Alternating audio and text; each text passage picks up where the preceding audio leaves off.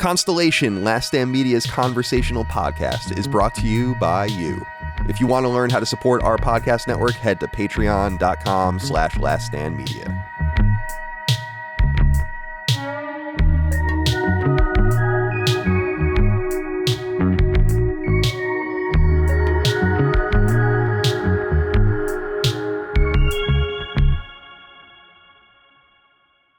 Greetings and salutations. Welcome back to Constellation, Last Stand Media's conversational podcast. My name is Colin Moriarty. I'm joined as always by my brother Dagan Moriarty. Dagan, good to see you today. What's on your shirt? Oh, hi. Hold it up for me.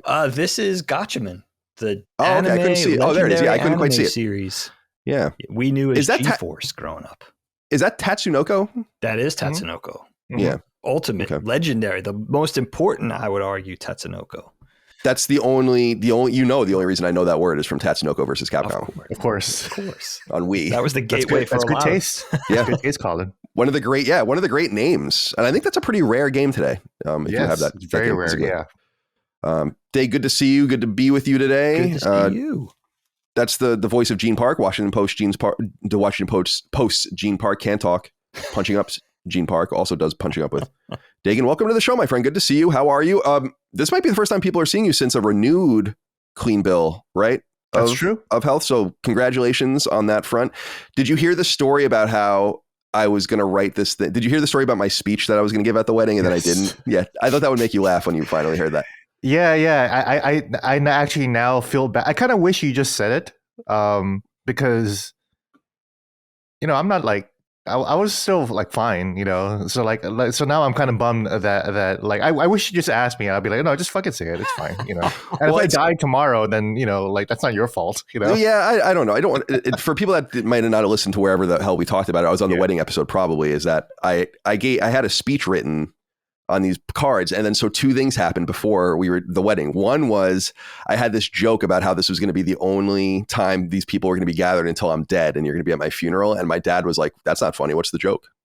So like then he like punched me in the face almost right, like he ruined my confidence, right? And then the other thing happened where I wrote this thing about how like there's a collection of people here that are on the mend. I'm so glad that Gene and Cog and Hogue and everything, and then Gene just days before had a diagnosis of some recurring issues with his lungs. And I was like, well, I can't do that either. And so I'm like, so I literally got up there, and it's funny. I wonder if anyone has it on video or anything like that. I literally got up there, take the cards out, look at them and say like, I don't even need these. And then I put them back in my vest and just said a little something. Because I was it was like seeing a Last Stand Media edit live. Like, and then you wonder like, what the fuck was Colin going to say in between that space? Actually, I was going to go on a racist tirade, but I was like, this isn't the place. By the way, do I need to send Lockmart? Who do we send the videos to? The sort of what Gene meant to us when he was alive videos that you asked for. You still got those, right?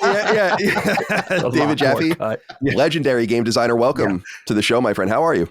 I'm haggard. I'm rushing around trying to recover from Thanksgiving, but I am very good. Thank you very much. I was not at I was going to say Black Friday because I just finished watching Thanksgiving from Eli Roth, and the movies I don't think is very good, but the movie opens though with this wonderful sequence where everyone's rushing this kind of basically Walmart store, and it's on Black Friday, and it's just so tense, and it's like if the rest of the movie had been like that, it would have been an amazing movie. But I keep checking the internet going, did anything happen? Because I'm like, today's the day when everybody breaks the glass and stomps on people and rushes to get their fucking toaster. I don't fucking know.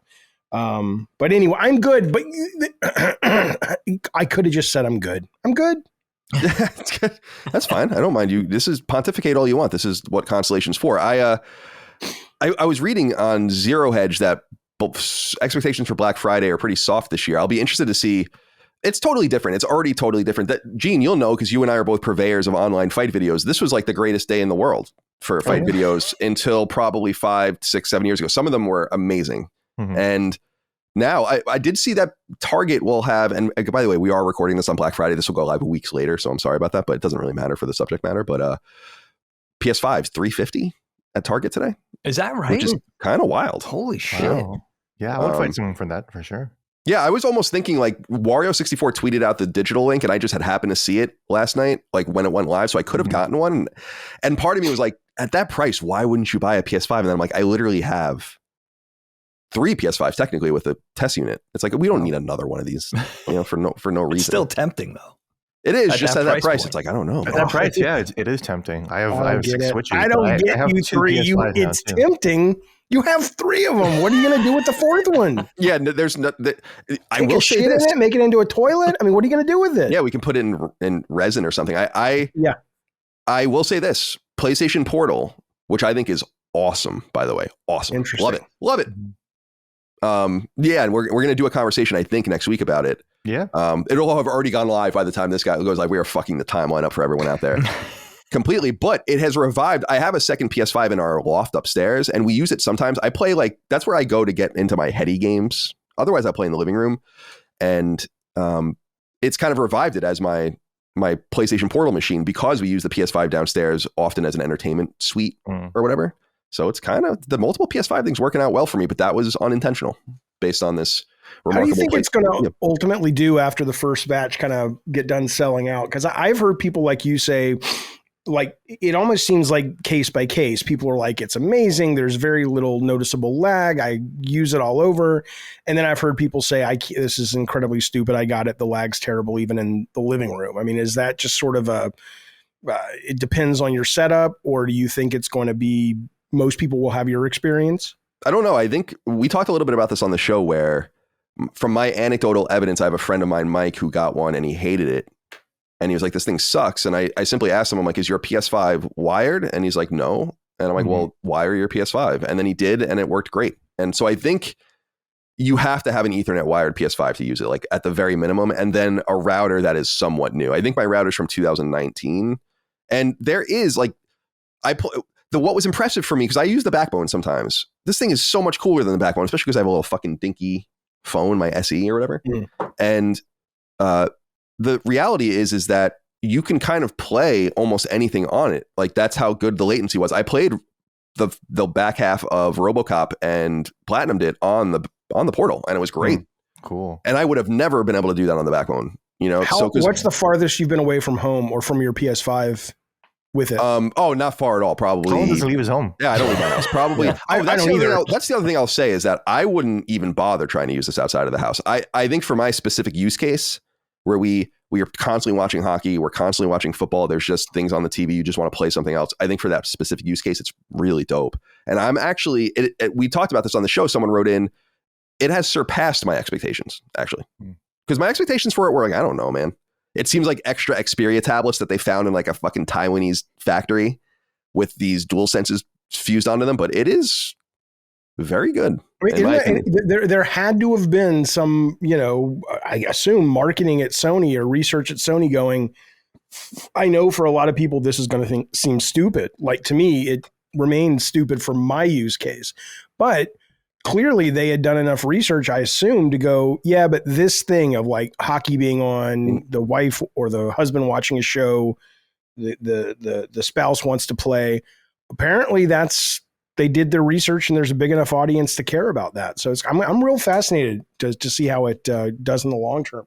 Yeah, me too. I don't know if it's just one of those things where it'll sell to all of the people that buy everything when it comes out, and then it'll languish. But I think that they outdid their own expectations. And I assume it's those things. That's what I was saying on the show too. I keep saying that, but because I don't want to be redundant. But what's interesting about it is they probably do have the data that Backbone is played or remote play is used by X amount of people.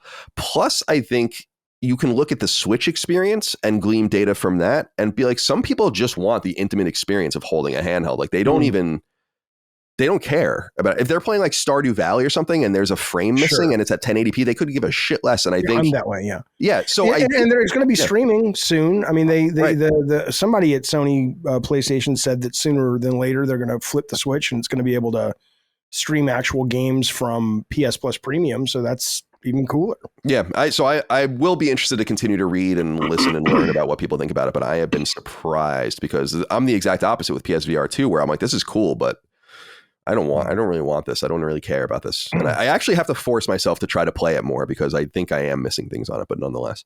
Right.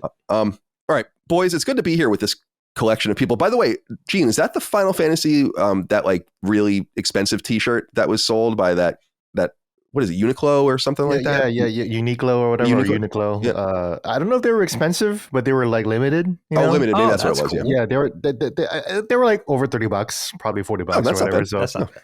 a little, like brand pricing. But yeah, this is from the Uniqlo collection of Final And that's Fantasy the first 15. one?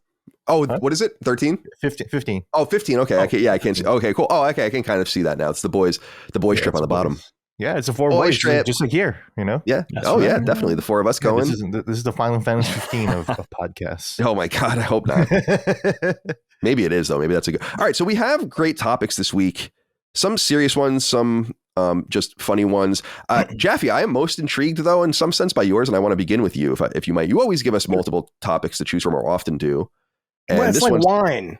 Yeah, sure. I need to make sure it pairs with you guys. That's why I always wait to the last, because I don't, because your topic is great, Colin, and I'm like, fuck, I want to do that topic because it's so on my mind. But yeah, so I'll talk about mine. If I may first just say briefly, Please. I feel bad because it's fun in the same way you can make fun of Jerry Springer audiences to make fun of the crazy people running into Black Friday sales. I feel bad though, because there's a lot of people out there where it's like it's a privilege to mock the fact that there are people who want really good deals so they can buy shit for their family for Christmas. So yeah, that's fair. So I feel kind of bad about it, but at the same time, it does bring out the worst, but that's, whatever. All right. Hey, everybody. Welcome to the show. Yeah. Let's talk about my topic. Well, listen, so I go to get a physical blood test, all that. No surprise because it runs in my family. The doctor says, hey, man, you're pre-diabetic. And I says, is that bad? I knew it was bad.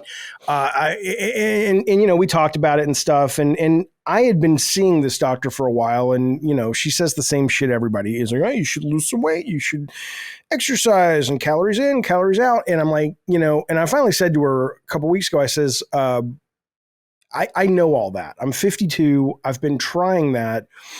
As I've gotten older, it's been harder to keep off, the added pounds. My thyroid, this sounds like an old man talking, but it's true. My thyroid is a little elevated. And she's like, yeah, that part of that happens with age. She says, and I says, look, let's just talk about Ozempic because the commercial told me to tell you that. And we talked about it. And, Ozempic obviously has gotten a lot of play right now because of people using it like on TikTok and all this shit for weight loss. But as someone who is pre-diabetic, which I could reverse it and remission it and all that, she's like, it's been around for that since like 2017. I'm fine with that. So she gave me this drug. And I also got a thyroid thing. So a couple things affect appetite, but mainly it's the Ozempic. And I only just got on it, right? And I'm like, there's no way this has to be placebo. But I looked on the internet, the appetite part of it, the appetite adjusting part of it can be affected within days, right? And so my first thought on this topic is really just kind of, first off, it is the weirdest psychological experience I've ever had because that's not true, but it's a weird one. I have been, dealing with weight, not like I've been like obsessed with it, but my mom was overweight, my sister was overweight. And I was always kind of a chunky little kid and all that stuff. And then I kind of vacillated, but it was, it was in the culture of my family. And so it was never far from my mind, right? So I was either trying to lose weight, trying to be in shape, and it's all I could think about, right? It's like, okay, I'm on a diet or I'm on an exercise program. And it was like a constant thing on my shoulder, a demon and an angel at the same time. Like, it was miserable. So every time I would lose weight, I would always gain it back because you can't sustain it, or I couldn't sustain it. Or I just wouldn't care. So like the last 4 or 5 years, I've been like, fuck it, I don't care. I got shit to do. It's not fun. With this drug, my psychological relationship with food, because it does affect a couple of things. It affects part of the brain where it tells you when you're full. Apparently it helps with other addictions as well, although I don't know anything about that. I no longer really think about it. I know I get hungry. Like that's a rare thing for me to have the recognition of, oh, I'm hungry. I know that sounds crazy for 3 skinny fucking guys, but people who say things like, oh, I forgot to eat lunch, or, I would never forget to eat lunch or snack because it was just something I did to, fill the hole of whatever. And so that has been interesting to not have it as this constant thought companion in my life. The other thing that has been interesting to me is, the psychological sense of you eat. I would always say, and I wasn't joking, I wasn't being self-deprecating, you eat food, Jaffe, to sort of, whether you're bored or that's how you soothe your pain or that's how you comfort yourself or whatever. And I was just like, yeah, that makes sense. I was fine with it. It sucked, but I was fine with it. And then what I realized on this, though, because I figured, well, I guess it's going to go somewhere else. I'm going to become a sex addict, or I'm going to drink, or I'm going to do, it's got to go somewhere. But it really didn't go anywhere. And it's like a lot of it, there's so many things that affect it, right? It's whether it's the drug, whether it's the fact that I'm a big carb guy. Like I love carbs, and carbs will soothe your anxiety a lot of times and things like that. And so many things have affected it having nothing to do with like, oh, what was the eating really about? The eating was really about, I don't know. The carbs made me feel good some days. Other days I just was depressed. Other days I was just kind of couldn't deal with some shit and eating made me more comfortable. Some days I was bored. So I've been fascinated by that. In fact, to the point that I have a biscuit here. And I'm not, can you see? Yeah. I'm not like, oh, look at the biscuit, but I'm just saying this thing would have been gone an hour ago. And I've had like a bite and a half and I'm good. I've never experienced that before. Wow. So that's been interesting. It's been very interesting to watch the comments, because I talked about this on my show.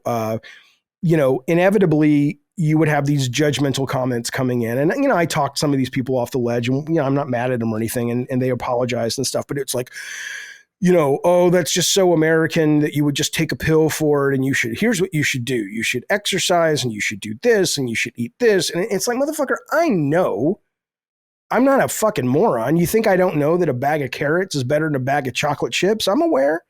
But we all have our bag of hammers, and mine is that for whatever reason, physiological and or psychological, I could not consistently relate to food the way these people do. So it's been really interesting to watch the judgmental stuff. And then it's been also the market has been so interesting on this. It's still early days. And again, I know it could be like FinFin. In 3 years, we're all going to be trying to get off this shit because it's going to kill you.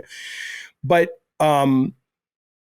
so far, Walmart came out and said that the number of kind of junk food, like they did a cross observation of people who were on this or Wegovy, which is the other one, and people who buy food in their stores, because they also do meds at Walmart, obviously. And they're like, they've been buying less junk food. That's hit certain stocks, insulin, CPAP machines for sleep apnea, a number of things related to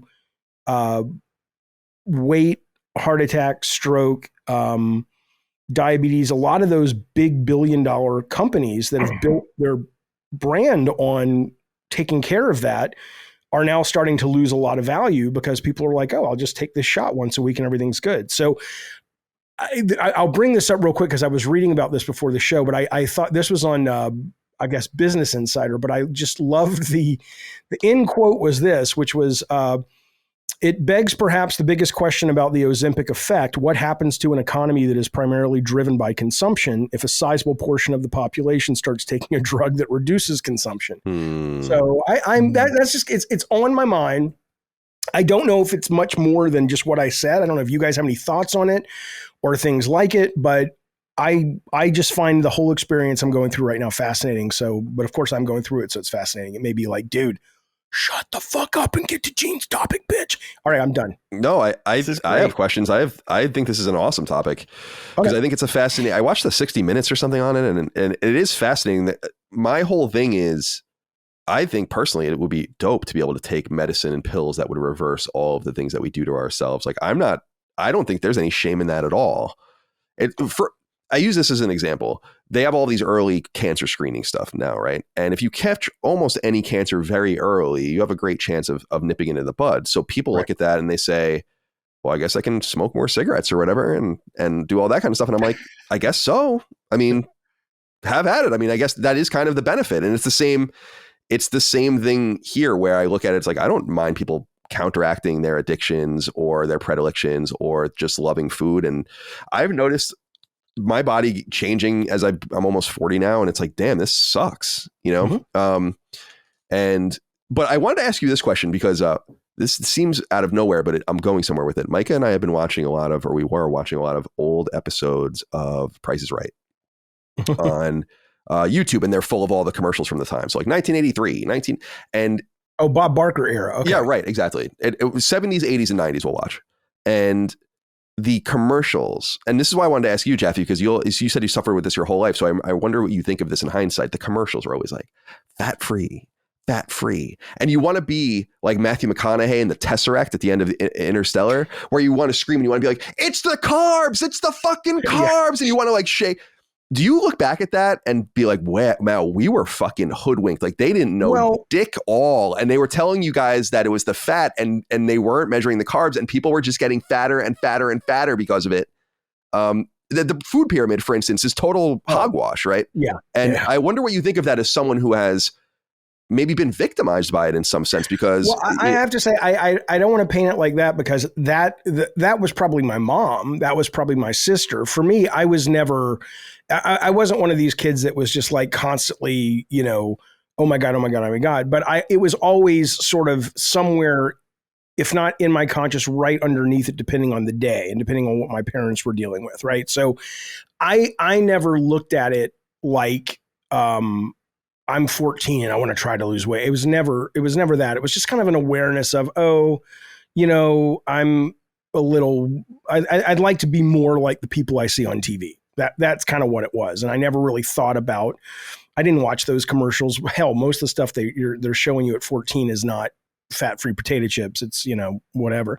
So it really wasn't on my mind in that way. But what I will say, you know, has been just so interesting to me is how all of these companies, and it's no surprise to anyone, certainly not me, that they don't give a fuck about you. I never thought they did. But the idea that now that there's a drug coming out, that it's like, oh, thank God Big Pharma came along and rescued us from big agriculture, you know, or big food. It's just like, you know, you never know who is going to have a financial incentive to make your life better, but you always have to look at it through that lens, because I guarantee you, if, you know, there was a study today that Ozempic is also really good for your kidneys, which I'm like, what? But, you know, that they're saying that's going to help get more people on it, get more insurance covering it. And I'm like going, yeah, but I'm sure somewhere in a folder somewhere is data that suggests, yeah, we know it gives thyroid cancer to rats, and let's just take this data here, shove that over there a little bit. We don't legally have to report these things.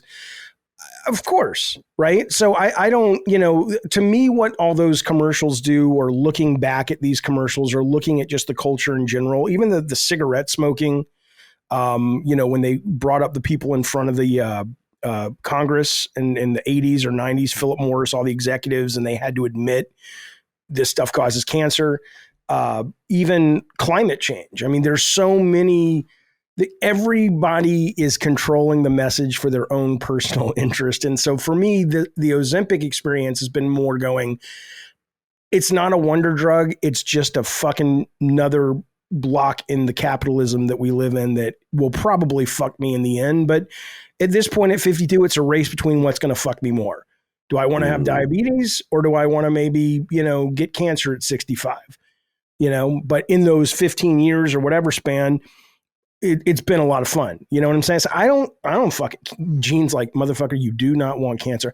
I don't, but I'm just saying that you don't want any of this stuff. For me, it's laid bare even more how cynical I feel about all of these fucking companies, and how I just want to believe at these companies, and there have to be good intentions somewhere. There have to be scientists and doctors that genuinely care. And maybe that's naive. But I'm like, my God, people don't go into this industry because, I don't know, maybe they do. They just want to be like that big pharma bro guy and make shit tons of money and don't give a fuck about the product. But it does make me more cynical, although I'm grateful for the drug. is what I'll say. I don't know if that answers exactly your question, because Yeah, those sure. ads never really affected me that much. But my mom was on the train. Yeah. She was always like, oh, look at this diet supplement. She didn't talk like that, but it's fun. Look at this diet supplement. And she would drink Tab. Oh, you guys probably won't remember Tab. Tab, of course. Oh my God. That was like, you might as well pull up to the gas station and put some fucking unleaded in a can and drink it and call it Tab, because that was the worst tasting shit on the planet. But anyway, I digress. Gene, let's get you in here. What are your thoughts? You have something to share here? Because I have many more questions, but I don't want to dominate the conversation. I'm actually just learning all about this. But I did not know that there's like an entire news cycle, that there is like an entire movement. I'm reading an NPR article right now about how, there's an Ozempic side effect about Thanksgiving, about how, people on Ozempic are just going to eat on Thanksgiving. I didn't yesterday. I had bites. I mean, I'm having to drink a lot of protein shakes and make sure I eat more protein foods. But yeah, it's exactly like, I read that NPR article. It was exactly like that for me. Yeah, and they're showing pictures of like the Thanksgiving feast, right? You got your mac and cheese and your turkey and corn and everything like that. But then like to demonstrate the plate for the Ozempic eater, there's like one pea, there's like 5 kernels of corn, there's like one macaroni. Holy shit. Okay, that's irresponsible given it's NPR. That sounds like a fucking Breitbart article you're reading, but it's not that extreme. They made this photo too. So that's making me think like, okay, so you're just eating like 4 peas a meal? Is that it? No, like that's terrible. No, not even close. But you're just sitting there telling me that you just had a bite of your one biscuit, like a single bite of your biscuit. Yeah, but that's not all I've eaten today. I'm just saying that usually I would come sit down with the snack and it would be gone within 5 minutes. But no, I mean, like, for example, I don't eat meat, but I had a bunch of Brussels sprouts, mashed potatoes, biscuit yesterday, and this kind of corn cake thing. But it wasn't, you know what it is? It really does let your mind go, you're full. It lets you recognize it. And it also makes it so you don't poop as often. And so your stomach gets filled more before you have to poop. And then in that, you're like, oh, well, there's nowhere for it to go. So that image you're talking about, I think is absolutely not, I mean, I don't fucking know. I just got on it, but I would be terrified if my meal is 3 peas and a piece of corn. Yeah, the media just the amplifying things. But they also interviewed this woman who said that she's lost 53 pounds. Yeah. Which is so much. Yeah. That is the amount of weight I lost with colon cancer. Wow. Yeah, but how big was she before? I don't know. Yeah, that is. Yeah, that would be important, I guess, because they always say on some of those shows, the 600-pound life shows, or whatever, like, you just eating like a normal person, you will lose most of it. It's like, you don't even have to go on a diet. Just eat like an overweight American and you will lose half of this weight. It's interesting though. You had brought up another thing that I'd wanted to ask, and we'll throw it over to Dagan too. But Jaffe, to wonder this is, where do you stand on the nature of it being a forever drug? As I understand, you have to continue to take it, right? And they don't really. It's not really been like, this would be tempting even for me to like just slim out completely. As like a vanity you're already drug. Fast yourself anyways, pretty much. But not really fast, but like you have an unusual eating habit, right? Just once a day. Right. And I think I've noticed in the last couple of years that like I'm at this tipping point where like you really have to be very consistent and patient. And if you kind of tip it to one side, like I even noticed it, like I feel bloated today because I ate so much yesterday, and like you can feel your clothes getting a little tighter and all that. I'm like, like it is an ever, but I'm not acting like I'm obese or anything. I just don't want to I don't want to have a lot of extra pounds on me. I just don't think it's good for you. I think it's obviously not good for you. So I want to try to do something about that. But how do you feel about the idea that you might have to take it forever and that they don't really know what happens when you stop taking it? Because I think that's a pretty big, in the 60 Minutes article thing anyway, they made a somewhat big deal about that they don't really know what cessation looks like and if it's just going to like fuck around with your body and your mind. It might. And I'm okay. I mean, I don't want that, of course, but so, again, as somebody who's lived, not traumatically with this issue, but it's always been somewhere in my consciousness, whether it was affecting me directly or my family, for a very, very long time. And so for me, it is, it's probably like not alcoholism, literally the same thing, but I mean, it's a burden you carry based on your genetics. And it's not, even if people are like, no, it's not genetics, you're just fucking lazy. Okay, fine. But that's genetics too. Whatever it is that makes it so I haven't been able to get my shit together in the realm of nutrition, I've been with it for 52 years or, 48, whatever. And so if someone comes along and says, this will help, you may have to be on it for the rest of your life. I'm like, I don't care. And if they say, and they, they do know, because what's happened is a lot of people have gotten it to lose weight, but most insurance doesn't cover it for that. They only really cover it for diabetes or pre-diabetics or whatever. And so what happens is by the end of the year, it's just too expensive for people. They're just like, it's $1,000 a month if your insurance doesn't cover it. Sometimes a little more, a little less. And so they're just like, I love this. It's great. I can't afford it. So they get off it. And inevitably the weight comes back because it's not like you've solved the problem. You've just put a big fucking effective Band-Aid over the wound. But the minute the Band-Aid comes off, the wound hasn't healed. It's just, you've just blocked the hole, and all that sort of bad behavior or good behavior, however, I don't want to judge it, but that those actions come back as normal to you, and everybody brings the weight back for the most part. So I don't anticipate, unless somebody comes out and says, there's a really fucking good chance based on research that this is going to go really bad for you. And it's not going to be when you're 90. If you live to 90, it's going to be soon. Then I'm like, okay, we're done.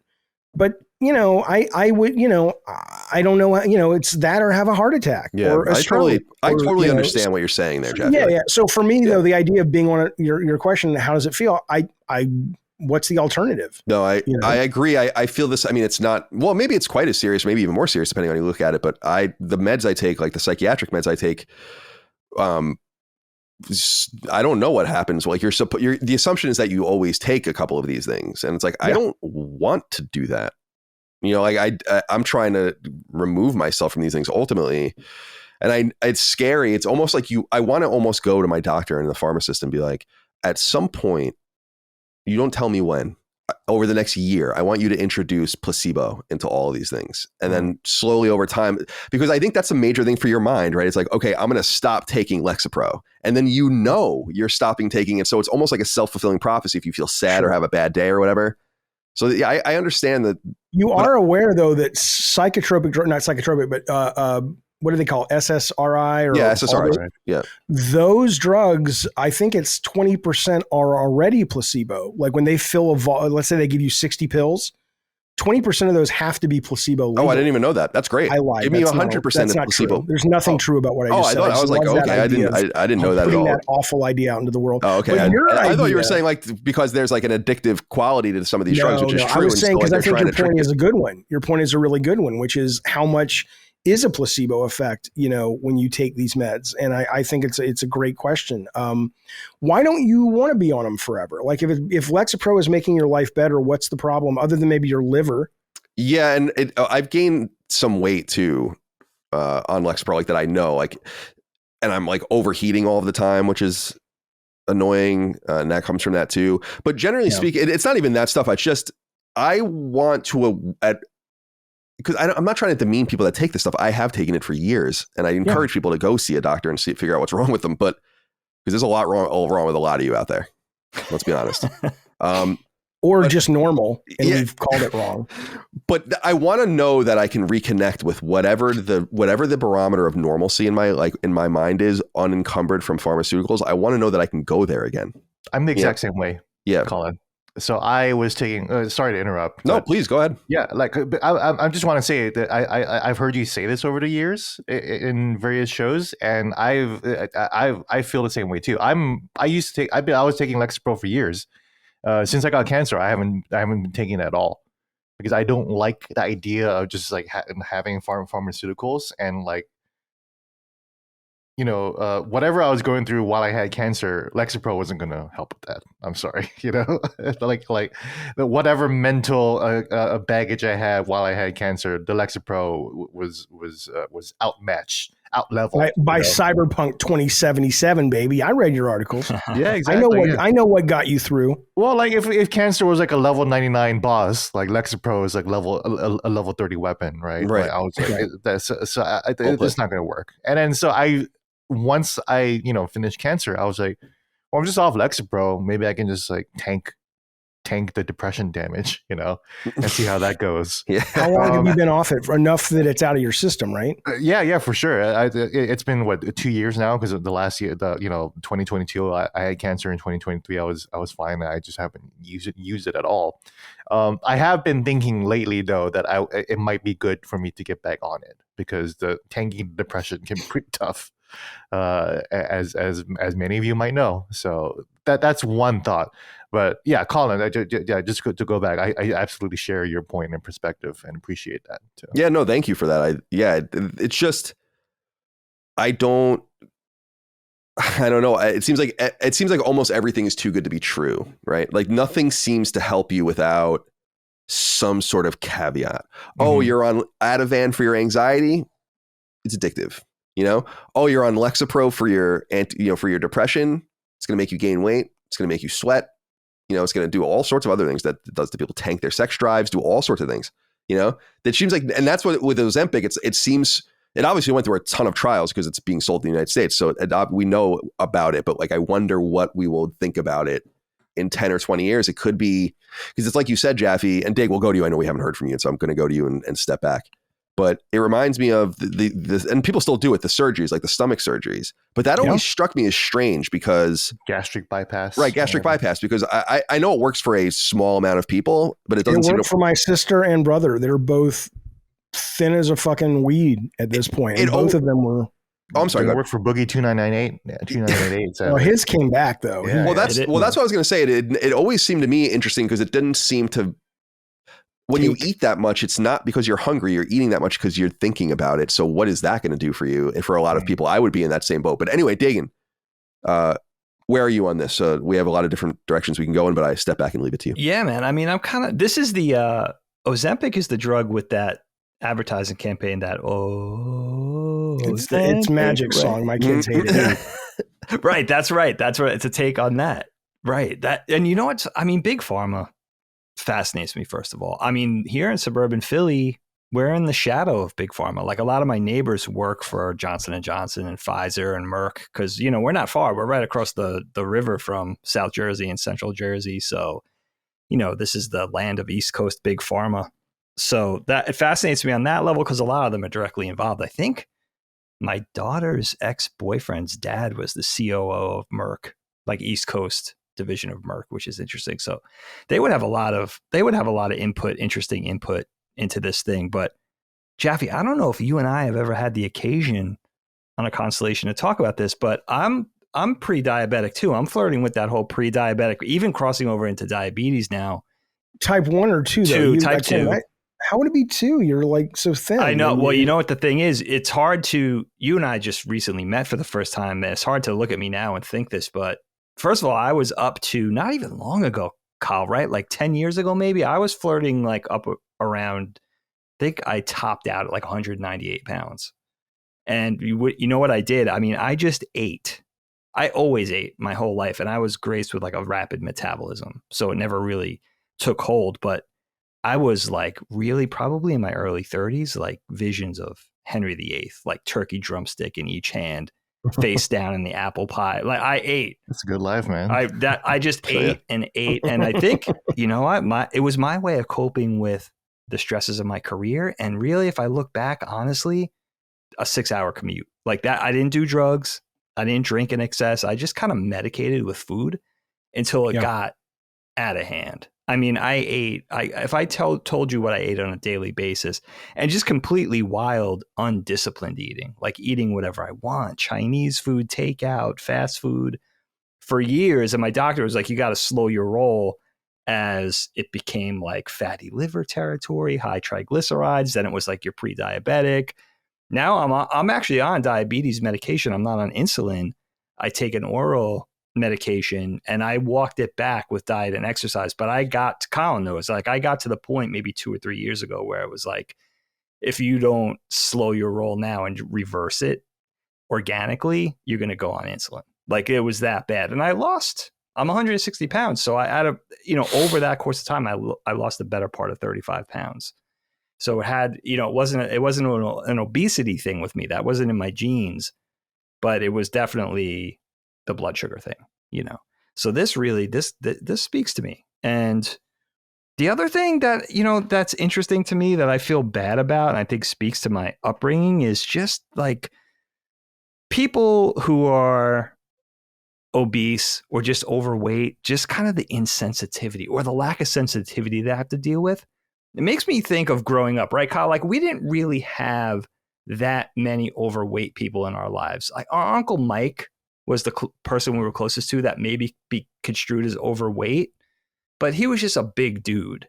But other than that, it didn't really like we weren't really that tight with anybody who was overweight. So by the time I was a teenager and I met my best friend, who's still my best friend, his mom always struggled with being obese. And she was the one who really ushered in this whole chapter in my life of you got to be sensitive to, like, you weren't allowed to say fat in her house.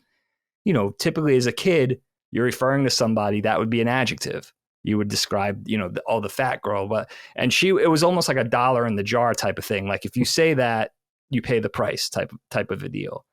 And she's the one who really taught me and kind of made me conscious of that, because I didn't grow up really with having that problem. I had a lot of other problems, but that wasn't one of them. Right. So that's really where, in this capacity, where my heart goes out to people that they feel like they need these magical solutions to deal with carbs or deal with overeating or just deal with just surviving, like eating 3 squares a day, you're still gaining weight.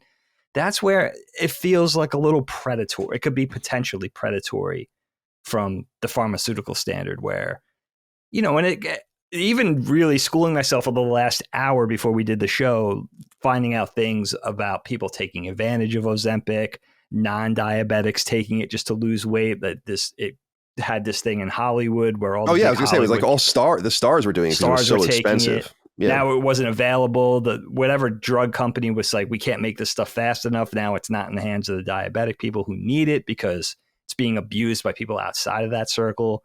So it's interesting. It's really interesting in a lot of ways, but that's really where you realize with these drugs and these mega drugs and these really powerful drugs that could be positive, we're still in the Wild West. Like even they get approved by the FDA, right? They go out into circulation. People are taking them, but that's where it gets a little scary because it hasn't proved out yet. It just hasn't been enough time, you know, in the world. I'm not talking about in the lab capacity, you know, outside of the building, outside of the, you know, the hands of the chemists and the pharmacists and all of that, you know. So that's another thing where, yeah, it's like, I can't believe they don't even know the long-term effects of possibly, you know, squaring yourself, getting to a certain level of health and then stopping. They don't, you know, that's interesting to me. Yeah. That's why I want to, like, I'm open to all, that's why I'm saying philosophically, I'm open to all of this stuff because I think it's cool and interesting, and sometimes things just work, I guess, but I just feel like there's got to be more to this. It's too good to be true. You would think, well, I was going to say, like, wouldn't it be interesting? I always thought in like the science fiction future and your hard sci-fi future, you would take meds that would increase your metabolism. Because that's the whole thing for me is, and this is an important point for the Moriartys, I think, for Dagan and I, is that we grew up where, and just tell me if I'm wrong, Dagan, I don't remember one person one time talking about the health of a food item anyone was eating ever. No, never. Right? Like, it's not to say we ate like shit, but we ate like Italians. And so it was tons of carbs, tons of cheese, tons of sauce, tons of bread and all that kind of stuff. And I remember everyone being like, oh, don't eat anymore. You're going to get fat. Or don't drink that 2 liter of Coke, or don't, like, no one gave a shit. No. I remember my dad, and God bless him, I appreciate it. He used to go to Taco Bell and get me like $20 worth of Taco Bell and bring it home. And it was insane. And I recently said in college, so I dated this girl a long time ago for years, and I haven't talked to her in years. We lived together in this in-law apartment in San Francisco, and I was in my underwear cooking chicken cutlets, and she thought this was really funny, and she took a picture of me, and I looked horrifying in it. I was like, oh my god, what the fuck am I doing to myself? And I think it's so funny because you looked horrifying. I was 200 pounds. I was literally, yes, at my heaviest. Oh my God. And this was in 2010. And there's pictures of me, like there's a famous picture of me holding a gun and pointing it forward. I mean, it's not famous, but for me, it's like my well-known picture. And you can see how big my gut is in that picture. And I look back and I'm like, here's how I used to eat. Nate actually, who was at my wedding, was talking to me about this. We used to go to Darby Dan's in South City on the peninsula near PlayStation. And I would get like a chicken cutlet sandwich with extra mayo and a large order of fries with mayo to dip in it. I'd drink a large Coke. I would go get on my scooter to go home on Geneva in San Francisco. There was McDonald's. I would go to McDonald's. This is literally what I would order. Large number 3, double. So it's double quarter pounder cheese large. So a large fry, a 20-piece chicken nugget, 2 cheeseburgers, 2 apple pies. And then I would go and eat that. No problem. Now it's true. Like Dagan was saying about the metabolism. I used to eat like that in college. In fact, I had a roommate that couldn't believe how much I would eat and bought me 10 Burger King cheeseburgers to see if I could eat them all at one time. And I almost did. And he was like, and he was like this big bodybuilder dude. And he's like, I cannot believe how much you eat, you know? And at some point my body's like, oh, you can't do that anymore. And ever since then, I have been conscious of it and have tried, but I vacillate, dude. I'm probably 190 now, 185. I don't weigh myself by, what should you be? Tall. I mean, according to BMI or whatever. Well, I should probably be like I probably should be no less than 175 or so. I wear my weight weird. What I am realizing, Dagan, and it's to the point of our family, because you were right. We didn't grow up around heavy people like the Italian side, the Irish side. No one's heavy. And on the Irish side, no one's really heavy. But what I noticed, and this is just true, and I don't think anyone would be offended by me saying, is that like we're all, with the exception of Dad and Nancy, our stepmom, and then you and Helene, everyone's kind of like not where they should be. And, you know, and Micah, obviously, because she's thin as a rail, but in our family. In other words, what I'm noting is that we're all kind of struggling in this very American way, even though I don't think any of us are eating even any differently than we used to. And a lot of us are conscious. I work out like I'm fucking going insane sometimes. Daily, yeah. Every day. I took off yesterday for the first time in weeks. I do at least 30 minutes of hard cardio a day, but usually 60 minutes of hard cardio plus weightlifting every day. And I only eat once. And now it's only eat once. But the reality is that I am housing shit during that hour or two. And I know this is an old tale for people that listen to the show, but it's just, that's the only concession I can make is like, I'm going to eat whatever I want, but I'm only going to do it in this time. And then I'm just not going to eat. And at least that will stop me from doing too much damage to myself. Just calorically, like you cannot do so much if you just eat from 7 to 10 or something. How much of this, I'm very curious because it seems extreme. Like I lost a lot of weight right before we started God of War ages ago. And it was like I was spinning, very high impact spinning twice. Sometimes I'd take double classes.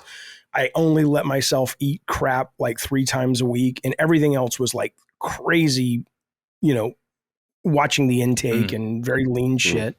Lost a shit ton of weight. I couldn't sustain it. It came back. But the biggest problem was I couldn't stop thinking about what I was doing because it was so vulnerable to the wind blowing and it would all fall apart. I mean, these things you're saying when you go, I eat once a day and I eat tons, I exercise every day. I mean, is this a constant mental companion with you or you've got a pretty good handle on it? It's just, no, I'm used to it and it's fine. It doesn't stress me out. That's an interesting question. You know what I've identified, I think, as I've gotten older is that I've used my own brand of OCD or just real, because I don't want to use that term flippantly, but I'm very obsessive about things. Like the reason we don't miss podcasts is because I am obsessed with not missing podcasts. Like at some point you'd be like, all right, let's take a break or let's go on vacation. It's like, no, we're going to do, and that same mentality is just like, you got to work out today. You know, you have to work out today. Like you have to do this today. You have to. And so I just think by living in that world of concessions, I am leaning into like kind of the mental disparities I have that actually work in my benefit. Like I think it's actually an interesting, being OCD, you can really turn that into something for you or just being obsessive about things. And so I think that kind of deficiency, it works for me because I'm not even hungry. Like I haven't eaten, I mean, I ate a lot yesterday, but I haven't eaten since, I don't know, 16, 17 hours ago, 18 hours ago. And I feel fine. I'm not hungry at all, you know, and I don't think about it. In fact, the day after we got married, we stayed at a nice hotel. We get room service breakfast. Michael loves eating breakfast. And I was like, it put me off. I was like, oh, I don't even want to think about eating right now. You know, so I'm going to be really interested, Jaffe, to follow this tale with you. I'm happy for you that you hopefully find something that works out for you, because I do think I do think there's a flippancy in society about weight that I think people conflate. And this is where I stand as a kind of a more small L libertarian, is do whatever you want. I mean, if you want to eat and be fat and whatever, more power to you, but we shouldn't be saying health at any size. We shouldn't be saying there's no downside, or just live you live your life and like know that, you know. Well, okay, but just to be clear, there's two phrases. Healthy at any size is bad. Health at any size doesn't mean what it's like defund the police. It doesn't mean what a lot of people think it means. Healthy at any size, you're right about. Health at any size just means, look, whether you're 300 pounds or you're thin as a rail, there is value in looking after your health. You may not be healthy according to a number of standards, and it may kill you really early, but don't take away someone's, ability to practice and engage in certain healthy patterns just because they're overweight. So I'm saying there's a difference between healthy and health at any size. Yeah, that's fair. They get conflated. So. That's totally fair. I think what I would say personally is that, as someone who has struggled with weight and really just tried to cut down on what I was eating and how much I was eating and working out and trying to you can't outrun your diet, as the famous saying goes. And that is true. So It's just stemming things off a little bit. I think that people shouldn't be so nonchalant about it. Like, if you have a weight problem out there, I really hope that you don't obsess over it but worry a little bit about it and try to do something about it, take action about it, because, and that's what I was saying about our family, like kind of all gathering, and you look around and you're like, everyone's kind of dealing with the same issue. Like, everyone's wearing just a little too much weight, including me and a lot of other people. And it's like, oh, I don't know that it's a sign of the times. You couldn't possibly eat the way we eat now 100 or 200 years ago. You couldn't. Like, the amount of processed food and carbs and all this stuff, like you could eat steak all day and not gain weight, or like eat raw, or vegetables and all these things like they used to eat back on subsistence farms. There's just so much damage you can do, and look at some of these dudes. Micah brings this up. Actually brought this up. You look at these dudes that it's like in New York City or something. There's these pictures of this old like fat man's club or whatever in New York City. And it was like this, and it was hysterical, like how heavy these guys were. They were like 200 pounds, like it's like these just dudes with pot bellies. I'm like, this is quaint, dude. Quaint and hysterical how you guys thought that this was the best they could do, really, with the food that they had, and probably a very hardcore physical regimen on the farms as everyone was working out in agriculture and all the rest. But we'll have to revisit this, Jaffe, in a future episode. I'll be we'll see how things go. The final thing I want to say though is I don't. I turn to someone like Gene, assuming he agrees. He may not, to articulate it in a very concise way, but or any of you guys, because I'm not like a writer. But there's something when you get to, when Dagan's talking about kind of like the lack of sensitivity to people who are overweight in culture or whatever. It's not so much let's focus on that in my mind. It's just one more example of the distraction of othering people at the expense of actually being able to point the finger at the things that potentially are really hurting us. So it's easy and fun to point at a fat person if you're not fat and go, you're just lazy, you should go work out, blah, blah, blah. But, that person's got their own addictions, or that person's got their own aspects of their lives that some capital, and again, I'm not like, I hate capitalism. I hate current capitalism, but that doesn't matter. But some big company is taking advantage of their weaknesses to make money, and they don't give a shit about that person, right? It's almost like when you hear about different people in politics, electorate voting against their best interest. It's like we're all being bamboozled by these companies. And when you attack someone, like even the fact that if you're attacking someone for being overweight, the reason, there might be a couple of reasons, but one of the reasons you have a problem with that is that marketing has told you that's bad. You need to be able to wear the cool clothes. You need to be able to look like this guy or this girl or whatever, or you don't look like this, you're not going to get this girl. All of these things of scarcity and fear get marketed to us, and it affects our behavior towards each other. Instead, I think we really should be, I don't know if you saw this yesterday, is it the mayor? It's a woman. Is it the governor of New York? Oh, Kathy Hochul. Yeah. Where she's forcing media literacy into schools from K through 12. And I don't know if any other state's doing it, but I thought fucking finally, because so many people just ingest this crap that is advertising and monetization of entertainment, and they don't, even the news, and a lot of people don't know how to parse it.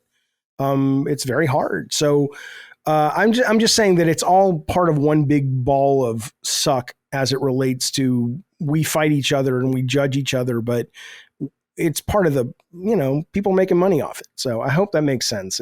It does. Hard to I do think, I do think that for me, I agree with what you're saying. And I think that there's a stark division also just between like laissez-faire, live and let live, hands off, and then maybe self-destruction, and finding the tempo that allows people to kind of explore both without going over to the edge, I think is going to be really important, because it's just when everyone's getting heavier, this is like kind of the point I'm making, like when everyone just per capita is getting much heavier, it is not the individual, it's something else. It's totally something else. I mean, obviously. So look at the plate of French fries they used to give you at McDonald's. It was just like 12 fries. And that's totally true. It's like I remember like the real small fry back in the day, and it was kind of like just a couple handfuls of fries, really. Little pouch, right? Pouch fries. And it is true. It's so interesting to think back. You could probably go. You wouldn't even have to go through like microfiche or anything. It's probably on the internet. But in the early '90s, mid '90s, when they were rolling out supersize, I remember that being a big deal with a lot of people being like, "This is a bad idea." When it's like supersize me, it's like you need more than 12 ounces of Coke, and at that time, people were like, 12 ounces of Coke. And now I drink like 12 ounces of Coke in a fucking gulp, Yeah. So anyway, good luck to you, Jaffe, and keep in touch on this. All right. Yeah. Real quick. Oh yeah, please go ahead.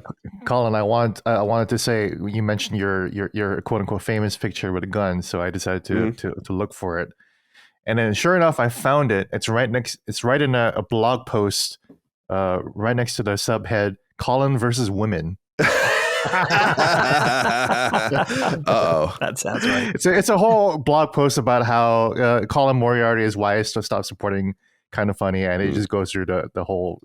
So it's from that era. That's so interesting. Wow. Yeah. But it goes through the whole usual list of grievances. I did hate women even before the joke. That's true. Yeah. You were a famous anti-women, and you wanted to shoot them apparently. So, yes, I love shooting women. There's going to be so many things for Lockmort in here. All right, Gene, let's go to you. I loved this. When this is the essence. I mean, these are all great topics, and I think this one is the essence of like what the show could strive to be, like this sort of topic, this sort of ethereal thing to talk about. So I'll leave it to you. Yeah, I called my topic "quote unquote" aging out, but I don't want to say that. I don't mean to say that to suggest that you might be maturing past "quote unquote" maturing past a certain thing. Aging out is more like you just kind of grow out of it, and growing doesn't mean like you're advancing or you're becoming above it, right? For example, like I just finished watching A Scott Pilgrim Takes Off on Netflix. Fantastic cartoon, right? And cartoons is something that I just never aged out of. And I knew that even when I was a kid, when I was watching Looney Tunes, I was like, this is very, very sophisticated art. And this is clearly meant for adults. And I knew that even watching like Ren and Stimpy, I was like this is not something for me right now, but it's going to become clearer as I get older. And sure enough, it did. But I'm talking about more like aging out, like, the most famous example, and Colin and I talk about all the time, is how we quote unquote aged out, or we just got over Star Wars, or Colin always talks about, and I'm fascinated to hear more from him about how he kind of grew past or whatever Nintendo. Yeah, I feel like I use the term graduated from Nintendo. Graduate, yeah, you say graduate from Nintendo, and I'm sure you don't mean like, oh, I'm just better than Nintendo, or I'm no, I more mean Nintendo taught me everything I needed to know about enjoying video games to where I can take it to other platforms. Graduating from that platform to, take everything. The NES is still my favorite console of all time. Like, I don't think people really quite get how my affinity for the brand. So. It's not. But it's interesting because like you don't play Nintendo games anymore, but you have such a strong affinity and appreciation for classic video game genres. Even through this day, even through your tastes in terms of like checklist games, everything like that. Like you're still into that kind of game design, you know, so that's fascinating. But for me, you know, I think about, you know, I think about Scott Pilgrim and where I was in 2003, right, or 2004 when that book came out, and I was 23 years old and I was in college, and I fucking love music, and that's part of the reason why I love Scott Pilgrim so much, is because Scott Pilgrim had such a strong relationship with music. You know, obviously Scott was in a band, and music, you know, revolved around everything, and my life revolved around music too. And I feel like over the years I've aged out, quote unquote, or I just grew past music in general, which is such a sad thing for me to say, and something that I'm not even really used to saying, because music used to be such an important part of my life. It used to be more important than video games. I used to think it was the you know, one of the highest forms of art and human expression, and I just love the way it sounded, and I was obsessed with it. I was obsessed with music history. I was obsessed with rock and roll history. You know, I of course I grew up listening to like bands like Nirvana, which eventually led me to Led Zeppelin, which eventually led me to, you know, investigating and researching, you know, Delta blues and you know, just ancient pop music genres. And then over the years, I just stopped listening to music. I stopped finding joy in it. I stopped finding fulfillment in it. You know, lyrics started to become less interesting, and even if they are interesting, I can still recognize a good line or bar today. You know, even if I listen to a song today, I can still recognize a good song today. But I don't listen to music anymore for fun. You know, which is such a sad thing to say, because I used to be a headphones kid. I used to put on the headphones and just like vibe out and listen to music. But something's happened in pop culture, or the way we or I consume entertainment or art right now, where it's like just listen to music itself is not enough, and it's unfortunate that it's become background noise for me. You know, it's just something that I might listen to in my 15-minute walk to work or something. So that's one thing that I just really feel like I aged out, but you know, I never really understood it. Star Wars, I understand why I aged out of it, because it's just fucking stupid right now, you know.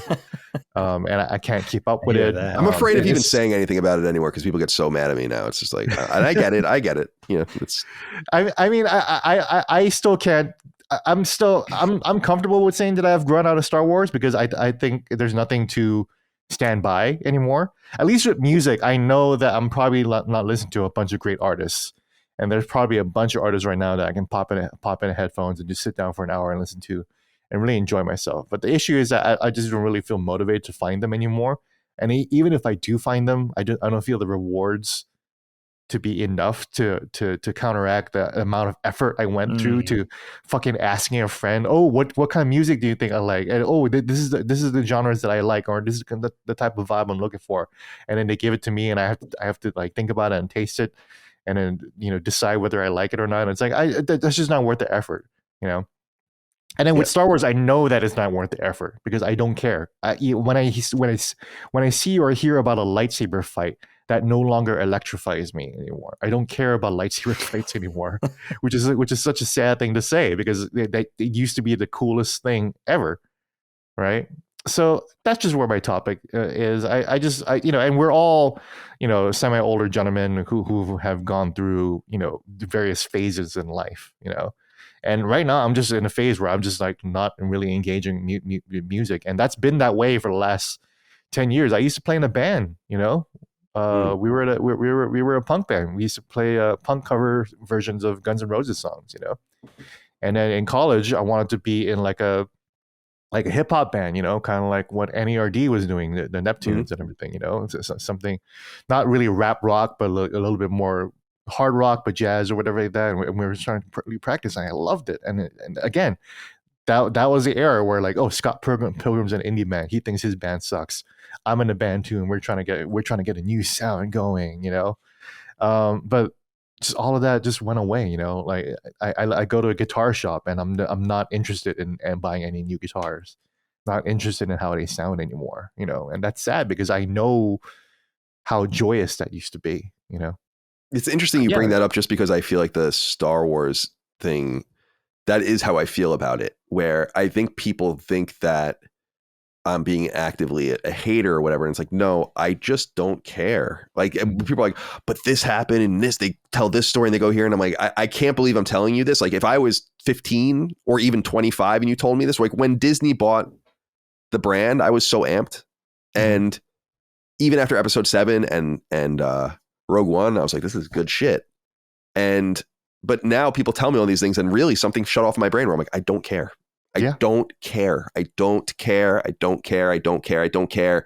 And it's not an insult to the brand. It's just receded completely amongst a bunch of other brands that I also don't care about. I don't know what could happen in Star Wars that could be so cool. What that would get me back out. Like, me neither. That's interesting to me now, and I'm gonna dive into it to find out more about that story or that part of the world. I don't care anymore. I don't care. They have to stop for like 10 years. Literally stop everything. They would probably have to stop for like 10 years. I think seriously. Like after 10 years, I'd be like, oh, okay, well, it's been 10 years. I'm 52 years old. I'm Jaffe's age now. You know. That's how maybe I'll check out Star Wars. Yeah. You know? If they said, there's going to episode 7, 8, and 9 were basically something, you know, how Poe, I think it was Poe, says, oh, somehow the Emperor came back. Right. If somebody were to say, you know, this is a terrible story. I'm not pitching the story, but if they were to say, that was an alternate timeline. Something weird happened, and we're going to basically start episode 7 the way it should be. You wouldn't be curious. No, they made their bed. No, they have to land. That would make it even worse for me. I'd show the fuck up in a heartbeat. Well, because they said we're going to take Luke and 10 Han years. Okay, and maybe 10 de-age years. Han Solo and de-age Luke and do a trilogy before these guys die of 3 post Jedi or post somewhere in the original young Han and Luke live action episodes. You wouldn't be excited for that? They should have done that. Not at all. They should have done it. Why couldn't they do that the first time? They could do that. They did it. They've already de-aged Luke. They've de-aged Harrison Ford for Indy. Go fucking do that. Yeah, no, I think that compounds the issue though, Jaffe, in the sense, for me anyway, in the sense that, well, it's not only too much, it's that one of the things that really annoyed me about the takeover ultimately was blinking the extended universe the expanded universe out of existence. And so that would just be doing that again, where it's like, oh, you know, all of those stories that we said were fake and never happened. Now here's an entirely new set of stories that were fake and never, and just like the first time around, we didn't tell you at the time that they were fake. So you spent all of this time and money. I know so much about Star Wars that doesn't exist anymore. Yeah. Like, the amount I know about Star Wars from those stupid fucking Zahn books and the Tales from Jabba's Palace and I, Jedi and the Han Solo trilogy, like none of that actually quote unquote happened. And then they're going to do that again. Yeah. It's metaphysical in our brain. Generational, right? Maybe Dagan will agree or not, but I think it's I hear a lot of younger generations talk about canon, right? And I don't give a fuck about canon. I give a fuck about, I'm sitting down. Am I entertained?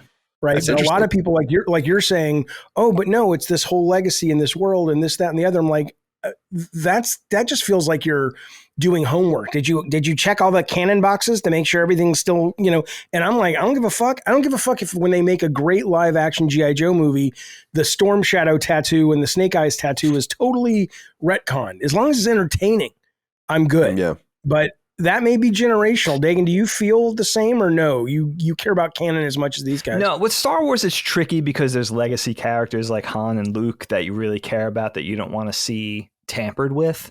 But I am of a like mind to you, Jaffe, with if it's just good. It's like, it reminds me of Zelda. We talk about Zelda a lot on Punching Up. And it's like, you could reimagine Zelda for every single iteration. I don't care. It could be a complete reimagining every single time. As long as it's good, who gives a shit? So I definitely could echo that sentiment. With Star Wars, again, it's tricky because of the original 3 movies that we fell in love with as kids. You know, I think the problem, not to make this a Star Wars topic, but the problem with Star Wars is that they bought it. Disney bought it for $4 billion. Feel like they needed to do a lot with it. Did something. The reaction was meh. And then the reaction on Disney side was, all right, but how about this? And then it was like meh. And then it was like, all right, how about this? Meh. And then it just kept going. And that's why I think you need to have a proper reset. That requires time off. it feels like an overeager like boyfriend, you know, like well, how about this personality of mine? Have you tried this or whatever like that? And so it's like, and then so Andor shows up, right? So it's like to Dagan's point, they're like they could have tried that, and it's like Andor shows up, and it's a good show. I watched it. I liked it too. It's a good show. But there was nothing about me. I was enthralled, like, oh yeah, Star Wars is back, baby, or like this is what I've been looking for. All I said was like, this could have been what it was like years ago, but it's not. And at this point, I don't care anymore. Yeah. Can I just? I know this shouldn't be Star Wars, and I want to talk about this is honestly a Trojan horse Star Wars topic, to be quite clear. So. But I saw this the other day. A friend of mine on Facebook posted a letter from the editors of a fanzine. Where they had done a fanzine after Star Wars, and it was like 78, 83, whatever. But after Empire Strikes Back came out, they were like, "This is terrible." They canceled the fanzine. They're like, "This is not the magic of Star Wars. Empire Strikes Back wants to be this other thing," and it was just so crazy because Empire Strikes Back to most people is the best Star Wars, and certainly to me, it's one of the best 5 movies ever made. Yeah, me too. Totally agree with that. It's probably the only really good Star Wars thing ever. There were fans that were saying the same shit, and so it does go back in my mind to aging out. It's like even this younger generation that came up with like the prequels, which were just terrible movies. I mean, there were moments in Sith that were great, but the first 2 were just pieces of dog shit.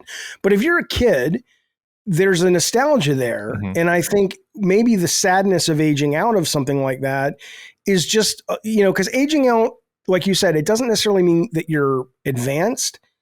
I think you age out of things when you no longer have a use for them, at a psychological level, or at least in a lot of times. So I think you're never going to get Star Wars the way you felt when you were a kid, because you're not a kid anymore. And that the thing that came along to sort of help you, save you, move you is no longer. It's like you've checked that off your list, and you may have nostalgia for it, but you don't recognize it as nostalgia. You're like, this is just bad. It's like people thought Empire was bad. Empire's brilliant. So I think there's an aging out is almost like the psyche's way of giving you a signpost. It's like, hey, you're advancing. You're doing new shit. I think it would be terrible. I think for me with Star Wars is less about like the quality of the work or the more about how engineered it is to make me feel a certain way. I think about that clip of the YouTube channel Star Wars Theory, and I'm about to put him on blast. So I apologize in advance, but like there was a viral clip of him when I'm going to spoil the end of Mandalorian, I guess. Right. And Star Wars Theory was bawling as he was watching. He was crying as if like his father finally told him that he loved him, It was like, I mean, it was a cool moment. It was a cool moment. I hated it. That was when I checked out of the show. I was I fucking hate this. I fucking hate this. That was it. I hate the show. I hate this property. I hate Star Wars. I hate everything about this. I respect that, Gene. Eugene and I are just brothers. Hey, sorry. It was like watching a teen eat a burrito and say, "This is tasty." That is exactly the response that moment was engineered for, and I didn't like it. What was it about that show? Because most people look at Mandalorian and go, I mean, I don't think it was particularly compelling enough. Like I forced myself to watch the whole thing. It wasn't like, oh my God, what's going to happen next week? But it was very Star Warsy to me. Mm-hmm. What was it to you that was the disconnect? Well, it started out as a good show. That was an interesting property that was able to stand on its own. But by the end of season 2, they were like, oh no, this is not standing on its own at fucking all. Like not only is it not going to stand on its own, we are Uncle Bernie into this whole thing. And look at the puppet. Look at how cool he looks, and listen to the music. Look at how cool he looks walking down the fucking hallway, and he does look cool. Don't get me wrong. I can separate myself from like how I feel about it, and I still look at a scene. And I'm like, that was pretty cool. I get it. The rule of cool still applies, but it doesn't really apply to me anymore. The rule of cool being, as long as it's kind of cool, then it's fine, But like it doesn't work. The rule of cool doesn't work on me anymore, at least in Star Wars. What works on you now? Like what movie or entertainment property do you go, that makes me happy. I mean, Scott Pilgrim, the cartoon, clearly worked for you. Yeah, Scott Pilgrim did. Cyberpunk, I know you've written Alan Wake, you've written a lot about. Well, I mean, Alan so Wake, there are things in your life that give you that juice, right? It's just not Star Wars. It's not Star Wars. Like the Xenoblade Chronicles trilogy, I talk about them all the time. But part of the reason why I talk about it is because, the stories pay off from Xenoblade Chronicles 1, 2, and 3. They always say, oh, you don't need to play the other two. No, you absolutely need to play the other two, because if you want to use your full brain, the full pleasure zone of your brain working by the end of Xenoblade Chronicles 3, same with Alan Wake 2, then it makes sense to play Alan Wake 1 and Alan Wake 2, and that all connects, and it's interesting, and it's saying something different and interesting, and they're trying to express something other than look at how cool Luke was and is. So then, is there a sadness about aging out of Star Wars for you, or you're just it's kind of sad because it was my boyhood favorite thing. It's like Colin not loving G.I. Joe anymore. That would be very sad for me. If Colin finally said, I'm not into G.I. Joe or Mega Man anymore. Colin's wearing a fucking Mega Man shirt right now. Wouldn't that be like, oh, what's happening in Colin's, what was that movie from Pixar? Was it Inside Out with all the little things in the girl's head? It's like, what's happening in the control room of Colin where that no longer where Mega Man no longer brings him any kind of joy anymore. That would be sad. But the thing is that we haven't had a fucking Mega Man game in like 5 years or whatever. So that's the whole thing, Gene, is that I think what I realized is that it's like, well, what could bring you pleasure? There is nothing in this world repeated and hit as much as Star Wars that I love enough to want it that much. Not one fucking thing. Not the Jets or the Islanders. I mean, part of what I love about sports is it goes away. You dedicate your time and your Sundays, these 18 Sundays or whatever, and then you're done, right? Or you watch these games, these hockey games, these 80 games, and then you get all of these months off. With any property where it's like, oh, TV show, movie, book, video game, it's like, go away. Yeah, it's a new team, right? Like they're not resurrecting old players, right. like. And, well, to me, it's just I would think if I were in charge from the very beginning, I would have been like, one Star Wars movie every year is what we're gonna do. And when Disney Plus came into the process, you'd be like, or a TV show, one. Yeah. Like, just treat it with a little bit of care. Quality. They're doing that now with Marvel. MCU has said they're starting in 2025. I think it's one or two only. It's one movie. I think it's Deadpool. That's it. Which is great. And I kind of funny predicted MCU. It's funny. I was so off base because I remember being in like 2013, 2014, being like, the MCU is literally going to crater in on itself. Mm-hmm. Now that was right eventually, but not right about what I was saying. I thought people would get tired of it way, way sooner than they did.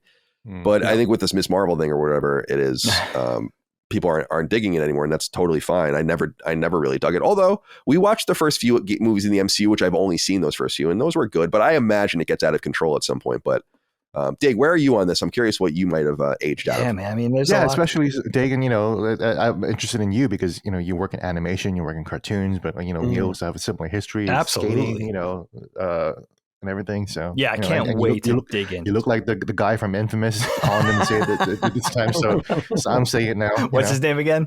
I don't know his fucking name, and that's the thing, So let's build a superhero. Put him in a fucking beanie. Great. That was. I always thought it was so fucking dumb. Is the name. I was working there, and they're like, "What is who is it?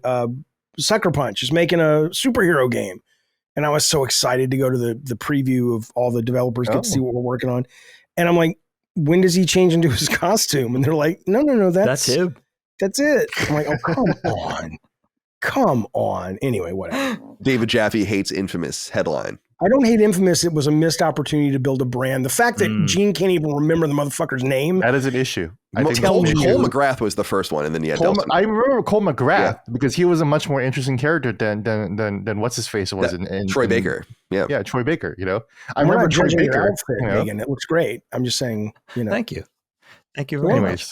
Yeah, Star Wars, really, honestly, just to put a bow on Star Wars, it just really needs to go away for a little while. And, absence will make the heart grow fonder. And if it's a business thing of keeping, Disney has, first of all, they have this really weird artificial required immediacy thing. It's like the reveal of Luke. It's like, why not tease out that moment?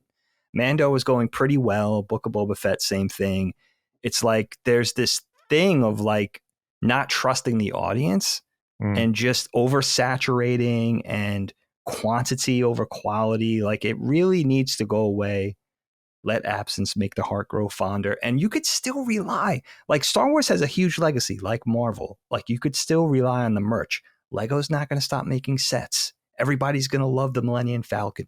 No one's going to forget about it. You know what I mean? Like just let it do a proper reset. Because the other thing I want to say about Star Wars, it's not all hate. Like I stopped with Ahsoka. I never got into Ahsoka. Up to that point, I was still watching and hoping.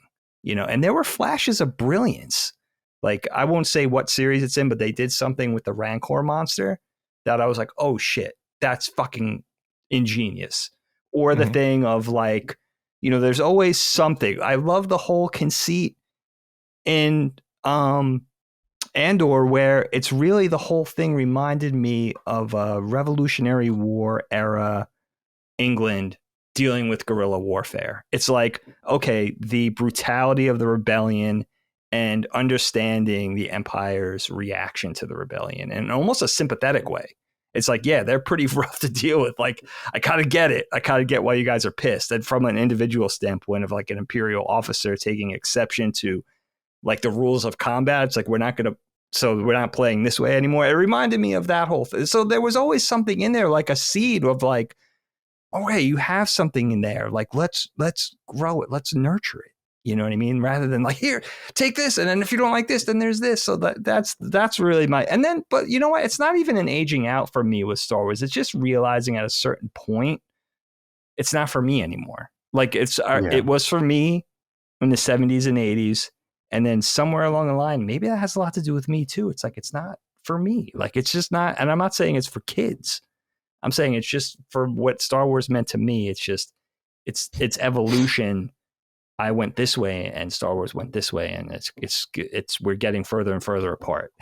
You know what I mean? We're not starting to converge, but maybe with that time, I don't know. I think I have a real defiance with aging out in general. I don't know, Gene, if you're old enough, maybe you are, but Jaffe might be able to speak to this. I mean, when we were growing up, Colin and I talk about this a lot.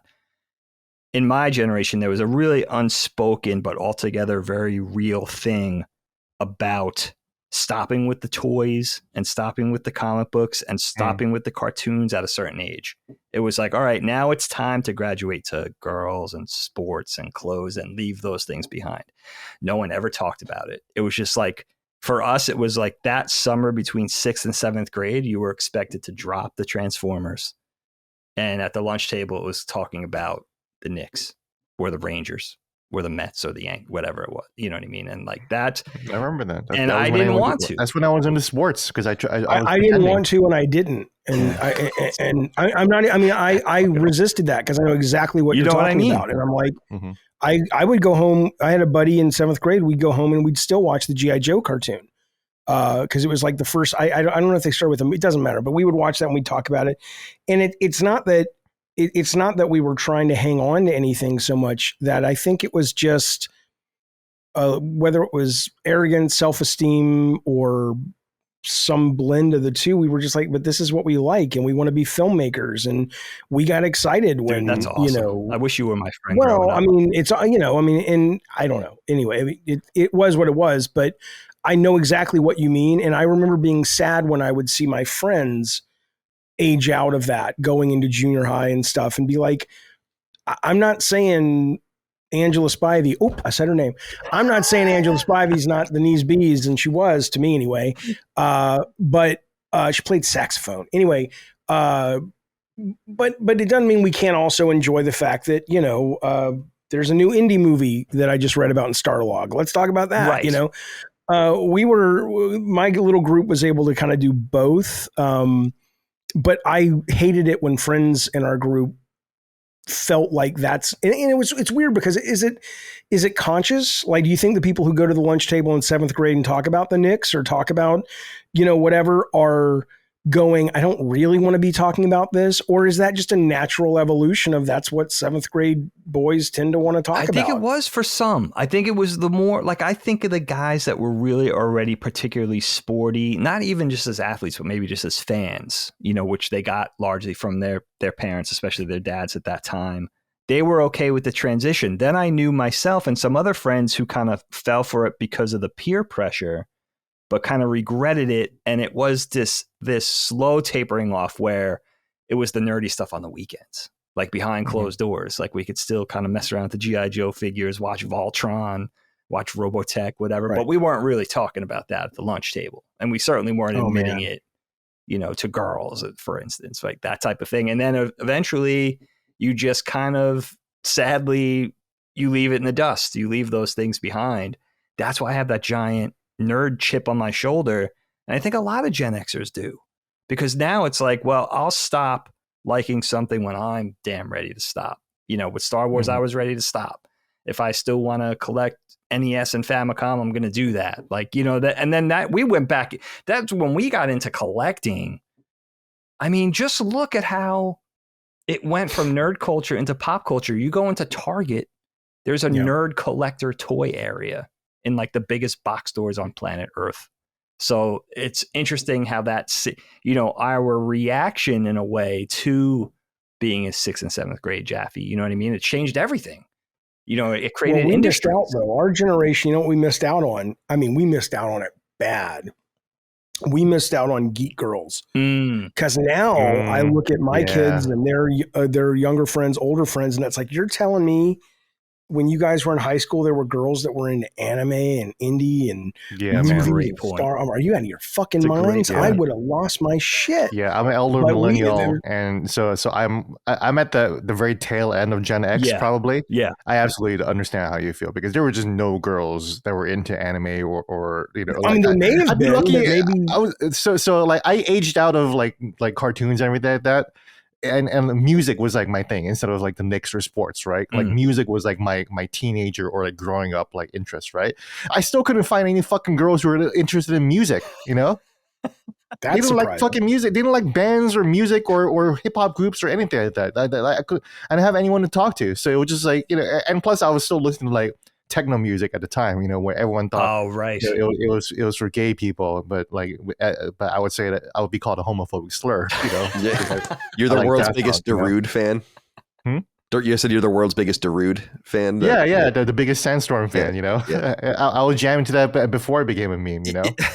But yeah, like absolutely geek girls. That is one thing that I think we definitely. What's the closest approximation we had to that? Probably like goth chicks and punk girls. Goth chicks, right? The girls that started rocking the certain clothes. They would listen to the certain music. They had the Doc Martens. They had a certain fashion sense. That was probably the gateway, right? We didn't have a lot of those in Alabama, but we had a couple of them. Or in my high school, I remember that there were more girls. I mean, I grew up in Birmingham, Alabama, so there was like this clique of girls that were like into being really Christian, right? Which is great, but it was like that they had this Christian fellowship club or something, and if you weren't in the club, you couldn't even talk to them. They wouldn't acknowledge you because you were going to go to hell. So why even get to know you? It was very, what is the not Pentecostal? What's the one that's really Baptist or really hardcore evangelical? And they were nice people, but they took it very seriously. And so we had a lot of that, but we didn't have anybody, going, you think Easter's exciting. Wait till Jedi comes out. It was none of that. None of that. You know what? Yeah, I had no one to watch Star Wars with me. I went, I watched, I'm actually the first person first American to ever buy a ticket for Phantom Menace episode 1. And you're the first American ever to buy a ticket. Was it in Guam or something? Was it in Guam? This is literally on Guam, and Guam is like a day ahead, right, of everyone else. So when the theater lines open, your heart got broken sooner than the rest of ours. Basically, I fell asleep during the movie. Did you? Horrible. Yeah, I was in denial. I liked it when I left. to buy a ticket for Phantom Menace. Did you get a chance cube? But yeah, there was no girls with me because I was into Star Wars. I was writing some notes down just in this sense. You brought up Nintendo, Gene, which I guess is one of those things for me. I wouldn't be where I am without Nintendo. And I still think Nintendo has a huge place. I mean, I would argue they're the highest quality games maker Yeah. What I mean, you still have a huge admiration for them. You say that all the time. Yeah, absolutely. I do. I kind of, it's not the same as playing games, but I passively see many Nintendo games because Micah plays Switch all the time. I watch her play it constantly. I see many, many games. I know what they are. I have a much deeper familiarity with Switch than I do with Xbox, for instance. And there's always that pull towards Nintendo for me, and I loved them. And really, they broke me. I mean, I was really with them until the Wii era, where I was just like, I can't do this anymore. I can't fucking do this.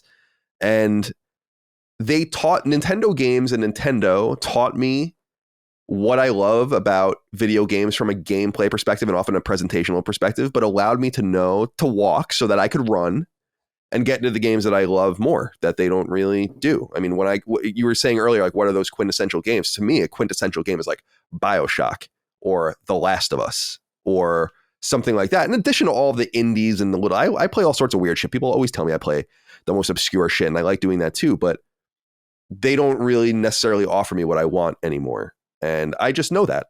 And it's not a judgment. They're doing better, arguably, than they've ever done. Yeah.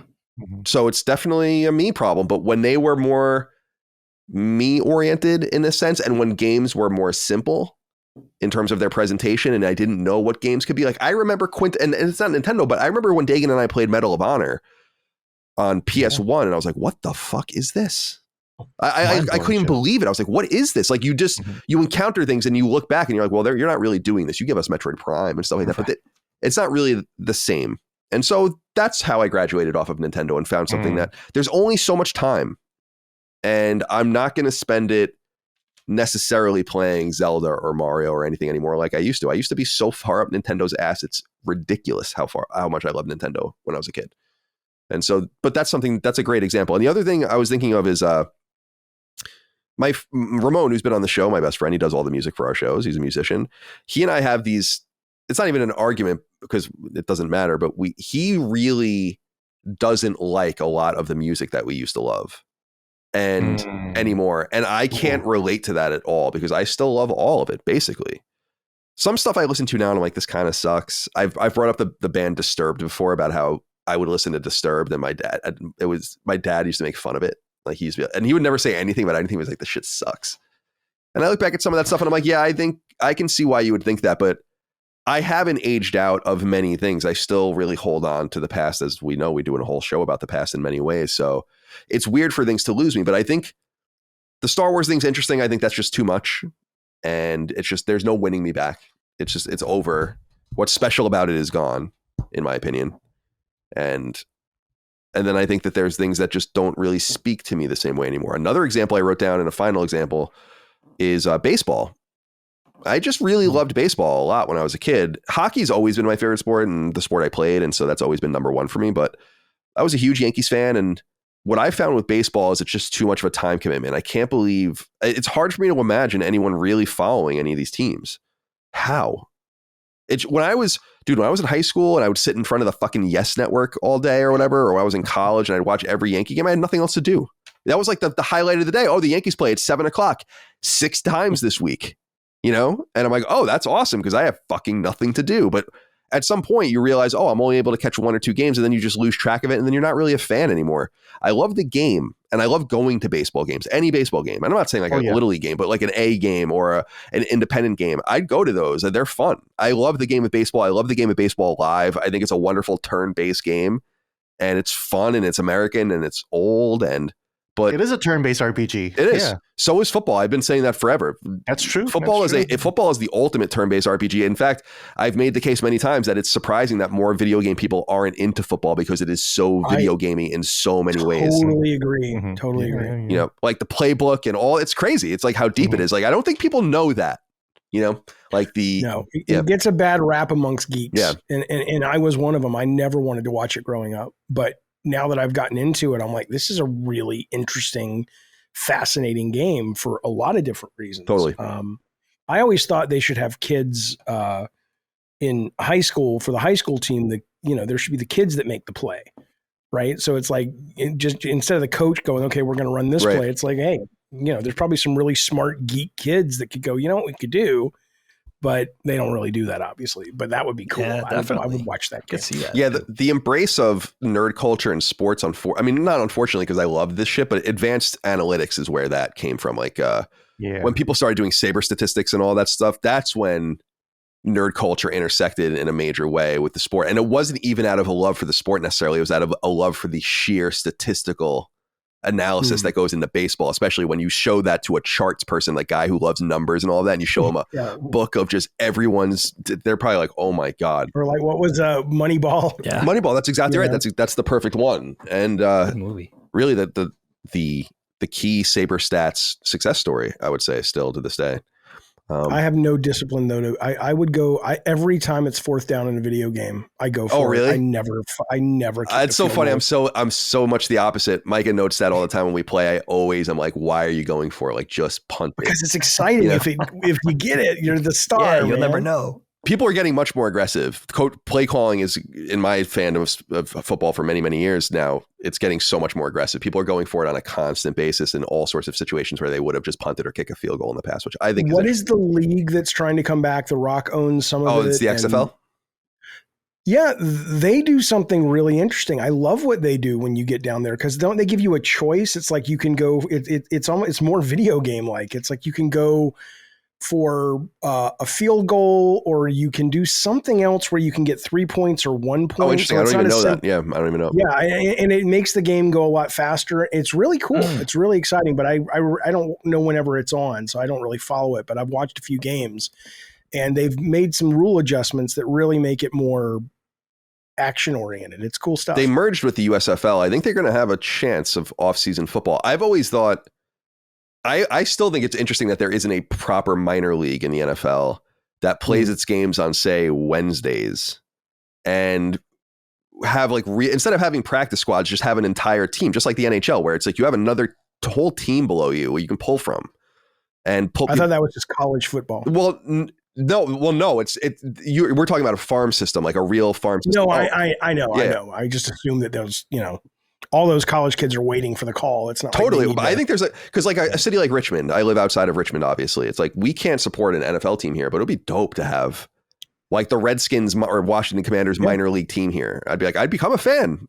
That's the thing that stops me from really getting into these extraneous leagues. Is I grew up a fan of these Long Island teams like the Jets and the Islanders, and it's hard for me to be associated with it. I don't really care about any other team. When people are like, oh, who else do you root for? I'm like, literally no one. I don't care. It's all situational. Like whatever's going to help the Jets, whatever's going to help the Islanders is exactly what I want to happen. Right. Are we satisfied with this topic, Gene, or do you have more you'd like to say? Did everyone else want to talk on this topic? I don't know. Do you guys mind if I say, Jaffe, please? Yeah. What? Well, Colin, I was going to ask, like, what music? Oh, I thought Jaffe was saying something. I was going to ask what music does Ramon not like listen to? That makes me sad too. Well, because I get that too. Totally. I have a best friend when we're not into the same things anymore, and that sucks. Well, yeah, we met. I think I'm that friend now because he's always trying to get me into like listening to music again, or like get me excited about music, and he's like, hey, I bought this new pedal, or check out this new microphone that I just bought. I'm just like, cool. But it's just not like engaging to me. So I think I'm the Ramon in that relationship, in that friendship. Well, he and I have had, maybe he'll even hear this because he listens to the show sometimes. We bonded and met each other as freshmen in college in our freshman dorm because he was a 311 fan and I was a 311 fan. That's literally how we met. He remembers it a little differently. I remember it as him playing Beyond the Gray Sky on guitar, which is a 311 song, in his room, and me walking in and being like, basically, like, love it first sight. Like, what is going on in here? And he had like a 311 shirt on that was like the 7-Eleven logo. They used to sell those probably 25 years ago. Yeah, dude, I remember that. And we became boys at that point. And it's not that we saw 311. I've seen 311 30 something times. We've seen them together probably 15 times.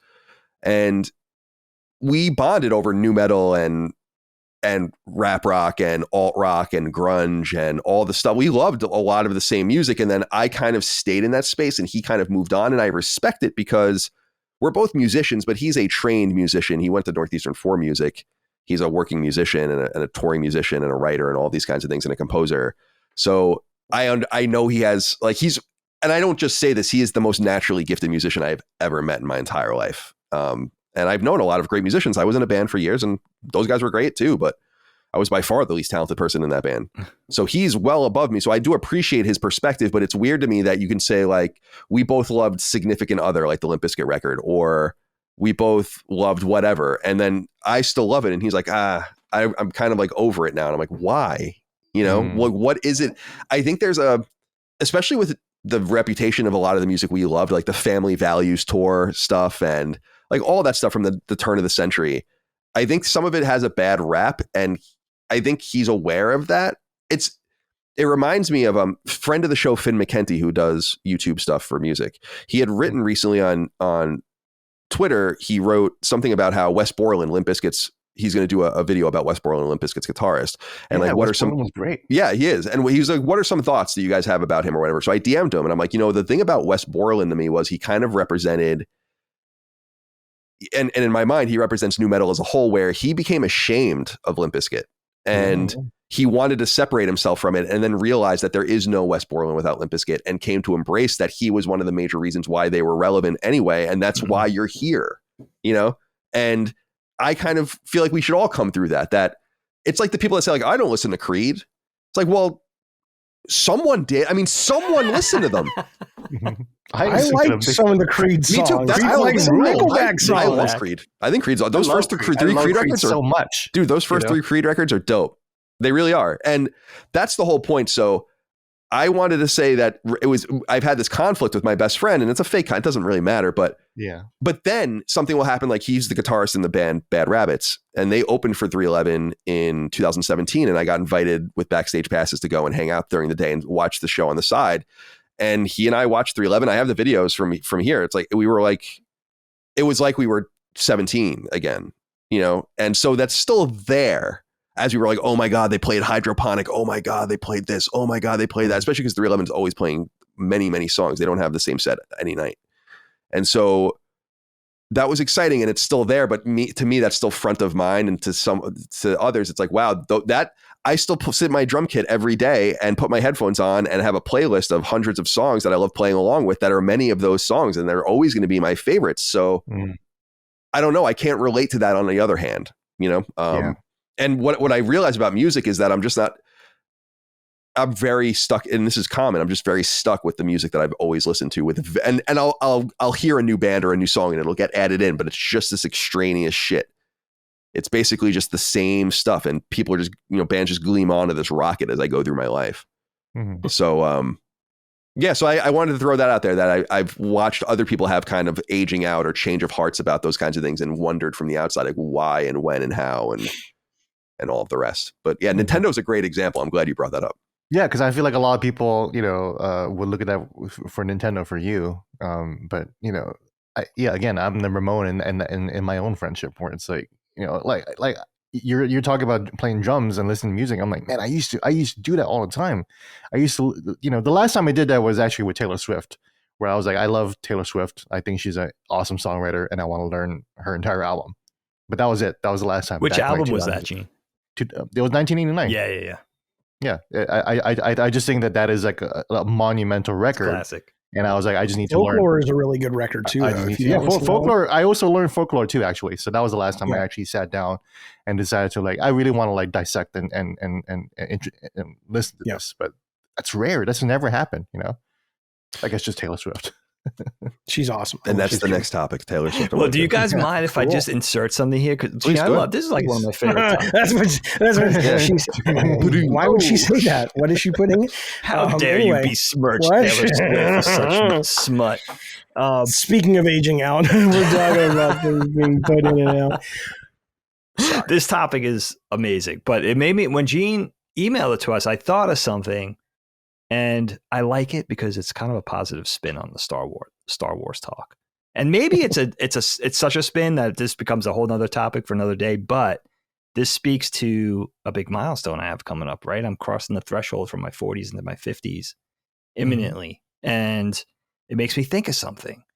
And that's, I can reserve the right to age in to things, like things I never understood, right? Things I make fun of all the time, like Star Trek. I know Trekkies get really mad at me, or Doctor Who, things I just never got. Love, like maybe I they're get so old great. enough now to start understanding these things. Maybe I get even a little fandom kicked up where I never was a fan of these things before. I was like, I don't really understand what's so great about this. Well, that's the journey you're going through on Knockback, I believe, you know? Sometimes that happens. Sometimes when Colin introduces me to that odd thing that I just never was aware of or got into, it could be an album, it could be a thing like, but you know, it's a good example of that, Battlestar Galactica, the remake, not the original 70s show. He turned me on to that because I never saw it, and I really dug it. Really dug where they were going with that. So yeah, that does happen. So I like this idea of aging into things too, and it makes me feel a little bit better about being a hater, I guess, essentially. Fair enough. Yeah. No, I'm definitely satisfied now. All right, good. All right, Dag, let's go to you for your topic. I will bury mine at the end since it is political and give people a chance to dodge it. It's fun political, though. It is fun political, yeah. I think. Until they storm the Capitol again. Not as fun as our anti-Semitism topic, but... Oh, that's true. Oh, my gosh. That was crazy. Not in Jews. our anti-women topic. But those anti-women topic, yeah. Yeah. No, we're going to keep it light with this one, guys. I'll paraphrase the email I sent you. We're just going to talk about our names, our God-given names, but maybe not our God-given names. So what I said to you guys was we all have one. This is our label, right? This is where our identity begins when we're kids. So why did your parents name you that? As I emailed, what's the origin and significance of your name? Maybe you want to take it that way. I mean, you could pull the string in a lot of different directions for this one. Would you rather have a different name? Do you have a nickname? Did you grow up with certain nicknames that you liked or didn't like? Middle names? I like the idea of a nice, meaty, embarrassing middle name that no one knows, you know, for our listeners, the thousands of listeners to pick on. If you have kids, why did you name them what you named them? If you're going to have kids possibly in the future, what's a cool name that you kind of got in reserve in order to apply to the kid? Do you just think of, you know, I know Colin has a couple of these, like, is there just a name out there that you think is cool? Like, this is the best name. I wish I could have a kid so I can name him that. So I think about names a lot, my friends, because I grew up in the 70s and the 80s with a very strange name. Before that was really a thing. So in a sea of Scotts and Jasons and Jennifers and Melissas, here's Dagan. My big problem with my name, I have to just say this. My big problem with my name is it sounds so close to pagan. Why didn't my parents realize that? Right? Well, for Gen Z, you know, you can't tell me the kids weren't replacing the D with the G all the time when we were kids. Oh, yeah, Gagan. That was never, you know what's funny? That was never a thing until like in my 20s when somebody said something very similar to what you just said. Like, were you always made fun of? Was it Gagan? And I was like, no, thank God. They didn't think of that. They thought of everything out, Jaffe, everything under the sun. Like, first of all, for a little context, for those guys, you know, those of you out there who don't know, my parents were super young. I mean, I'm the youngest of four, but they were 22 years old when I was born. And I think about myself as a 22-year-old in the 90s. Like, I might as well have been 8. Like, the maturity level was so, and they were also outrageous hip. They don't like when I say this, but they were outrageous pot smoking hippies. Like, what does Dagan mean?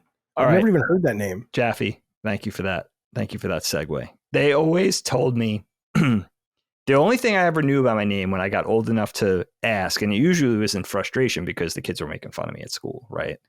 It's like, what is your name? It's my mom's go-to answer every time was that it means it's Celtic. So I always knew it was Irish. So although I was raised very Italian, I always knew it was, it derived from my Irish side, and it meant God of the earth. So I remember being really little and my mom telling me, you tell them it means God of the earth. And I'd be like, do you want me to get beat up even worse? Like, what is happening? You know what I mean? Like that parental advice is just bad advice. Like, why would I say that type of thing? And I do remember in the past, whether it was Helene and I fishing through name books for our kids, but I do remember coming across my name in its actual spelling and other spellings. And there was the Celtic thing, and it meant God of the earth to my best recollection, as in God of the soil. It wasn't like a Zeus-like, all powerful God. That's kind of cooler, though. But I found that I can't find the Celtic derivation anymore. I found that it's Hebrew, and it's a gender-neutral name of Hebrew origin, giving to those with great promise of abundance and fertility. Oh. Yeah. And basically meaning the Hebrew to English translation is grain. So it is a similar thing to the whole earth thing. Mom was making it sound a lot better than it was. That type of thing. My biggest thing was growing up in maybe my whole grade school career, there were 2 or 3 kids with really weird names, and those other kids were immigrants from Afghanistan. Like literally, it was Dagan, Sayub, Sadiq, and Adnan, and that was it. Like those were the weird names. Then it was just like Ed, again, Henrietta, whatever it was, that type of thing. It got to the point where I would prefer the really bad nicknames over my name. I remember I had like really like poofy, like a Caucasian afro, where like my hair was just, I couldn't do anything. It was unruly. That's why Colin and I talk about that a lot. It's very coarse. It's very tight. It's kind of has this tight wave. So when you grow it out, it just becomes like a bouffant or something. I don't even know what to call it. It's not appealing. And they used to, the kids for a while, it's actually pretty funny. They called me Muffin. Because my head well, that's all it's going to be now, Muffin. Because my head looked like a muffin. It was even to the point of being like in 6th grade where I was like, I guess they got a point. It's kind of funny. But I would prefer Muffin. There was a point in my time where I prefer Muffin over Dagan. Like that's how bad. That's awesome. My command, Muffin. That's a great one. Muffins. Kids are like, they're cruel, but there's a little bit of genius in there. Sure. When you're a kid, it's just like that unbridled cruelty. That's just like I remember even as a kid, kind of appreciate. It's closer to the truth than that's the thing. Ever, It's unrestricted. It's just honest.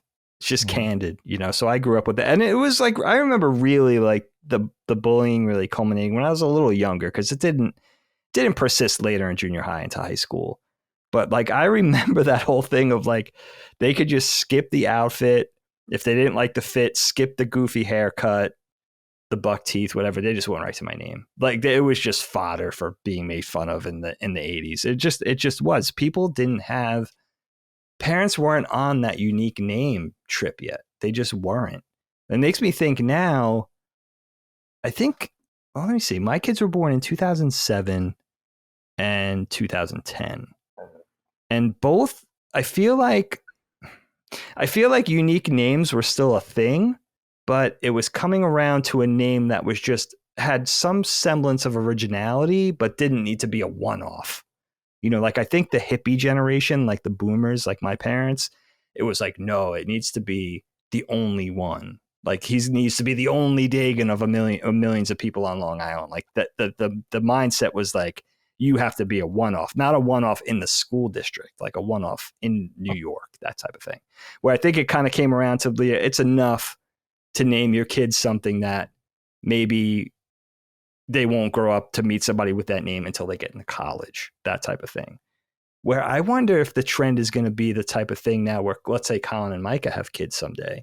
Is it going to be back to accepting the normal name or the quote unquote normal name, or not even thinking about the uniqueness, just liking a name, which is kind of the generation we come from mostly. And not only that, but also namesakes, honoring the name of somebody in the family as a thing of not just as a junior, but maybe taking the middle name of a grandmother and applying that to your daughter's first name or something like that.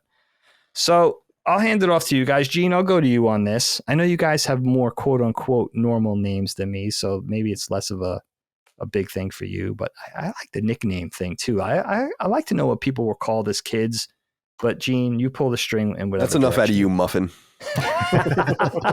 Stuff it, Muffin. Did you see, what was it? Was it the Larry David episode where Richard Lewis called this girl Honey? or muffin. I forget what it was. And it's like, we're not there yet. I love this. So then they invited her to dinner because Larry David said, why don't you invite her to dinner with us? And I want you to just call everybody honey. And so it'll make it normal. Did you ever see that one? Yeah. Oh, it was so great. And it totally worked, right? So awesome. It'll be like, hey, Muffin. Yeah, Muffin. I should watch that show sometime. I love this topic.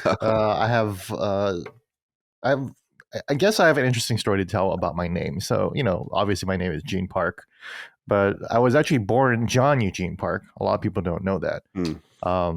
Actually, I actually have my baptism papers right here. It just says John Eugene Park. So John is my Christian name. And Eugene is of Greek origin, and it means noble, born of noble blood. And I think Park means like pumpkin or gourd in Korean. So I'm like the noble pumpkin, or the Greek pumpkin, so to speak. But I was called, Park is interesting because, it's a romanization of the Korean last surname Pak. So you can spell it B-A-K, P-A-K, P-A-R-K. P-A-R-K is like the Americanized version, and that's what we went with. And then, my parents really struggle with, because every Korean has to have a Korean name. I do not. So, that's the sound of like a million Korean aunties gasping in horror. Because every time I've told anyone who's Korean that I don't have a Korean name, they'd be shocked and horrified. They're like, what the fuck? Like, you're Korean though. How do you not have a Korean name? It's like my parents just never gave me one because they didn't want me to. My mom especially, she was like, my son is going to grow up to be American, and I want him to sound American, and I want him to be American, and I want his name to be American. And so she really loved the playwright Eugene O'Neill, the Irish playwright. So she thought maybe I'd be a writer someday. So she named me Eugene. Dude, that's amazing. It was a compromise because Eugene is an easy name to spell in Korean, and it's actually a girl's name. So I used to go to Korea like once a year back when I lived in the Pacific Islands, and I went on Tinder and I met a girl named Eugene Park, which is my name, and when we both swipe right at each other. So I actually went on a date once with a girl named Eugene Park. It was great. Amazing. She was so fucking pretty, dude. It was amazing. And we still follow each other on Instagram, and I hand in the mirror because it was really you, and you're going fucking crazy, June. There she is. I see her every morning. I don't know why, but I love her. I know, it's just like this delusion that I've had for several years now. Like you think you're masturbating, but you're actually making love with her. It's very strange. But yeah, so Eugene. I just have to say, when Colin earlier in the show was talking about, certain mental drugs affecting your sex drive, right? Yeah. Remember that? Can you imagine? I would imagine having. It just brought my back to it. It's just like, imagine having sex with someone who's really depressed. And I'm not making fun of depression, but if she's just like, you're just like, how's that? And she's like, she's like ennui. She's just like, did you come? Anyway, that's never happened. People are like, really, Jaffe? I can't help it. These things show up, and I have to give them air. I think you just described the rape. Wait, so what? Wait, what? What, Muffin? It's not rape. It's a whole genre of porn, just uninterested sex or whatever. It's just like, on one hand, she's like doing taxes, and it's good. No, it's great. It's great. Well, it's kind of like that first episode of Breaking Bad where Skylar was just reading a book and also giving Walter a hand job at the same time, which is like the hottest kind of hand job, honestly. The one that's like the one that has complete interest, like disinterest. Oh, I apologize. And it's like, this is just work. That's the hottest hand job. It can be, It's a whole that commercial from some guys are into it. Country? It's like cucking without the third guy there or the second guy there. Anyways, we're talking about names. Yeah. Yeah. So Eugene is a girl's name in Korean, but easy to spell in Korean, so that's why. And then John is just named after John the Baptist, right? And then so when I was a kid, I was called John Park. But when I was really, really young, I recognized if I'm going to be a writer, I can't be called John Park, because being called John Park as a Korean guy is like being called John Smith. there's just like no brand awareness whatsoever. So I just dropped using John at all, and I just became Eugene Park when I entered the school system, and I've been Eugene Park ever since, and that's just like my legal name now.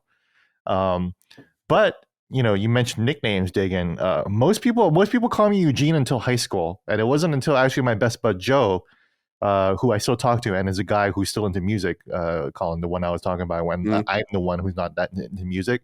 My buddy Joe started calling me Gene, and then that actually caught on in high school, and then I was like, oh yeah, I could have been called Gene this whole time. And then so I just rebranded again to Gene Park. And then I was interning at the Guam paper. That was really my start at journalism. And then so they asked me what my byline was, and I was like, it's Gene Park.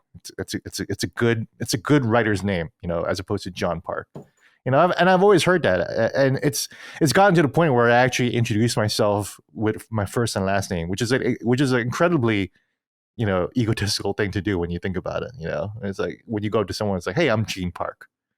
And then I actually had a girl. You strike me as Gene Park and not Gene. That's true, though. Exactly. Yeah. Okay. Because I feel like I need to present myself as Gene Park and just not Gene. But then I actually had a couple girls say who introduces themselves like that. I don't think that. Why do we need your last name? Two-syllable thing. It works. I mean, I'm at the club and I'm like, hey, I'm Gene Park. So like that's the context. Yeah, why would you do that? It's like, I want you to get used to figuring out what your name would be once we fucking get married. That's what it's about. That's how confident I am. I love it. You can use that, Gene. Exactly. Well, I say it because there's an off chance that they might have heard of me. That happens sometimes. Sure. Yeah. And then, so in high school, and I've talked about this before, and most people who have been following me know this, but in high school, I was actually the moderator of Guam's only chat room. This was the entire island nation, and we had one chat room. And then I was a 16-year-old boy moderating the chat room for an entire island nation of adults. And my chat room name was called Jack, because one, I really enjoyed the character and antagonist of the Lord of the Flies book, Jack Merridew. I always thought that Jack Merridew is a cool fucking name, So I adopted the name Jack Merridew as my online handle in high school. And also Jack is a nickname for John, which I was like, okay, well, let me return a little bit to John. And then, so that's why when Metal Gear Solid 3 came out, and then, Snake is called John Doe in Metal Gear Solid 3, Big Boss is called John Doe, but they call him Jack. And I was like, yeah, that's fucking it. I knew it because it's a cool fucking name, and Johns can be called Jack, and that's why I inherited the name Jack, and that's why my cat's name is Jack, because he's named after, awesome. He's named after not only me but also Big Boss and Raiden from Metal Gear Solid 2, who's also Jack too, and Jack Merridew from Lord of the Flies. So all these Jacks in my life is not because of Titanic. I got that a lot because that Titanic came out around the time that I was like the Lord of Guam chat, So it was interesting because as the moderator and one of the community leaders, the community managers of this late 90s online community, I would create meetups, so I would call bars and be like, hey, can we hang out at your bar and play pool and have just a whole bunch of online dorks hanging out there. And then in real life, I started not hanging out with people in high school, and I started hanging out with these people, just these 40-year-olds and 30-year-olds, And again, that's how I ended up in an extramarital marriage in high school, because I ended up dating one of these adults, which is not a good thing. You should not do that as a child. But everyone called me Jack, which is so cool, So when I walked around in the bars, I was the bartenders, all of the adults, all the older people in Guam's nightlife just called me Jack. So when I hear Jack, I sometimes respond to that too. I still sometimes instinctively respond to it. But yeah, that's basically the whole story of John Eugene Park, I guess. I love it. Roots and how it sounds Korean to Eugene O'Neill, the playwright, The Iceman Cometh. That's right. Play, right? The Nightman Cometh. That's a whole different. If you're always Sunny in Philadelphia fan, it's funny. A good friend of mine who Dagan will know, my friend Eric, growing up, same thing as you. His name was actually Reinhardt, and that was also his dad's name, and his middle name was Eric, and so everyone just called him Eric. And actually, as he became older, what he realized was his dad was Riney.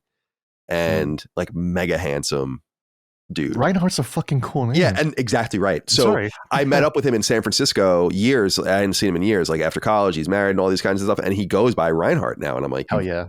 And I'm like, yeah, it's so funny because you're always going to be Eric to me. I don't know that I'm ever going to be able to get that out of my head. Your dad is Reinhardt, but you guys didn't get it at the time that it was actually pretty dope. Yeah. You know, but maybe during our era, it would have probably given him maybe a little bit of a harder. I'm sure it would have, especially where we grew up. I guess it's too sophisticated for kids to like appreciate. Obviously, Eric didn't appreciate it himself, you know? So, dude, I didn't know it until we grew up together. So we were in kindergarten and all that. And it wasn't until high school when we took an English class or something together and they were going through the role in the beginning and they were like Reinhard Schumann. And I was like, what? You know? And he's like, oh, that's like my actual name. And I'm like, I didn't know that. Like, I had no idea. Sounds like a fucking Final Fantasy character. It's awesome. Yeah, it really does. Yeah, he was a good kid. He was mega talented artist. He's the person who got me into D&D, Star Wars figures, Indiana Jones, and he was great. He was one of my closest friends growing up. He was awesome, and he loved Nintendo. He had a Sega CD. He had all sorts of weird things in his family. They were I think they were scientists or something, and they were really sweet people. Oh man! Of course, the family of scientists has a fucking Sega CD. They were rich. Yeah, exactly. They just knew better. Sega CD. Everyone I knew who was a kid who had a Sega CD, it was like the richest motherfucker I ever. Dude, Eric, I remember this. I had this like bootleg Genesis CD that someone wanted to give me with like all the Genesis games on it, and he had a copy of SimCity 2000 on PC, and I remember trading those, and I got SimCity 2000 for my 486, and he was like amped up playing Street Fighter or whatever on the Genesis, and yeah, I have funny memories of him. Be interesting to have him on the show at some point. Yeah, that'd be fun. All right, Jaffe, where are you on this? David Scott Jaffe. David Scott Jaffe. That's a good name too. That's a good strong Well, first, name. let me just say that if you guys do have kids and you don't if it's a boy and you don't name him Sherlock, you have to fucking name that kid Sherlock. That's Sherlock Moriarty. Yeah. Well, no. Give him Micah's name too, though.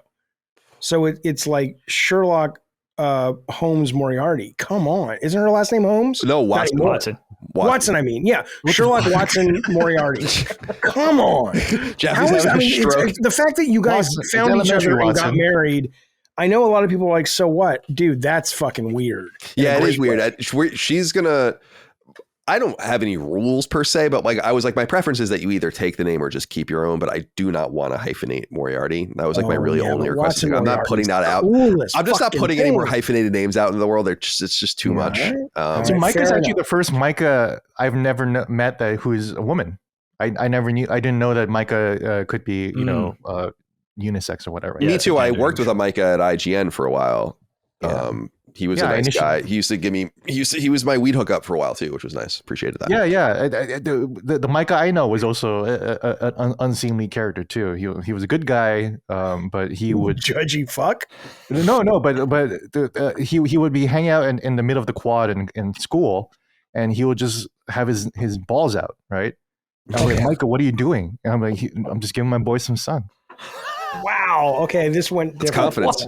Yeah, it's absolute confidence, you know. And he was a dark skinned fella, so he wanted to make sure that everything matched, you know. But that's the Micah I know. So that when Micah emailed me scheduling thing, I almost wanted to say, "Oh, hello, sir, Micah." I did not know that Micah was a girl, and also she always says that she laments that's like been a common occurrence for her in her life that people expect, especially because she worked in IT as an adult.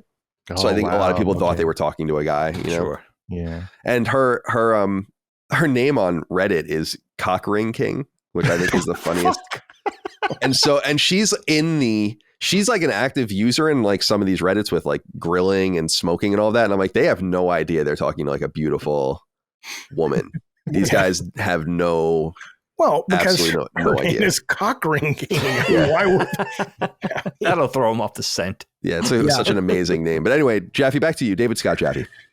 Okay, well, let's see. My name is whatever. It's my mom wanted to call me Scott. My dad wanted David. My mom lost, so I'm David Scott Jaffe. I don't really, for a long time, especially in college and right after, people called me Dave. And I remember sitting in my therapist office in LA 20 years ago, and just something clicked where I said, because my therapist's name was Dave as well. And I says, I don't like that. I never occurred to me, but I don't like being called Dave. Dave seems like the Jim Belushi sidekick character. Mm-hmm. It's like Dave's the schlubby guy who tells the leading man how to get the girl kind of thing. And I was like, I don't like it. And he says, yeah, no, I don't let anyone call me Dave. People call me David. But I don't like that either. So somewhere along the lines, I just like Jaffe. It just, for some reason, I just think it's more, when people know what it is, people will look at the way it's spelled and they think it's like Hoffa. And I'm like, no, but it is Jaffe. And I don't know. I just like that better. So I sign my emails Jaffe. I call myself Jaffe. I wonder about things like I was listening to Gene's name because I George Bush did this. W did this. Stan Lee did this. I do this, not to put myself in their company for whatever that's worth. But I wonder if people like it or they're annoyed by it. Like with Gene, sometimes on Twitter, I'll call him like, Mean Joe Gene, or I'll be like Jazzy Gene Park or whatever. Mm-hmm. It's just fun.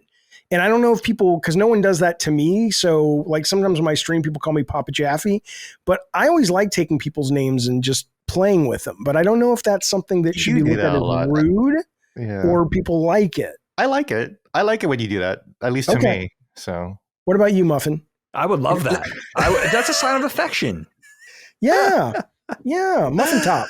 Muffin Top. Top of the muffin to you. And then, but what's interesting though is, so I saw in your email about your kids' names and all this stuff. So we named my daughter Sarah Ann. And Anne was from Anne of Green Gables, and Sarah was my wife at the time. Just said all the Sarahs she knew were just really cool in high school. So Sarah Ann, and then my son, who is trans male, that was a really interesting experience because when he came out as trans, we're sitting at the kitchen table when he came out, and somewhere along the conversation, it's like, well, what do you want us to call you then?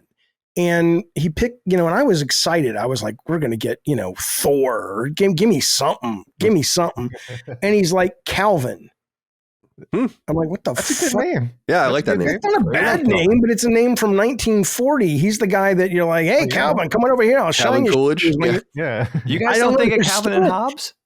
Yeah, he didn't read Calvin and Hobbes. So for a long time, his middle name, and he was in a band, and his band name on YouTube and stuff was Calvin, but I got the middle name, which was Jupiter.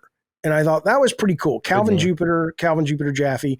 But I've never understood. And he has CJ. CJ. There you go. Yeah. He has a number of trans friends as well. And one of them, he was telling me last night at Thanksgiving, he said his last name is just some generic last name, but his proper last name that I guess his parents didn't want him to take or whatever was literally Bonesaw. And I was like, that's the shit. And Calvin's like, yeah, that would be the best name in the fucking world. Raimi Spider-Man? Are you kidding? I know. I guess it's Bonesaw because of doctors and coming over from Ellis Island. A lot of times your last name would be your craft. Like, Smiths would be all that shit. But yeah, no, I mean, that's all I got on it. I think names are interesting. I think, mine's just whatever. I like the older I get. I don't know. I think not that I want to be known like Madonna or anything, but one name. Most people now call me Jaffe, and I appreciate that. It's just it's to the point. There's not a lot of Jaffes out there, so you know who you're talking about more often than not. And dun, dun, dun, dun, dun. That's my story, Muffin. I can't stop saying Muffin. Yeah, I know. I just set myself up to good shit for a lot of shit. It's never ending now. David Scott Jaffe. I will be at your funeral, and I will. So, does anybody want to say anything about Muffin? Yeah, I'll talk about Muffin. Goddamn right.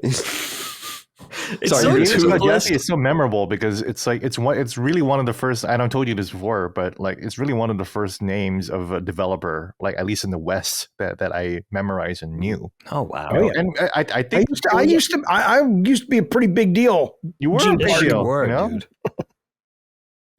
Used to be. You're still a big deal. Yeah, you still. Well, I mean, in terms of that, but I know. that is something I grew out of. We didn't talk about what I aged out of. I aged out of wanting to be. Oh, I'm sorry. Why didn't you say anything when we did? It hits me now because I'm looking at Gene while I'm saying this. But yeah, I used to want to be known.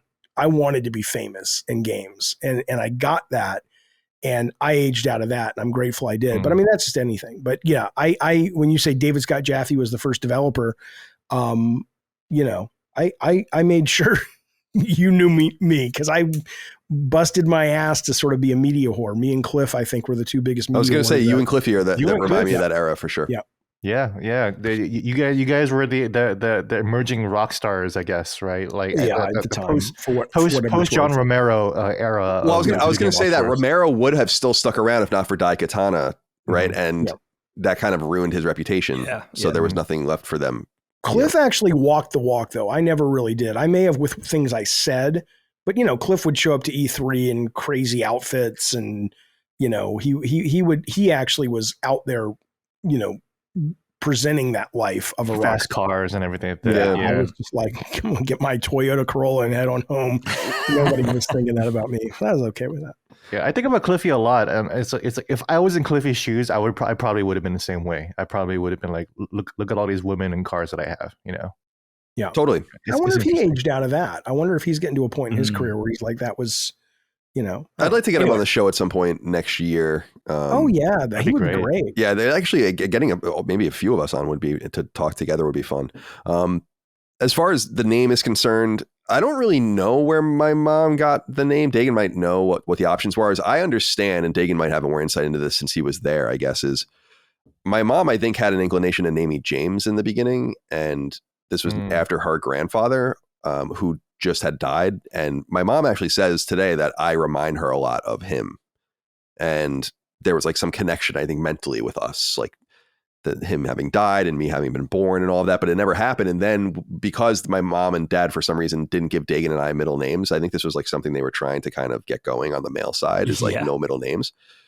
And so so James wasn't an option, and then I never got confirmed because that would have probably been my confirmation name. So as far as Colin is concerned, a few things about it. I like the name. I think it's fine. It is who I am. I never really think about it. But a few funny things that I think people will be interested in note. I remember encountering another Colin for the first time and how that felt. And I think that was fun for me in hindsight because I hated it at the time. But you have to understand that I grew up and it wasn't until fourth grade that I even encountered someone with my name ever in person. And there was really no famous Colin that I can think of. Anyway, like the first famous Colin I remember was Colin Farrell. And that by that point I was in middle school, high school. And Colin Powell, of course. And we'll get Colin to Quinn. Did you remember Colin Quinn? Oh, Colin Quinn, of course. Yeah, that's true. SNL and all that. Yeah. That would be that too. Yeah. But was that's it not Colin really Powell or Colin Powell. No, we'll get to that's what I was gonna say. We'll get to that. It's Colin. We're gonna get to that because that's a whole nother. That's one of the things I wanted to hit on was how he ruined everything. And like he specifically ruined everything. But I remember a lot of things. Yes. Yeah. And I was going to say, yeah, I'm sure the people in, what was it? Iraq. They're like, yeah, Colin, that was the biggest problem with Colin Powell was his name. Was his pronunciation of his name. Pronunciation of his name. Yeah, absolutely. So ruined it for all the Collins out there in Iraq. Too.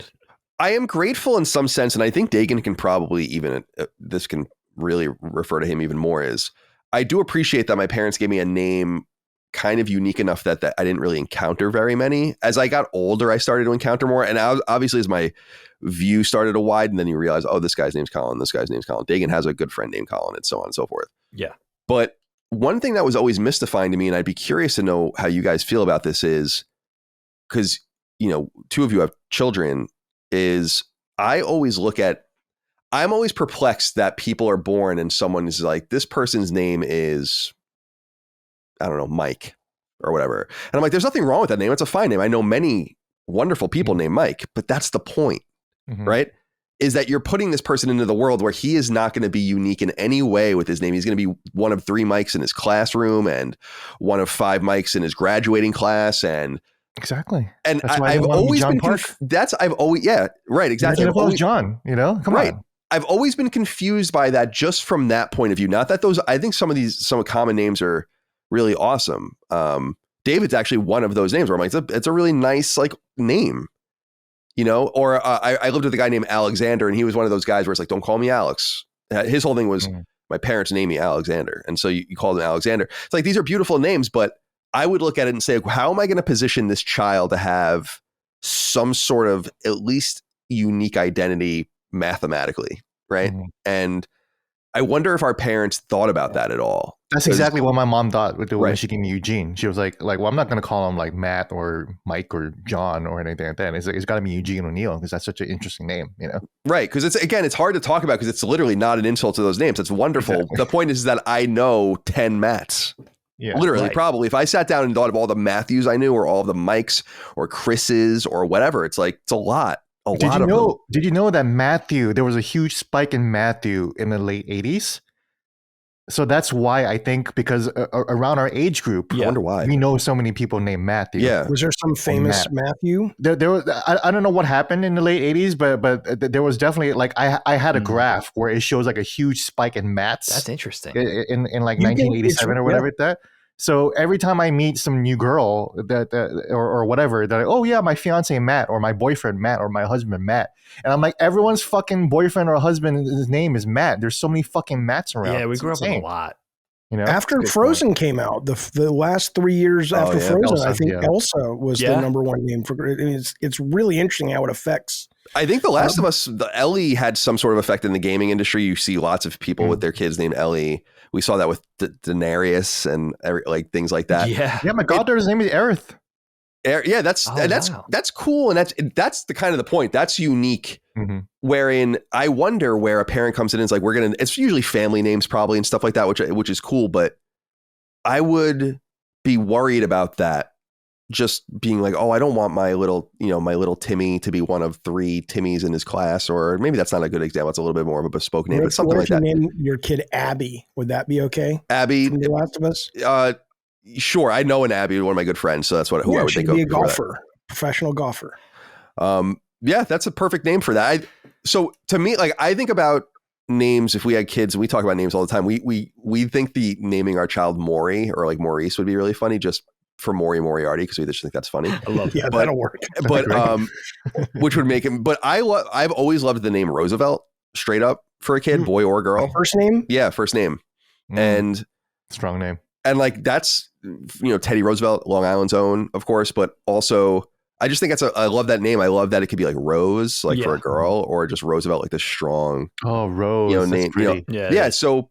Wow. That's where my mind goes. And it's not that there's nothing attractive about the more common names, or that I don't have very firm affinities to people that have those names. It's that I would never think about that. I would never, ever think about that, just because it's kind of like a cool opportunity. It's like getting a pet, like when you get a dog. Exactly like that. Well, think about it. Like one of the things you do that's kind of important to the identity of the dog is like you name the dog. Oh, it starts with the name. Yeah. Like, and like, then everything kind of happens around it for some reason. And then before you know it, they just go together. And so I think it's like a profound responsibility in some sense.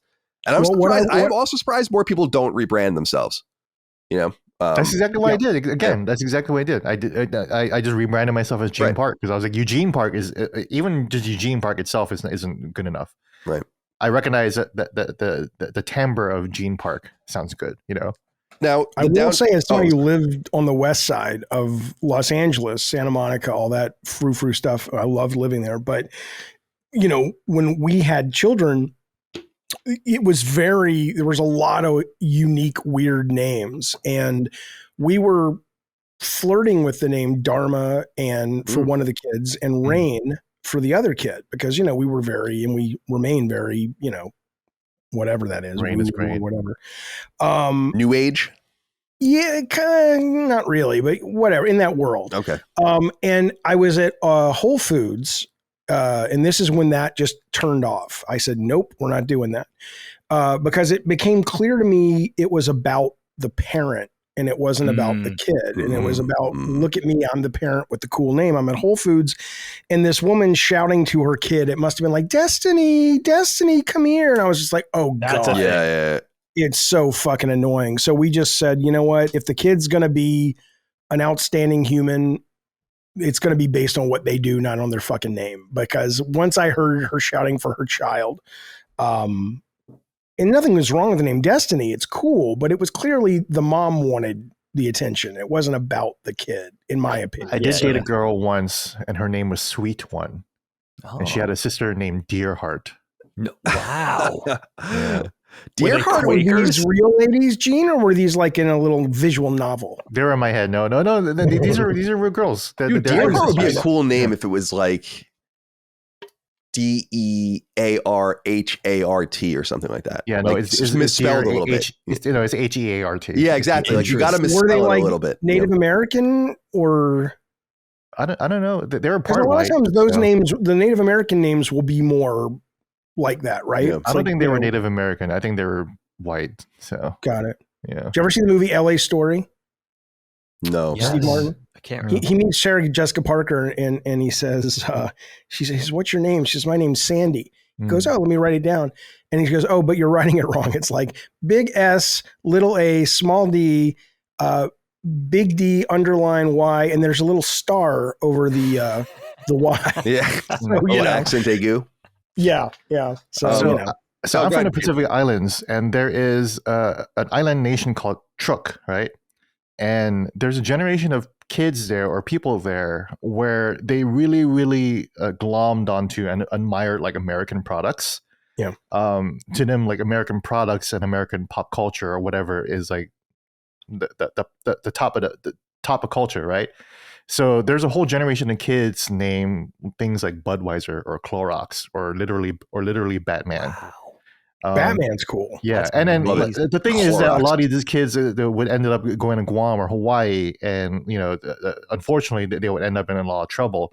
So I would always be reading the police blotter, and there would always be guys named like Spider-Man or Batman or or like Cheerios or whatever like that, like in the police blotter. It's always like the most heinous shit, like murder and everything like that. It was crazy. And then there was actually this whole family of 7 kids. And they didn't even have names. They were just called J1, J2, J3 through J7. And every time I heard in the police scanner, I was like, "Hey, one of the J's are out." I'm like, "Oh fuck!" That's when like shit's really going down when one of the J's escaped from prison. That's right. It's like, "Oh fuck, it's J6. He's the worst one." Oh, Jay-Z's coming. Fuck. Wow. A postscript on this topic before we exit is just I brought up Colin Powell before, and that was an inflection point for me in my name because no one really called me Colin unless you wanted to be a dickhead. Like dickhead to be like, "Oh, hey, Colin," Right. That didn't even really begin. No one even knew what a colon when I was a kid. That like wasn't even a thing. It wasn't really until high school where it's like, "Oh, hey, Colin," if you want to be a cock. But Colin Powell becoming the most famous Colin of all time, probably at this, I would assume, or at least in the United States, I would say. Is it spelled the same? Yes, it's the same name? Colin. And it's worth noting the first person I met, which was at daycare, like after school daycare in 4th grade, is 2 L's. So there was a differentiator between us, which was nice. Oh. And which is more British. I think the Irish spelling is 1 L as I understand it. I don't really know, or the Gaelic kind of spelling. I'm not quite sure. But Colin Powell coming on the scene, and he was on the scene for a long time, but then becoming Secretary of State, where it was like, "Oh, your name's Colin." I suddenly, when you would get read your name in the attendance sheet at the beginning of the school year, it's like, "Oh, Colin," and it's like, "No, Colin," and then you get little Snickers or whatever in the room, and it was all because of that dude, because he ran around the world, literally around the world, went to the UN, and straight up was like, "My name is Colin," and it's like, no, it fucking isn't. Everyone knew his pronouncing as Colin too. Yeah. I mean, was that just wrong, or can the name be pronounced? Oh, it could probably be pronounced any. The thing is that he's the only one I know of that ever said it like that. I'm sure that is the way they said it, but that is not, that ruined it for all Collins. That's something that a lot of Collins can relate to. Dagan, if you ask your friend Colin that, I'm sure he'll say the same thing from that era when people will just have started calling you, thinking that that's the way it was. "Oh, I've been saying it wrong." Or that's just interesting. And so that's an interesting thing about Colin. And then I finally worked with a Colin at IGN for a little while, and that annoyed me because at that point I was like, "No, I am IGN's Colin. You're the Colin." Yeah, absolutely fucking not. In fact, you might remember, Jeff, you might remember this, that on like IGN's old message boards and on their posts, it would be like the name -IGN. Right? Would be like the name. IGN Colin. And Colin -IGN was taken by like someone, and like it was, so that's why I was Moriarty -IGN on IGN. And that's like how that became my handle, was because that name was also taken, which frustrated me. And I couldn't get Colin@IGN.com, the email address either, which annoyed me because that was a very common like once you became bigger there, you would just get the full name, but that had already been taken. I will say though, both of you, Gene probably didn't have the problem. I didn't have the problem. My brother did, because his name is Philip and the way it was spelled. Mm-hmm. But for Colin and for Muffin, I assume when you guys went on road trips and stuff with your family, you can go in and get like little license plates with your names or things for your door. You guys were probably consistently like, what the fuck? Spent my life. I still look. No, there's still no Eugenes or Genes out there. Especially I'm surprised by that. You'd think Gene and Eugene would be relatively common, but you don't think. But then, I don't know how many times. So people don't know how to pronounce Gene. So every time I order like coffee, so I don't call myself Gene at Starbucks. My Starbucks name is Jack. Because they always mispronounce it as Genet or Genie, and I'm like, do I look fucking French to you? Yeah, Jean. Do I look like a woman? Yeah, I, like Jean or whatever like that. Like at least call me like Jin or something. At least like be racist and make me Asian or something. Yeah, like, definitely, fuck, dude. Like I don't even look French. What is Genet? Like you should go by just Park. Buddy. Park. You should just be Park. No, but cool. people get that confused too, Gene Park is one word, all lowercase. Yeah, exactly. Yeah, I love it. Yeah, that's what it is. That's why I introduced myself as Gene Park, because it sounds distinctive. Hello, madam. I'm Gene Park. Yeah, it's nice to see you here at the club. Works all the time. All right, are we satisfied? Dagan? Yeah, Kyle. I don't think I've ever told you this, man, but I always loved your name and that added to my frustration as a kid, because all of my siblings, all three under me or after me, have like normal-ish names, like novel with some degree of originality, but not freakish like mine. So it was Dagan, Dana was 2 years later, then Allie, who's 5 years younger than me, and then Colin. So I feel like mom and dad hit their stride with your names, and it's Allie, not short for Allison. It's just ALI. So again, original, but not names. In a standout, like you guys got through childhood really without getting made fun of, because you want to hear something weird. Something about Allie is that, and it was funny, is that after 9/11, she started getting pulled out of TSA lines on a constant basis. Oh yeah, Jesus Christ, yeah. Like Allie is Ali. Oh, Ali. It would just go through, and it would just be like, "Yep." Isn't that so funny? She was profiled. She's just some Italian girl. Yeah, exactly. And she looks really, you know how she looks. She looks really Italian. I do like it when people name people after books sometimes. Like the guy who used to run Sony Japan and Sony Santa Monica, Alan Becker, he has a daughter. And, I'm a huge fan of the book series Dune, and he is as well. And he named his daughter Aaliyah, that's pretty, which is Paul Atreides' sister. And I just thought that was the coolest fucking thing to, I think looking back, I think it might be cool to name kids after books you love or movie characters or something. That's what our sister Allie did. I named my kid Indiana Huckleberry Jaffe, but my wife, I'm not even fucking with you, but my wife shot it down at the time. Allie, our sister Allie's daughter's name is Ayla, which is after the main character in Clan of the Cave Bears. Very cool. Yeah, that's awesome. Right. I'll tell you guys something sad. Her middle name? I have a friend who named his son Anakin before the prequels came out. So while Star Wars was still highly regarded, at least in our little nerd culture, our little nerd orbit, he named his son Anakin, which everybody was like, that's cool. And I didn't see that a lot. And Anakin must be, God, I mean, he's got to be in his 30s by now, right? Or that's something. Crazy. Maybe 20s. My friend has a son named Jedi. Oh, you're kidding me! That's a cool name. That is kind of cool. Yeah, you never think about it, but it's like, oh yeah, that's a dope fucking name. I hope he gets thrown in a locker. Colin's like, I just want to fucking kill him. Who's got the high ground now, Anakin? Annie. Dude, I would do the Watto if I knew Anakin. I'd do the Watto like Annie. Yeah, kind of in all the time. Hey, what are you doing here, Annie? Yeah, yeah, exactly like that. That movie wasn't racist at all. No, blockade is a perfectly regal. I mean, come on, what the fuck? I don't think George Lucas was racist. I don't think he's racist either. I just think he doesn't know better. I just think that's just me being like completely like generous, right? It's racial. I don't think he's racist. I just think that he just thought that's how he's like Pierce in the show Community is what George Lucas was like in that. And indeed, it's funny because Dagan and I have said this before when we did our 3-part episode of rewriting the new Star Wars movies to make them more interesting. I was saying that part of it's just interesting that I don't even want to we can't even get into Star Wars right now. I don't even want to. Every topic goes back to Star Wars. It's hilarious. I'm sorry. I can't. I'm sorry. I'm just going to interrupt myself. Fun. Well, you see, it rhymes. It's organic. That's why. Exactly. I just can't. I'm sorry. I'm going to stop myself. Star Wars. Yeah, it does. I have to give Star Wars that, you know. Yeah. I'm sorry. I'm not even. I'm literally for the first time in my life going to be like, just don't. Resist. Watch The Black Hole, though. I watched The Black Hole recently. That still holds up. Believe that or not. It was terrible as a kid. Terrible as a kid. Gray as an adult. David Lynch's Dune. I'm only mentioning this shit because you mentioned Star Wars, and I've been on this tear lately of like 80s and early 90s sci-fi that's not Star Wars, like 2010, the year we make contact.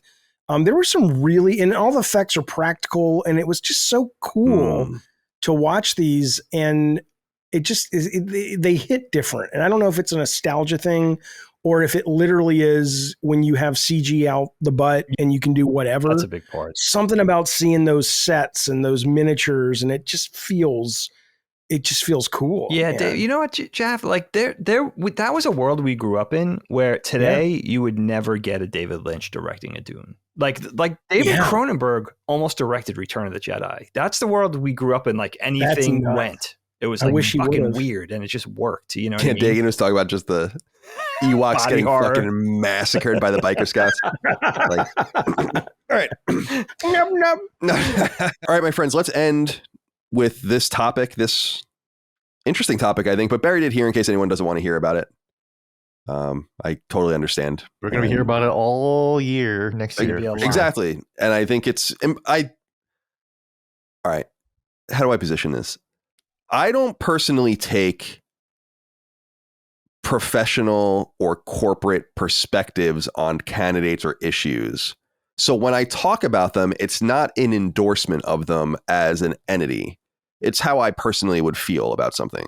But we have a unit of people that we work with that run the political gamut. Chris is very far to the left, so I think is Jaffe, and then we have people I think further to the right than me, like I would say Dustin, and I think Dustin is actually, yeah, definitely, yeah. And so I want to just say that at the top as we get more into partisan politics and talking about candidates and all that kind of stuff as the show evolves. I'm sure we're going to be touching on it many times because it's interesting, but I want to just let people know that, especially if they're newer to the content or don't know that, I don't give a shit like what you think or who you support. It's not important to me. As long as you're not like a straight up fascist or something like that, or like a legit communist, then I have beef with you. But even then, that's your right to be those things, I guess. I just don't want people to come off as, I don't want to be preachy, because I know that a lot of content's preachy, and that's not what I'm trying to do.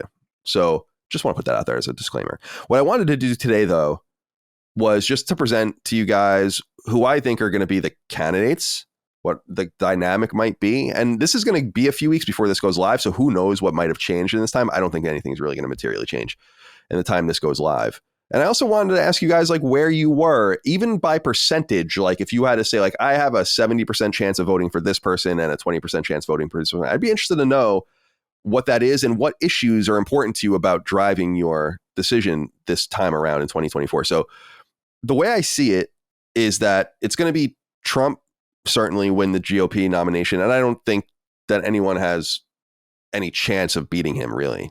I think that's pretty clear. I think it's becoming more encapsulated. If you watch this, and I watch the Sunday shows every week, and if you listen to them over the many months, it's like, oh, it's still early. It's still early. It's still early. It's still early. It's like, it's not. It's still early anymore. The fucking Iowa caucus is January 4th or something like that. It's on. It's game on. So it's going to be Trump, I think. And I think it's almost obvious that it's going to be that Vivek Ramaswamy candidate as his VP. I think that that's a marriage made in heaven and a very compelling ticket, actually, for a lot of people. And I think that I don't want to be so craven as to say that it's already set up, but it seems that way. Just the way that they both act, and Trump will talk shit about anybody, and Ramaswamy won't say a word about Trump. And so I just. You think they're setting it up? Yeah, I think that Trump would be a dummy not to pick him as his VP. I think that's a very compelling ticket, especially with the promise of like this, I'm going to be termed out after this term, set up the young guy from Silicon Valley to take on the reins or whatever. I think that'll be very compelling for a lot of people. So I think that's the way it's going to be. It's going to be Biden and Harris, presumably, although, and I'd be very curious to touch on this with you guys if you would like to talk about it, is will they do something crazy at the convention and try to get someone else on the ticket? Will he back out? It's really too late to have a real primary. There is a primary. Marianne Williamson is in the primary, and Dean Phillips actually is running now, who's from Minnesota.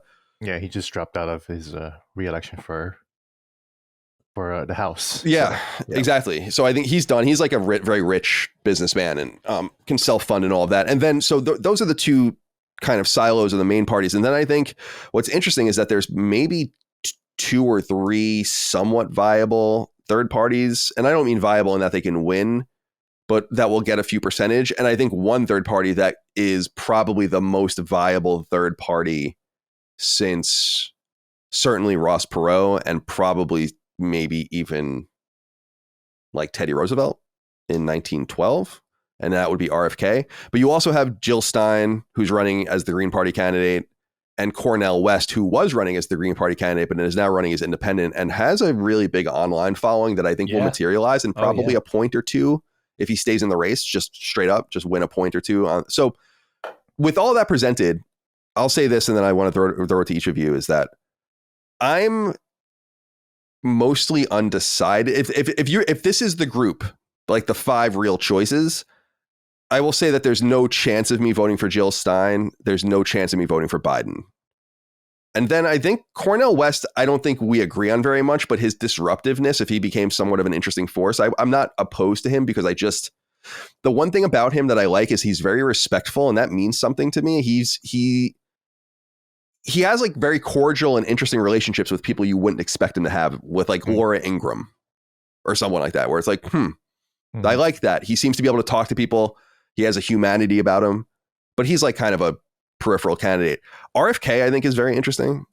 Although, and I think RFK could really win even electoral votes if things go the right way, because I think this is a unique situation where I think a third party could, again, winning 270 votes is almost impossible for a third party, but it's where it could really be disruptive.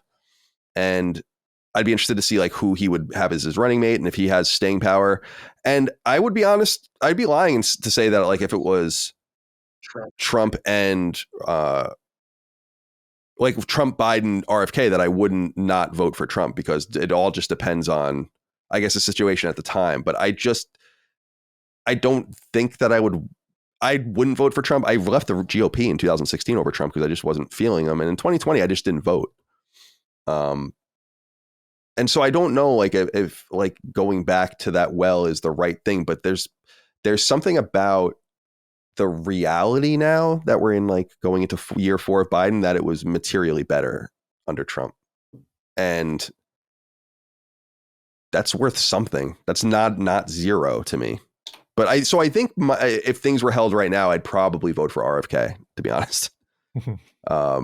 With maybe Trump as like a secondary character in the background. Trump Ramaswamy is a very interesting ticket to me because I do like Vivek Ramaswamy. I think he's annoying to a lot of people, and I get that, but I think he's exactly what the GOP ordered in some way.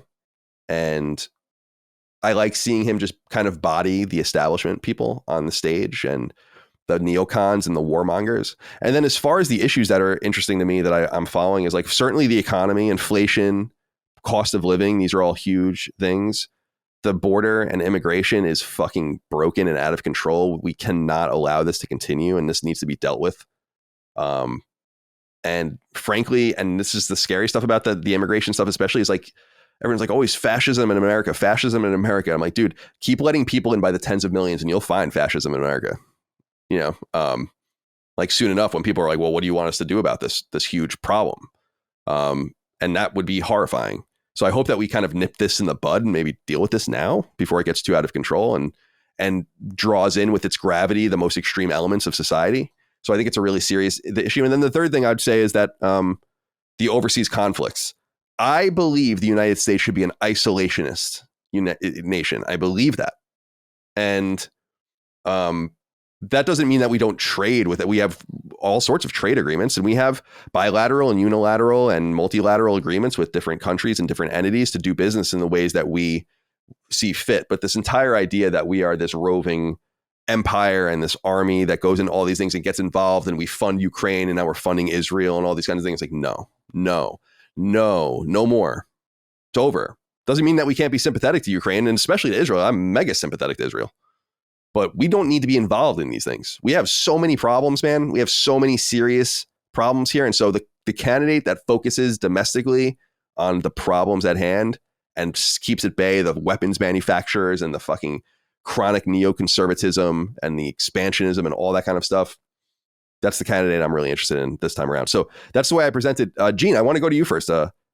Where are you in this kind of gamut of candidate choices, topics that might, or, you know, subject matter that might be interesting to you in terms of how you would vote this time around? Where does this take you?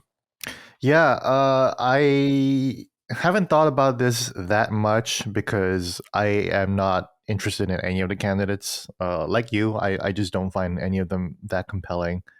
So I probably would just sit out of this election. I probably wouldn't vote for any of them. I'm not. To your point about the Trump and Biden years, I think it is interesting to note how bad it has gotten under Biden. You know, this is not great, and I think that's why you see a lot of people start to reconsider Trump, even though that they probably have forgotten a lot of the headaches, administrative headaches that he put the federal government through, right? And he doesn't really do anything, right? But to your point about like weapons manufacturers and everything like that, he's got to weigh in. All he needs to say is, and I think I said this before, even on Sacred Symbols, but or LSM, but he just needs to say, you know, no more war. Like, you know, whatever is going on in Israel and Gaza is horrible. Both sides are horrible. He could just say that and say, but why are we doing this when we have so many things at home? And he just focuses on domestic issues and just keeps it again. It goes back to his original America, focus on America, build an American message, right? And he's probably not going to do any of that at all, right? But if he just runs on that message, he'll probably win, you know, because a lot of people don't want to see any of this.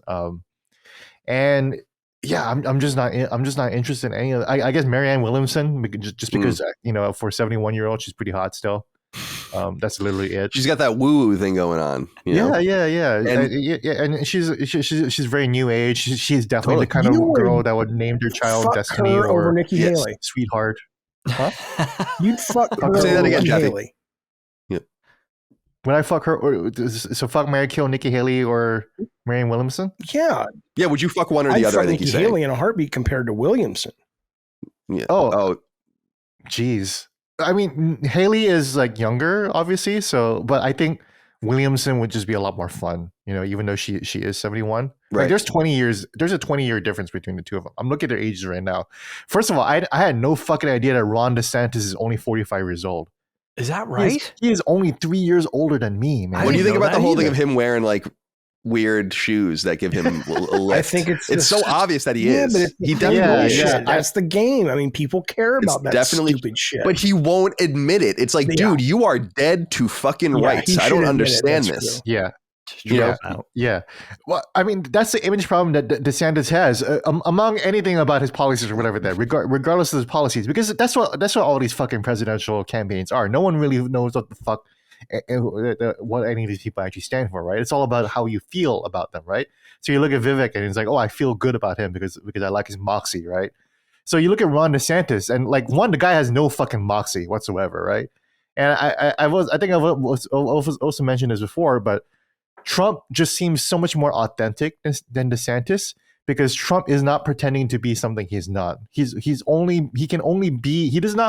Trump does not know how to pretend to be something he's not. He can only know to be himself, which is a businessman, which is authentic for him, right? At least a wild, angry businessman, right? Well, can I say this, Gene, that there's what you're saying is right on in that I think there's a really special political calculus to Trump that realized that there is no reformation arc for me. Because if I start to be normal, they're always going to be like, but you said that, but you said that. And there's like, so I'm never going to live any of it down anyway. I'm just going full in. And it was kind of the right move, you know? Yeah. And then so you have DeSantis wearing platform shoes, right? To make himself he's got this Napoleon thing, and he doesn't know how to walk in them. That's a crazy thing, right? You know? He walks just as bad as Biden. Yeah, which is crazy. Is affecting your vote. It would. Are you out of your mind? I love you, Gene. Are you out of your mind? I mean, if he's walking on stage, like wiggling his legs around like that, like, is that someone you really want to trust? Come on, you know. I personally think that it's. I hate DeSantis, but are you kidding me? I mean, that's terrifying that people vote based on shit like that. I would look at how Trump won. What I'm saying, well, I didn't say anything. What I would, well, hold on a second. What I would say is that, and I think this might be what Gene is saying, is that it's hard to vote for a person who would do that. Mm-hmm. Not that he is short, you know, but like someone who's like, this is relevant. But trying to take over the fucking government and not leave the presidency is, well, that's okay because he's got moxie. What? Well, no, I'm kind of taking a devil's advocate view anyway, because DeSantis was my person in this. Yeah. In this, he was, yeah. In this whole thing, I've just given up on him because he's done. He's done. You know, it's he doesn't have it. Unfortunately, the thing that, you know what I've realized and what I've learned, and I'm really going to learn it this time. Like I really am going to learn it this time, because I thought I learned this 3 other times in my political past, is you have no fucking idea who's going to win the primaries early. Like it takes time. I remember it goes back after I was like, Giuliani, of course, is going to win the primary in 2008. I remember thinking that. And then he got nowhere close to winning the primary. And then Obama obviously was beat Hillary and really pulled that out. And then the same thing happens over and over and over again, where I just never call the right person. And I thought for sure it'd be DeSantis. I thought for sure, because of the win margin in Florida, and 2-term win margin in the second election, plus like a lot of progress, in my opinion, on things, whether you agree with it or not. Like things are happening there, and it's an attractive state. Its net population gain is amongst the biggest in the entire country. While it's my boss Jeff Bezos just moved there to Florida, right? Dude, the antithesis is, no offense to California, but I lived there for many years. But it's California, where California's net is going to lose. Lost a house seat. Yeah, because it's a bad place to do business, right? Yeah, certainly, dude. I saved so much money when I left California, just personally. So, Jaffe, where are you on this? On the way things are shaping up and where your vote might go in 2024? Right. Yeah, and to be clear, I'm not voting for DeSantis or anything like that. I'm just saying that he looks like a fucking clown with those shoes on. I agree with you. It's clownish for him to deny that he's even trying to do that, that's the point. It's nothing to do with his height or his insecurities. It's the way he's dealing with those insecurities that makes me think that is not a man. That is not a man. Period. How many women has he been accused of raping? How many abortions has he paid for and still stacked? Okay, I don't want to get into it. Here's the deal.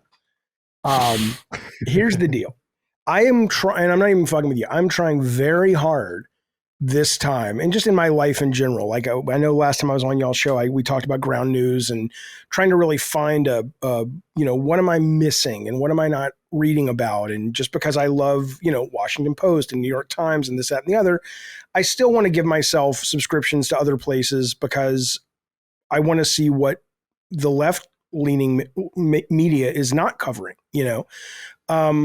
So I really am making an effort. And even to the point that if somebody were to say the candidate were Nikki Haley or the candidate were Chris Christie, I would say, okay, I still would prefer a Democrat. And frankly, in California, it's going to be Biden anyway. It doesn't matter if I even vote, but I will, of course. But if when Haley stood up there and she said in the debate, she's like, look, I'm not a fan of abortion. But I also understand that the majority of the country is, we're seeing all of these wins for pro-choice in all of these states all over America.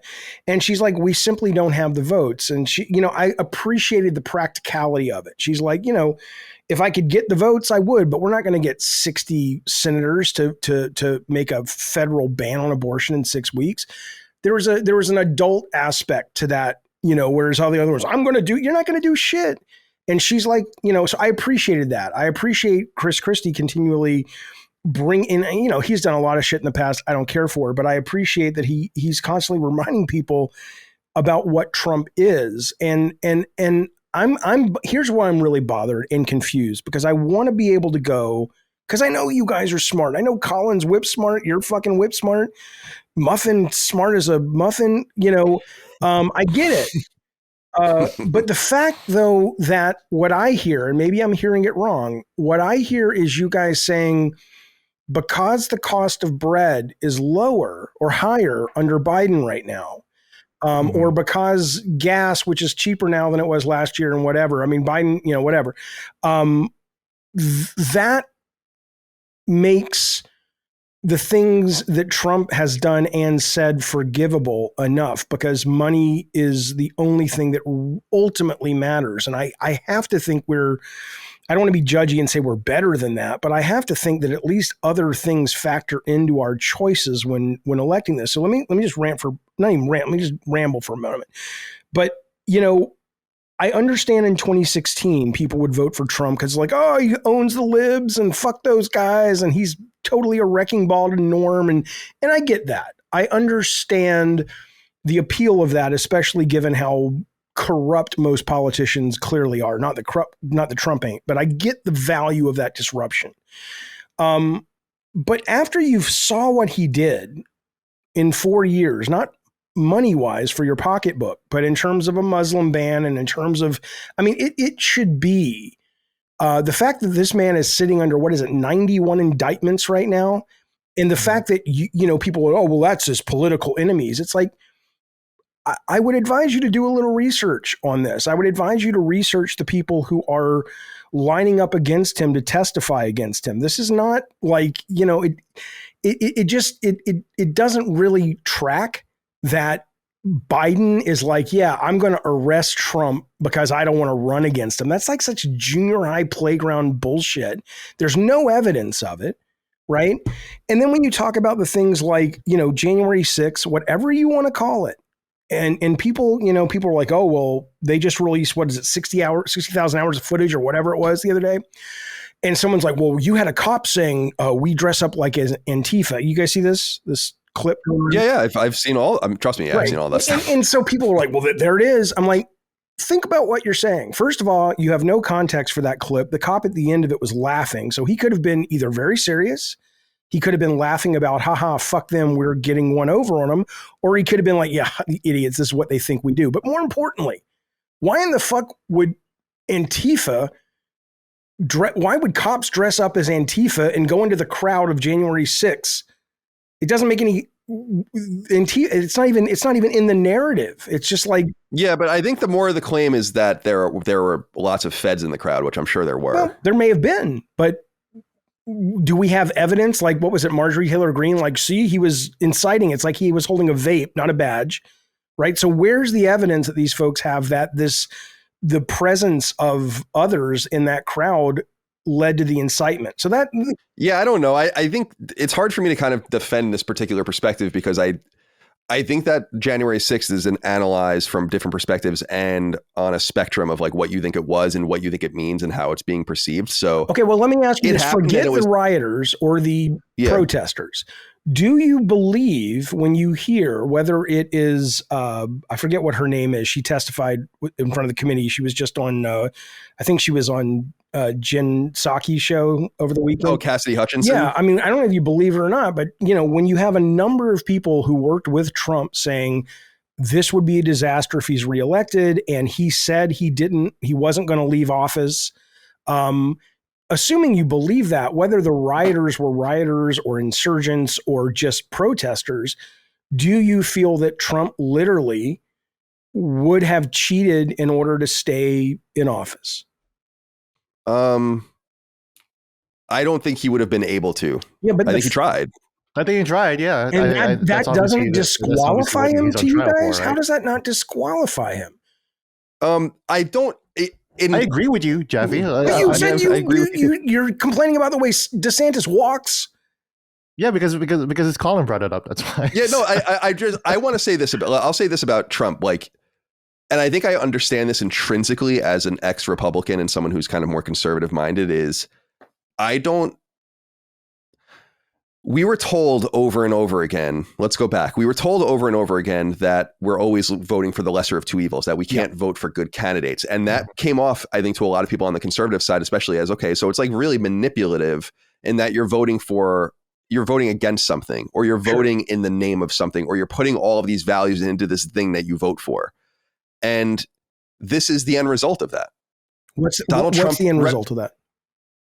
Donald Trump is the end result of proxy voting like that, where he represents everything that the conservative movement in the United States, loves, and the liberal establishment hates him, so they love him. And it is that sort of reductive. It's really easy for me to see it. Like, it's that sort of reductive. This is why I'm surprised that that the Democrats and the powers that be weren't much more organized. They should have never charged him with probably anything. Anyone who thought that was going to blow, like, I remember all of those things coming out over and over again in the different states over the months, and watching his approval rating go up and his vote, like his share of the primary getting higher, and him starting to beat Biden in head-to-head voting. And I'm like, I could have told you that was going to happen. Yeah, but that's such a cynical view. The guy, unless you think it really is a political witch hunt, which I've not seen evidence of, and I've been looking for. I do think that is. Okay, so you're telling me for the most part. Well, okay, you're telling me that when he called the Georgia Secretary of State and said, "Find me votes," or when he basically, according to a judge recently, I think in Colorado, said yes, his First Amendment rights do not trump the fact that he incited a riot. You just think these are just lies? Well, no, I think that it depends. The Georgia thing, I think most people would agree that in addition to maybe the papers case is probably the strongest case against him. Yeah. And I would agree with that. The Georgia one specifically, because I think the argument's weak that it's like like about the 11,000 votes and finding the votes and what he meant by all of that. It's shady. However, I also think that, and this is not what you're talking about, but there's a reinforcing principle behind all of that it wouldn't have been allowed to happen. So that's like, where do you get that it wouldn't have been allowed to happen? Because you can't have a coup d'etat without much more than what I think Gene might agree or disagree. I don't know, but you don't have a militaryless coup d'etat. The military hates Donald Trump, like at the highest levels. The rank and file don't, but like the Joint Chiefs of Staff, you would need to have the Secret Service. You would need to have people inside the Senate and inside the House that were actually in on it. And this, you don't see that happening when it comes to the judges he's appointing, when it comes to the new House Speaker, when it comes to the Supreme Court. You don't think he's kind of putting his pieces on the table? Because that can be dramatic. I want to be real careful as a left guy, just like the right. You can get caught up in the drama of it, and it's like, oh, he's Hitler or whatever. And I'm always trying to be careful of that. But at the same time, it does look like he's positioning a number of individuals into positions of power so he can. I mean, look, if it wasn't for Mike Pence, that was McConnell. Huh? That's McConnell's playbook. Trump was just following it basically. Either way, he was a shithead too. Yeah. He still is. When he's I'm not. When he's moving. Yeah, when he's he's conscious. But, yes. Okay, but here's my bigger question: is I'm so fascinated by this. I really am. I'm like, when Republicans here or people who are considering voting for Trump here just this week, because I get 2016, but now that we know who he is, what he's tried to do, what he's willing to do, you're even saying that he would have stayed in power and cheated, and we know what he is now. It's not just haha liberal tears, but I'm going to go off and do some good. When he then talks about, and I don't want to hit the vermin line, but everybody's talking about the vermin line, when he's calling his opponents vermin, but more importantly, the one that bothered me was he said the illegal immigrants coming into America are poisoning our blood. When he's talking about the day he gets into office again, even though he may not be able to do this, marshaling the military in order to go and jail his political opponents. When Republicans hear these threats from him, I could be wrong, but I get the sense most Republicans go, oh, that crazy Trump, he's getting lib tears. And they don't really understand, and maybe they do and they don't care. But I mean, when you hear him speak like this, that doesn't make you go, that's disqualifying. He may not, he may make the libs lose their minds, But there's a point where we've crossed a line where it's like we're still all Americans and we still love democracy and we still don't want to fucking live under a dictator. And am I just reading the room wrong, or don't you guys? No, I don't think you are. And I don't think that you're even making bad points. It's as I said earlier. Yeah, you're right. But how can I be right when he's leading in the fucking polls?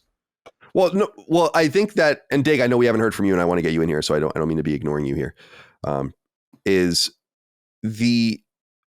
is a multifaceted issue that I think I agree with you from most perspectives, because I look at him as a carnival barker personally. Yeah. And I have to reiterate, and I'm not trying to like pat myself on the back. You'd have to go back to Kind of Funny, because that was when it was all happening. I was vociferously against his candidacy and literally was like, I voted for fucking John Kasich in that primary. And for the most part. Yeah. And I was like, I'm out. I'm literally not a Republican anymore. And I was a Republican my whole political consciousness. And I voted for Gary Johnson in that election. And when Trump, even though Trump was clearly a better candidate than Biden, I think just manifestly, I was like, to the things you're saying, I'm like, before January 6th, obviously, I was like, I'm not voting for this guy. Like, I just can't do it. I think that there is a disqualifying element to a lot of the things you're saying, certainly, which is why I say he has like this fringe possibility in my own framework as I present my pie chart of like, but if it's literally going to be something like no RFK, no viable third party candidate, and comatose fucking Joe Biden, or at least the guy who's alive. No doubt. I'm sorry, dude. I don't know what I do in that situation. That's just the straight up reality. But the thing I want to underline from my own perspective is I don't take issue with people looking at what happened on January 6th as criminal, because it is, and it was totally unacceptable. It's fucking crazy. It was crazy. It was totally crazy, precipitated by lots of different things. I don't care if there were federal agents in the crowd, all of that. That's not really what's important to me about it either. But I do take issue with people saying like it's an insurrection, because to me, I'm just like, no, it's not, because so much is required to get to where people think that was going, and it wouldn't have happened. That was your point about the coup d'etat and the military leaders. Okay, right, exactly. Like it wouldn't have happened. You cannot take over like that. Okay, let's assume that's just semantics, though. What you're saying, though, is you're still, not you, but these people who are supporting him are still throwing their weight behind a guy that, given the right scenario, if he could have pulled those levers, has made it very clear he would have been okay with an insurrection. It's not like Trump would have been like, I was just teasing. He would have been like, yeah, well, if I could get all this, I kind of hoped I would, right? I mean, you don't think he was just teasing, right? Oh, no, I don't, because totally. But I think it goes back to like, no, I don't. This is why I think that the false elector stuff is very shady, and they were trying to use the machinations of small R Republican government to make it legitimate, which is really unsavory and fucked up. But the point is that the federal government would have been like, those aren't the electors. They don't count. Like someone at some point would have been like, you're not president. And that would have been the end of it, because the Secret Service wasn't on his side, because the military wasn't on his side, because he had nothing to back him up. Okay, so what does it say to you then? Why are these people behind him? We're talking about this. We agree on the same thing, but what I want to know, and I know you're not Republican anymore, but what is it about the mindset that, and again, I'm not saying the left doesn't do it too, and doesn't have history of doing things, not as bad as Trump, I don't think, but who knows? But certainly a lot of people will vote for people even if they've done some bad things, because there's a bigger ticket in mind. But how is it that he is so popular at a level of, I will vote for him and put him back in office?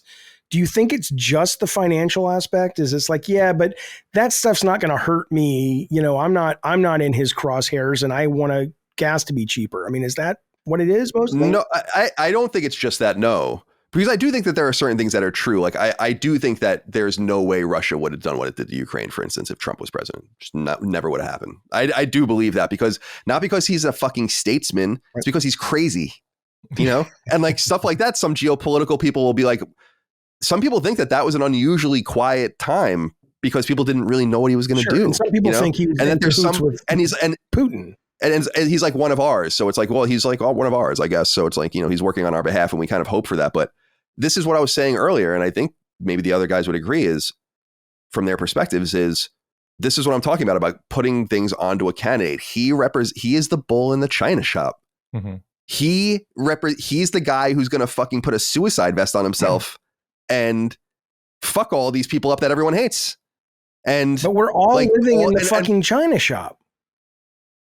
What'd you say? I said we're all living in the China shop, though. That's the problem. No, I don't. I mean, like earlier you said that's cynical, and it's like, yes, that is. We live in a cynical world. That's right. It. But that's true. But I also don't think we all live in the China shop. Like sending someone in. This is what bothers me. We all know how fucked up the domestic situation is here. Not only with money and interest rates and the value of things and how much things cost and destitution and fucking tent cities and illegal immigrants by the millions pouring over the border, right? And all of these different things. And these motherfuckers in the House and the Senate are most worried about where's the money for Ukraine? Where's the money for Israel? What about this fucking stupid thing? What about this stupid fucking thing? What about this stupid fucking thing? What about this stupid fucking thing? And Donald Trump is the one who's saying, I don't think so. Okay, like, I hear you. I hear you. And whether or not he believes it or not, and whether or not it's true or not, that's these fuckers really believed what they're saying about immigration. You know who they'd be going after? The fucking business owners that employ all the fucking immigrants that come over here and they give jobs to. If they really wanted to stop it. Jaffe, I don't disagree with you, but the other reality is, or we could have built the wall. The wall, and we built some of it didn't seem to do much. I'm just saying, like, I'm answering your questions. But you're not answering them in a way that anybody who, has evolved out of Neanderthal level, and I know they're not, because you're playing devil's advocate, but I'm not opposed, the Democrat, this idea that the Democrats just want open borders. It's just, can't we get beyond this idiocy? But what do they want? I imagine what they want, from what I hear, and certainly what I want, is we want to have a process and we want it to be legal and things like that. But we also need, as a lot of people say, the city on the hill, as the beacon of freedom, blah, blah, blah. We want to be able to say, look, there's a lot of people who look to us and they're in a lot of pain. And they are running for their fucking lives from these awful situations. And yes, we're not just going to let them come into the country. But maybe there's something we can do. Maybe we can at least go, okay, we're not going to do what we've been doing. But Trump's suggestion is, I'm going to round them up and build huge fucking camps. And I'm just like, okay, that solves a problem and it creates another problem, right? I just think it's like, why does it have to be so fucking cold? I mean, these are humans. First of all, I don't think you can even deport the people that are here at this point. Like I'm not even interested in that at this point. I'm just interested in stopping the flow. Do you really think a wall would do it? I mean, the parts of the wall that we build, it's not like that immigration is much better. I think if you literally built a wall along the southern border, it would literally be uncrossable. Yeah. I'm going to say one more thing, then I'll shut up, at least till the end, because I know you guys haven't said much, but I gotta say this about the wars. Explain this to me. I get it. I get the isolationist view. I really, really do.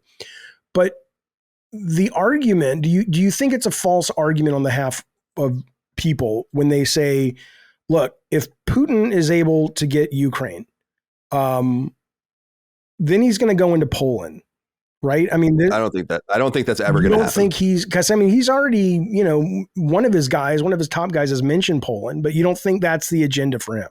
I mean, I think that would be suicidal. That would be the end for it, because that would be in Article 5 of NATO. And you think Trump, who's basically said, I want to get out of NATO, will be there for him? By the way, I don't mind the idea of getting out of NATO. Okay. I've said that for many years. That's fine. But Article 5 of NATO is not going to mean much if we're not there. No, I mean, well, as long as we're part of it, we're bound to it. And in fact, we're the only country that ever activated Article 5 after 9/11. So we have to be careful about being too cavalier about it. But so from our perspective, but no, I just don't think they would be. My personal perspective is that I don't see why they would just instigate NATO countries. Okay. They just don't. I don't. That doesn't pass geopolitical muster to me, just because that would require a certain response. They know that. It would be a nuclear war in Eastern Europe. It would be fucking the end. Okay, the last thing then is, what about Israel? Yeah. So I'm not on the side. I mean, I hate Hamas. I think Israel deserves to exist. I hate Netanyahu, blah, blah, blah. I'm pro-Palestinian civilians, humans, of course. But the argument on that side is, well, if we don't help them, basically we're giving Iran a pretty good open shot to get the nuke. And then they're going to basically destroy Israel, like literally destroy that country with a couple of nukes.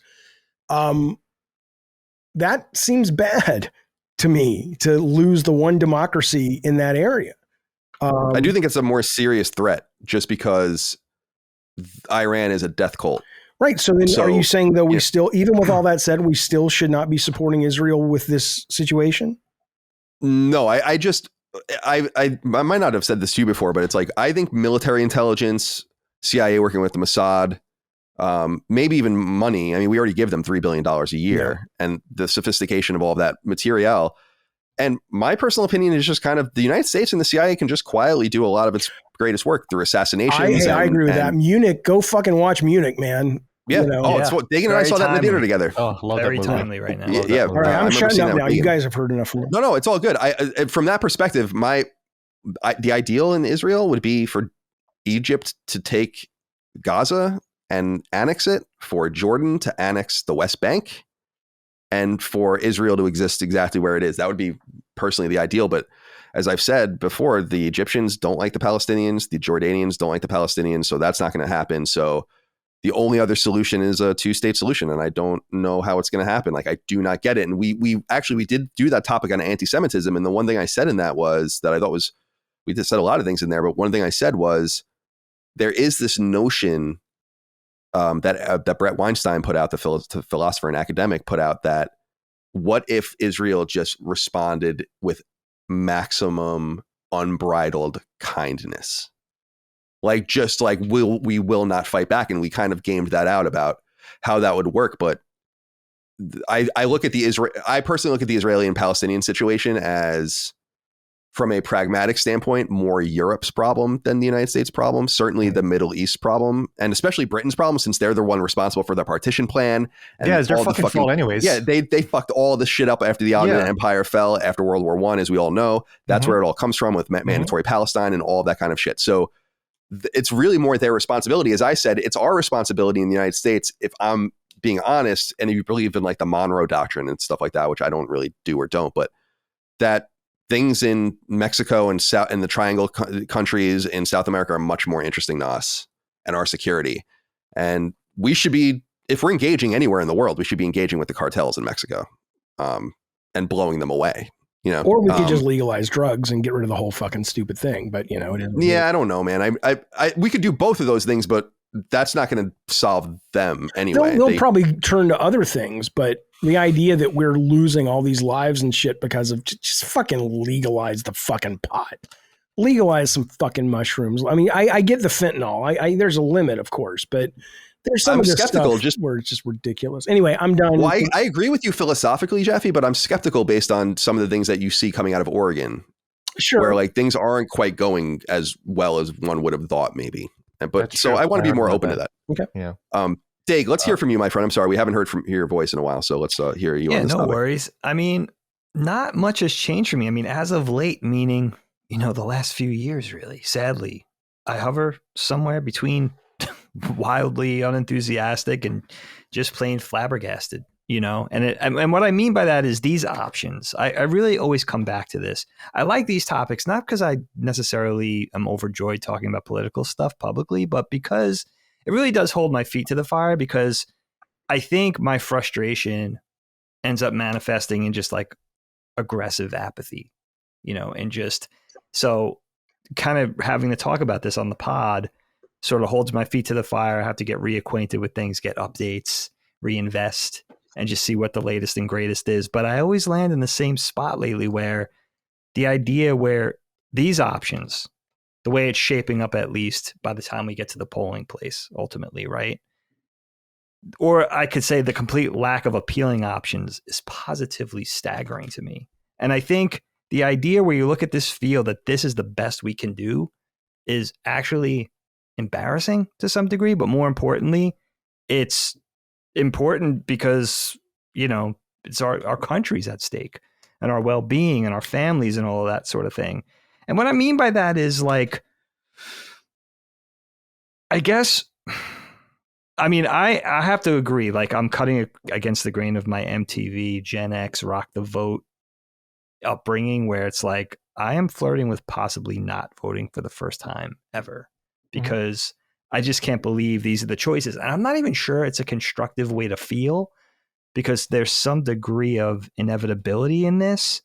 But I think sometimes as a people, we get placated into thinking, okay, like, I guess these are the options. So I'm going to pull this lever. I'm going to pull this lever. And I just come back to the fact of like, why there's so many smart people in this country, so many educated people, so many well-meaning people, that I just can't believe ultimately I'm going to the thing to vote for Trump and Biden again. Like, it's just like, where is the reset? But Dig, isn't that what it's like deja vu? It's what I was saying earlier, where because exactly what you're speaking to, which is what I was saying about the House and the Senate, where it's like, oh, you want different candidates? Oh, that's nice. It's actually insane. It's the same thing the House does. It's like, oh, you want, medicine? Right. Or you want borders? I don't know what it is. It's What, are you kidding me? We need to make bombs for Ukraine, you fucking idiot. I don't think it's immediately. Okay, but it's not like they were making the medicine and the borders before the wars. I mean, they don't work for us is the problem. They work for That's what I'm saying. Like, and that's kind of the whole point about Dagan saying, like, dude, 6 months ago, Washington Post had fucking data saying like 70% of voters don't want this. 70%. And they're like, oh, we don't give a shit. Yeah, because they don't work for us. I mean, it's the crazy. Unfortunate reality though is that abstaining is not gonna work. So no. But go on, Dick. No. I mean, I know I'm not the only person that feels this way. I know this is the large sentiment of the populace, and that there's obviously a huge power imbalance because that sentiment is never heard, and it gets to the point of being like a din, like it's a cacophony. Like, how much louder can we say that? And I say this like, for me personally and my political leanings, I mean, I really like Cornel West. I think he's a great intellect. I think he's very refreshing in that he comes with a high degree of wisdom. He's of a certain age, but he's not too old. Definite humanity, definitely in the exchanges I've seen with him, respectful even of the other side politically. He's a gentleman, but importantly with him, I have a vision for him. Like, he could usher in a really high level of diplomacy backed by intelligence that, even if you are of an isolationist mindset, which I'm not personally, but even if you do think that way, somebody like Cornel West could be valuable in that regard because, listen, China's not going away. Putin's not going away. These are things we have to deal with. We live on a world stage. It's not just the United States of America, right? So I could see him being really effective, but it's that whole thing of such a long shot that it's that level, it's that high degree of frustration where it's like, why even get my hopes up? And it's going to really boil down to this old lesser of two evils adage again, where it's like, and I think that ushers in an apathy, and I think it's dangerous for the country because I think people ultimately throw their hands up and walk away. They might not come back. They just get so fed up. And that's what a lot of people are saying about Biden right now too. A lot of the youth folk, they're just like, well, what's the point? That's the dangerous thing, Gene. I agree. Like, that whole sentiment of what's the point in quotes, where I personally am much more politically aligned with Biden, but the guy's ineffective. Like, is he the better choice than Trump for me right now? I don't know. But the fact that Biden's the best choice on the blue side is fucking bizarre. Like, no one's just saying, like, really, this is how it's going to be again? A lot of people are saying it. Biden, like Ginsburg, should step the fuck down at this point. It's cartoon. I agree. 100% agree. It's getting to cartoony levels now. But again, so should Trump, frankly. I mean, it wouldn't be a bad idea if it was just like, you know what? We'll take Biden off the board if you guys take Trump off the board. Then fine. It's Gavin Newsom versus Nikki Haley or whatever, or Ramaswamy, whatever. Right. Because at least I don't think those people are going to try to take over the fucking country and turn us into the Handmaid's Tale. That's true. I think, you asked about Nikki Haley and Marianne Williamson earlier. Like, I would fuck Marianne Williamson. Yeah.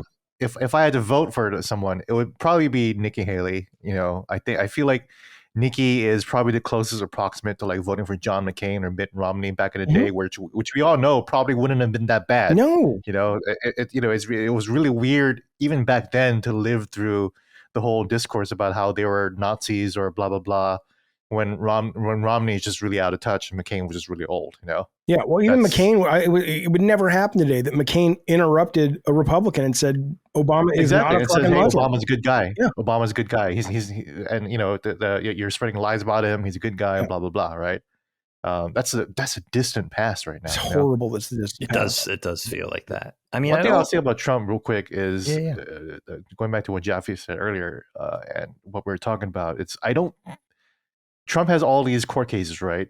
And as someone who is in the mainstream media and is like watching these analytics, I'm not just talking about the Washington Post. I'm talking about like, you know, CNN and everything like that. And I hear all the stories.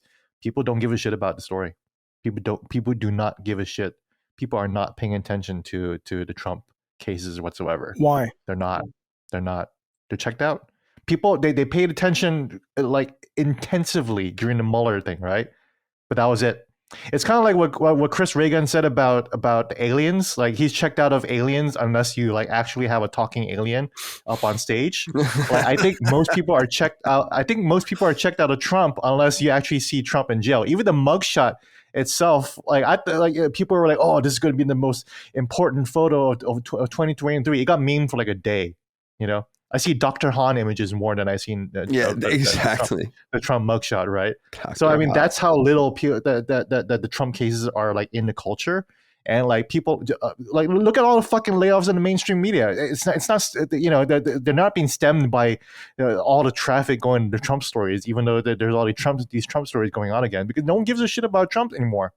You know, well, they're only going to care if he's actually in jail. That's it. That's the mugshot of him behind bars. Just like Chris needs to see the alien up on stage in press conference. Yeah, it's interesting. We're just not at that point. And the Mueller investigation exhausted people, and there was like no climax.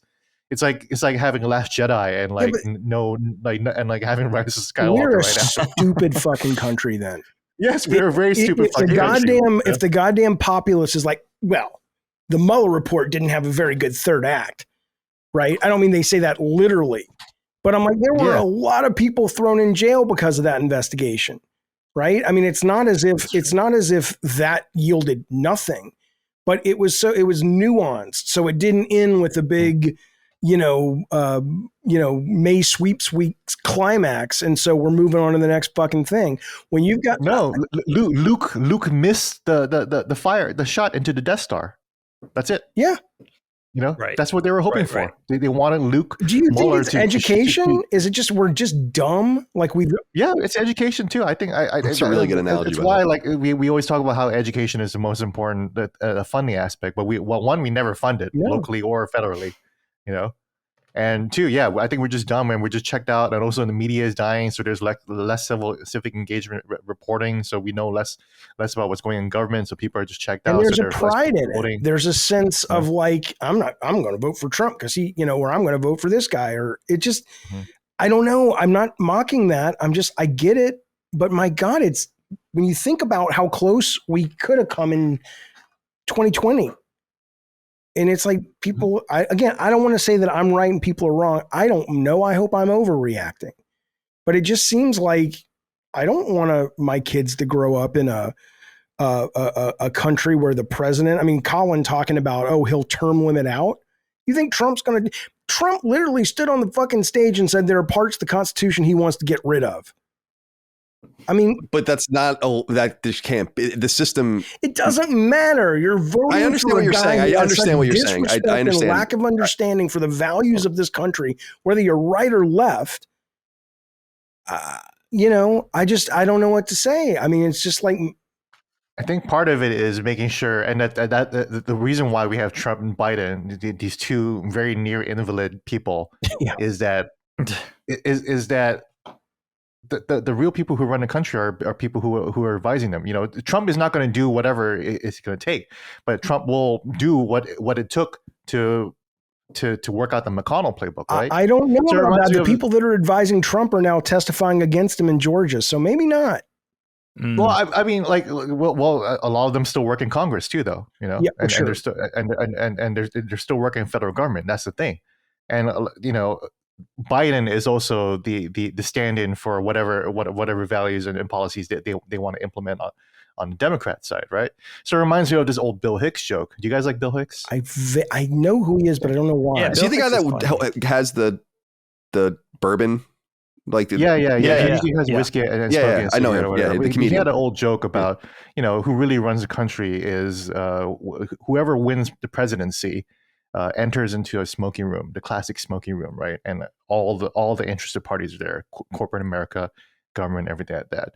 And they're all smoking their cigarettes. And the new president of the United States, the newly minted president of the United States of America walks into the room. All the lights go down and the screen comes down. The screen projector starts. And then you see a new shot of the JFK assassination that's clearer than ever, that no one has ever seen before. That you could not have gotten the angle anywhere else unless you orchestrated it. The screen projector goes up, and then everyone smoking says, "Any questions?" To the new president, and the president will be like, "Well, the only question is whose dick I got to suck first." So, that's accurate, And I think we should expect more from our president. We should, but it's been that 100%. Way for decades. It's been that way since the beginning, but we should demand better. And I'm sorry to be on a soapbox. I know it's annoying to people who don't agree with me. I know. I apologize, but like when Dagan talks about aggressive apathy.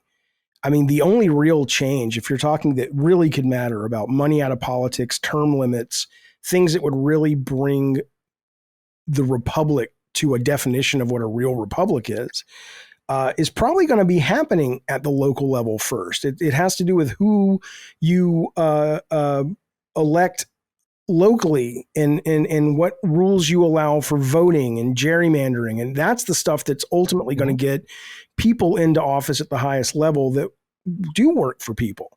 But if the only reason we're engaged is because it's fun and it's exciting, and then we shut off until 2 days before the election and we're like, I want that guy because I want to buy a beer with that guy, we're fucked. Maybe we're already fucked. Maybe we just don't deserve, I don't mean deserve like I'm being pious, but maybe we just aren't evolved as humans enough en masse to handle the experiment of America along with all the technology we have now, like the internet. It's just, it's not, we can't do it yet. So let me inject a fun fantasy twist here. This is where I wanted to land this for you guys with this. Because I still feel like, why do we keep walking into the restaurant with the menu where there's nothing to be excited about on it? It's like, there's so many potentially good restaurants up the street. We keep walking into the shitty restaurant with the diner where it's like, I haven't made an enthusiastic order in this restaurant for years, but I keep eating at this place. Like, that's what I feel like. It's like that menu. It's just like, it's, it's apathy. It's meh. It's meh. The other restaurants aren't open. They're not even open to us. They're staying home.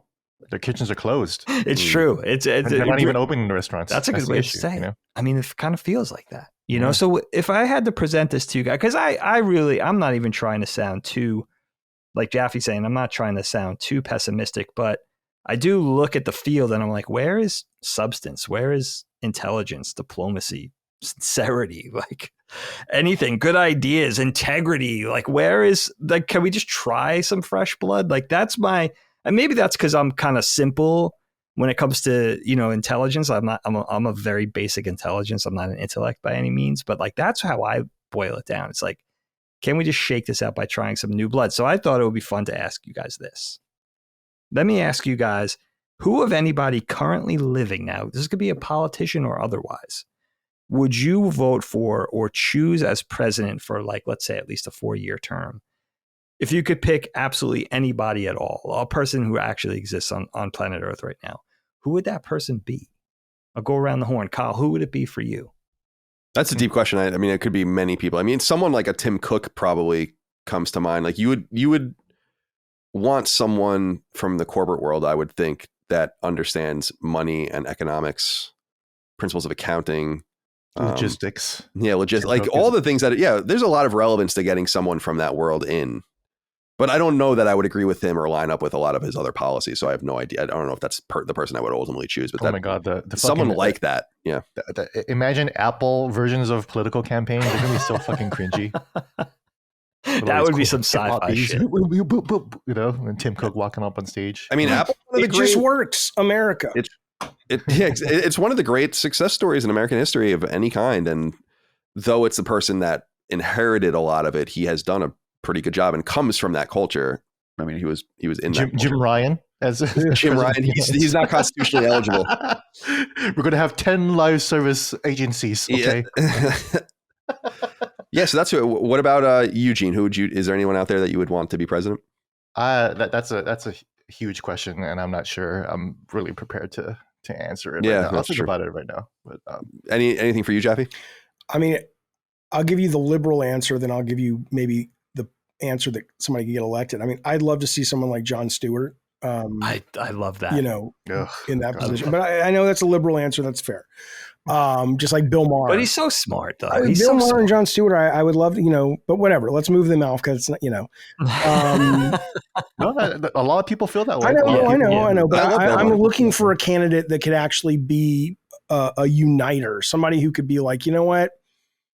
I'm not always going to that's why I did like what Haley said in the primaries. I'm not always going to get my way. That's not my job, but I'm going to work to find something that works for all of us within reason, and I'm not saying she's like a fucking saint, but how often do you hear a politician say that? Very rarely.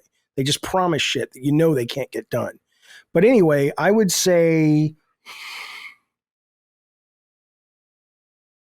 first off, I'd like it to be a woman. I think women are frankly more, not always, but there's a lot more even-keeled women at the helm of things that I respect than men who just still seem like children a lot of times. That's true. I need to think about it. I know there's a great answer. You know what my answer would be? It would be Hillary Clinton. I love to, but that's too left too. I know. I love Colin's face. Yeah. The only reason why is just to show people, look, this is what a Clinton presidency actually would have looked like. Sure. Yeah, we dodged that bullet. I don't know. That would undo the whole purpose of Trump. But from my perspective, I'd be like, no, this is what you would have voted for in 2016 anyways. A good uniter that's also smart, like not like The Rock. No, The Rock's never shown any fucking proclivity for politics in his fucking life. I don't know, man. There's got to be somebody. I'm sure there is. I mean, there's certainly many people. Taylor Swift. No, she's pretty liberal though. Yeah, well, she was kind of apolitical, and there's that whole thing about how she kind of wanted to not be. Good for her. And I think that's her right. I don't have any problem with her using her voice, but that was why I said, as the thing in the beginning, as a little bit of a caveat, that I was like, that's not what I want to be. I don't want to be a voice for a political movement or an ideology. That's why I believe the obvious answer this time around, if things pan out the way they are now, and I don't know how they're going to pan out, is like RFK is probably the right answer in my opinion. Just not because he can win or would win, although maybe he could. You could see it splitting 40, 30, 30, something like that, or some permutation of that. And that's happened in the past when Teddy Roosevelt ran against Taft and Wilson in 1912. And before Perot dropped out, he was viable, right? I mean, there was a real right, exactly. chance. That's a big thing. That's exactly right. But that's a big thing people ignore, is that he still got 20% of the vote around there, and he dropped out and then came back. Yeah, because he had like some weird black helicopter moment. I don't know if a lot of people know that, where he thought he was being like followed by the fucking feds and all this weird shit, and he dropped out. People can go read about it. It's interesting. Oh, I didn't know. But I think. And I've said this, and I think I articulated this in the past on a previous episode, is that a viable third-party candidate that just makes sure no one gets to 270 votes is exactly what the system needs, is a complete just shock.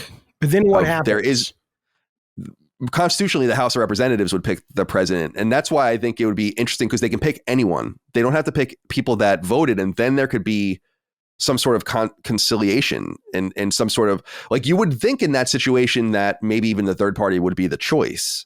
But that happened in 1876 because with Tilden and Rutherford B. Hayes, of course, and we haven't experienced that since. And I think that would be just something to remind them that, like, you're here at our pleasure. Like, neither of you is going to win if this is the way it's going to have to be. Like, neither of you will win if you're going to force this on us.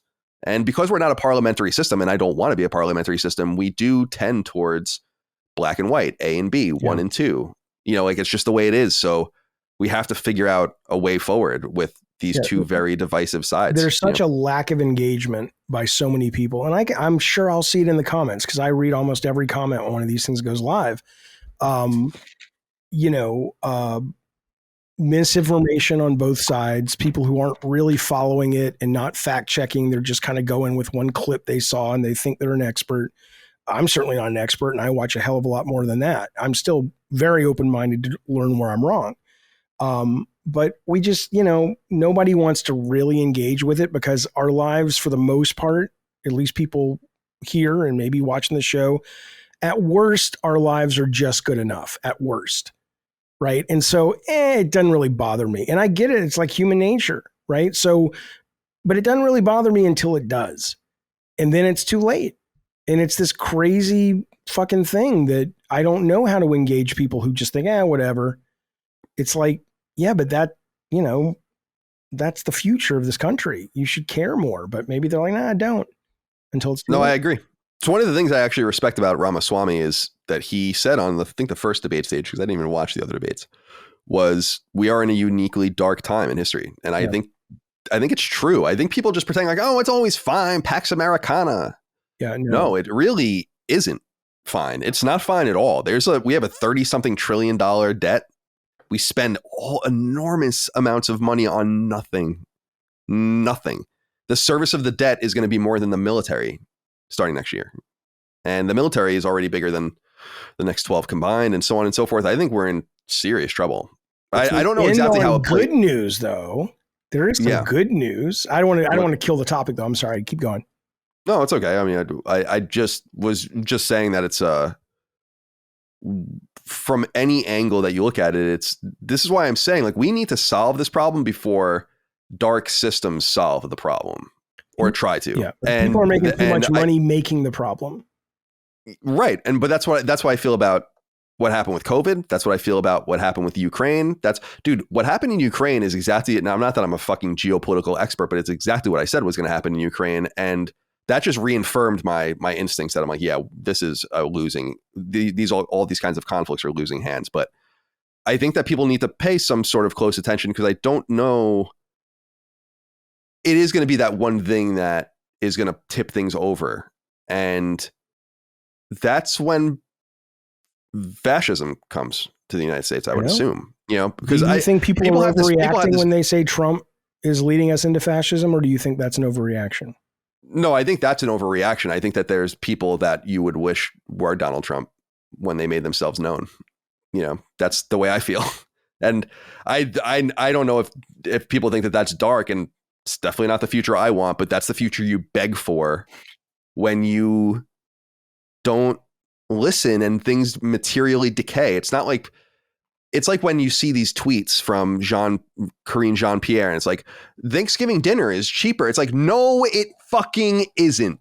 I don't care what your charts say. No one believes you. We all go to the supermarket. How much are you going to piss on us and tell us it is raining? Well, if you're on Ozempic, it's cheaper. Hey, that's right. Ozempic's going to get you feeling really good. And you only have to have a pea and what was it, Gene? 3 pieces of corn. Like 5 Hell, pieces of you corn. have more left over for the Native Americans than the Pilgrims did. This is going to be fantastic. Like the fucking cube of turkey. It was a cube of turkey. But sorry, So they're saying Thanksgiving dinner is cheaper. And you're saying that's ridiculous. No, I just think it's just an example of, it's what I've said to you in the past, Jaffe, about there is no accountability. So you have to expect the absolute worst for that. When you just lie and obfuscate and say things that don't come true and over and over again and just show no accountability, people remember.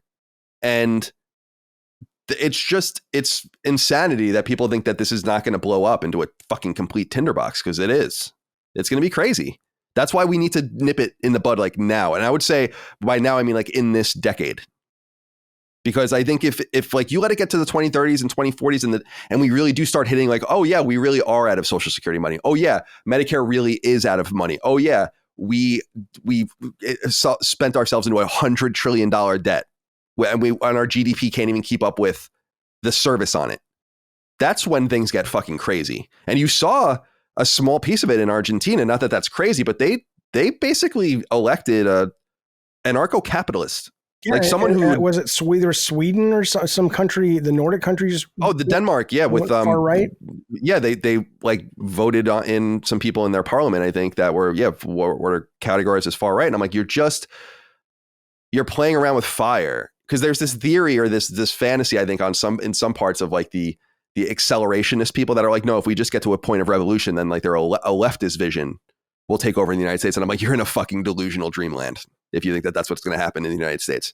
So what do you say to people? I'm curious. I would educate me on this. When you hear people, like they will inevitably in the comments say, if you ask them, how can you vote for Trump because these things that we've talked about on this show, how are those not disqualifying? And they will come back and probably say something like, oh, he doesn't really mean it, right? Do you think the majority of people who were pulling the lever for Trump in 2024 have heard what he said, but they don't think he really would have tried to stay in power, and they don't think he really thinks our blood is being poisoned by immigrants, and they don't really think he would shred parts of the Constitution?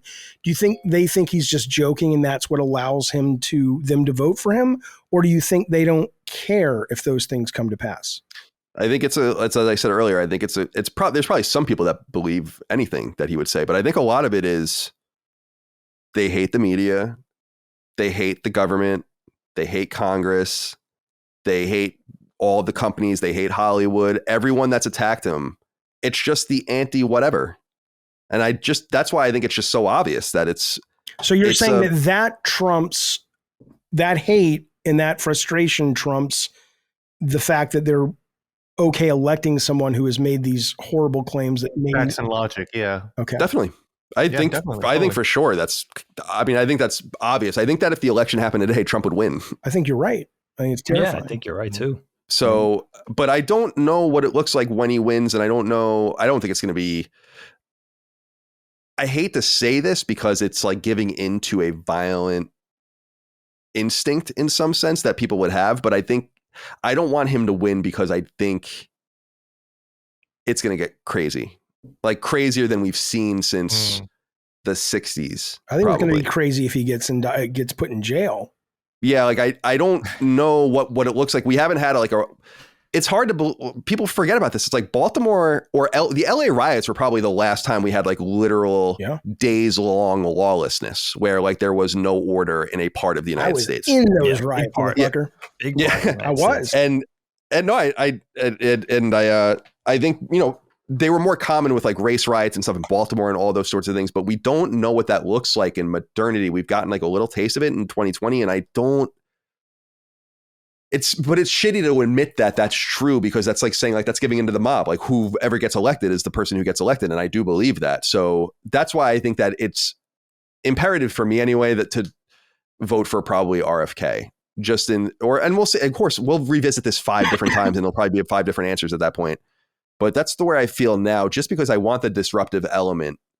And then like maybe we can get things done, like an agreement, like a compact to say like, let's get term limits passed for Congress. But you think RFK because he will disrupt the 270 or because you think he will get to 270? No, because he'll disrupt the 270. I don't think I don't know that it's hard to split the math even 3 ways viably in which because you would have to have them all winning states in some way in some weird combination. It's not going to work like that. Right. It's also kind of clear that RFK might be taking more people from Trump, which is what makes it especially sad that he's still beating Biden in 3-way races too. That's how disenchanted people are. I have issues with RFK, just like I have issues with Haley and Christie, but I could be very okay given the choice between these people we have if one of those 3 ended up president. I'm not going to like a lot of shit they do, but I don't think they don't give a fuck about America. I think they all love America in their own way. I don't think they're fucking narcissist psychos. So I'd go with RFK. I think some of his stuff is crazy, but so what? Some of my shit's crazy too. Yeah, I totally agree. And I also just think it would be RFK or probably just not vote again. But you'd still show up to vote for the measures and. Yeah, that's what happened this last time because we vote on odd years in Virginia for our governor and for the House of Delegates and all of that. So we just had those elections a couple of weeks ago. So yeah, just recently. Yeah, we had actually an election. It was we didn't actually get to vote because we don't live there, but they were going to vote to put a huge casino in Richmond, and we were amped about it because that would be awesome. And then it got voted down. So did it really? Yeah, it's going to bring all the scallywags they think to this is like so high class here as it is. Like, give me a break. You were telling me though, Richmond vied for a huge company to come in? I guess. Yeah, Lego. Lego. That's right. Yeah. Lego's building Lego a factory right in production my county. Yeah. I heard they are coming in though. Yeah. Just by parts. I think it's a Lego production. It's like going to be the first, I think, domestic factory, as I understand it. In the comments, with if like you got that joke and you appreciate it. Oh, I didn't get it at all. Sorry. I didn't hear in the comments. Okay, thanks. And it'll be like 1,100 jobs or something. It's going to be a pretty big deal around here. I think it'll be that's huge, kind of cool, but I don't know. Richmond's not really known for anything. Like I've said before, Philip Morris was the big company here for many years, but not anymore. Are they building a theme park and a plant, or just the plant? I think it's just going to be a plant, but I'm hoping it's going to have some sort of museum or something, or like some sort of hands-on tactical thing. That'd be pretty cool. Good for the economy too. Yeah, it'd be cool if that creative moved down there too. Because I know they're in Connecticut, right? Yeah, a little bit of tourism, Yeah. And it would be, God, man, everyone's so obsessed with Lego. It's just crazy how it's huge. But then I see some of these things where someone actually just tweeted it at me and I saw it, where it's like, oh, you always talk about the old Lego castles. Here's a Lego castle. And I was like, yeah, that looks so awesome. $300? Are you fucking crazy? So just on principle, dude. I'm not doing that. Yeah. It's expensive. Just on principle, I'm not doing that. No, I don't think so. It's maybe I know that our nephew Dash, I think he does some of the secondhand stuff where they have those websites, and I would maybe do it on those. Bricklink and stuff. Yeah, like where I'd buy one secondhand. That would be fun. When the movie came out at Legoland San Diego, they built the. Did you see the movie, Lego Movie? I didn't see it. No. Oh, well, in the end of the movie, they basically go into the real world, and in the basement is the whole Lego environment the movie's been set in. And so they built that out in San Diego at Legoland, so you can walk through it. It's the coolest fucking thing, man. That's super cool. Love it. All right. It's time to go, my friends. I just want to say one thing positive. I want to say about the government. I will say I get so jazzed when I read what NASA's up to. Do you know last week, this is the coolest fucking thing. So last week, NASA took a laser beam that was, maybe I'm getting the distance wrong, but it was in the tens of millions away from Earth. It might have been let me look it up. It might have been 40 million. Hang on. NASA laser message. Look at this thing. This is nuts, man. Okay, 10 million miles away. And these guys basically sent a laser beam with data in it from 10 million miles away to Earth. And it arrived, you know how long it took? It took 50 seconds, right? And they're going to be able to do video with it, and they're going to be able to do data with it, and they're going to be able to do whatever you can send through the internet. But it gets us up to being able to eventually live on Mars, and gets us getting to a place where we can have not interstellar communication, but our solar system communication. I mean, it's not, I don't know. It's like the Alexander Graham Bell moment almost. It's like, this is insane that you can send that much data that far, that fucking fast. That's cool. There is good stuff happening in places of the government. Not a lot, but I always got to tip my hat to NASA, because they do some really fucking cool shit. That's not just the stuff that makes the news, like launching this rocket or this shuttle. It's fucking cool, and I'm grateful. So I will say that. Oh man, I just Googled NASA, and turns out that we're going to be taking apart the International Space Station within the next decade. Oh, time to get a new one up there, I guess. Time to get a new one. And it's funny that I just took it for granted, but apparently it's supposed to fall. It's like a retrograde orbit or whatever, and so because it's in such a low orbit, so it's going to be the taking it apart and making sure that it doesn't fall on anything is going to be probably the biggest project in human history. Interesting. That'd be cool. Oh, and that data light, by the way, can do live video feed from Mars. Think about how cool that will be. You can have fucking live cameras on the helicopter that's flying around Mars right now. That's amazing. Streaming from Mars, streaming games from Mars. It's Tim the Tat Man, everybody. I'm up here on Mars. We're probably going to be still fucking swatting streamers on Mars. They're like, oh man, the Martians are here. I'll be right back, chat. Can you imagine? God, and now we have to deal with the rogue AI. Stuff that you heard about that the other day, the Q-Star? Yeah. I was reading about Q-Star last night, like deeply about it. Talk to me. Give me your theories on Q-Star. Well, they were saying that I didn't realize I guess the whole principle behind it, and I didn't really know this, is that when you ask an AI to solve a math problem, it doesn't know the answer. It knows how to find the answer. and the things that they're creating know the answer. And this is apparently they like understand the logic behind it, right? Like, and this is apparently like a major building block, like a substantial building block towards autonomous AI, and like AI that basically can do whatever a human can do. Oh man, and so it's great. Apparently Sam Altman was fired for. So there's all these theories, but like he was aware of it. In fact, if you go like last week or the week before he was fired, he gave like some sort of seminar where he said something along the lines of, we're not really even sure if we're making something that's alive, basically is what he said. I saw that. Yeah. Yeah. And apparently they have something that is solving grade school level math. And this is apparently like a revolution because it doesn't need to find the answers, it knows them. And so the board said, you weren't keeping us in the loop. Our job is to keep people safe with this. So you're fired. Right. Because they were presented a letter apparently from some of the scientists saying like this actually can threaten humanity, like straight up. Wow. Yeah. And so, it's called Q-Star if people want to go read about it. I hope it looks like Haley Joel Osment. I hope it's going to look like Skynet and that it's going to be nothing. She's my girlfriend now. I love her. Come on. Right. Even if you're a Republican, you got that ginger. Come on now. Right? The e-girl revolution. They're going to look like e-girls. They're going to look like VTubers. That's cool. Yeah. What do you think of the new lady who's running Meet the Press, Colin? Kirsten Welker. Yeah. She's fine. Yeah, she's fine.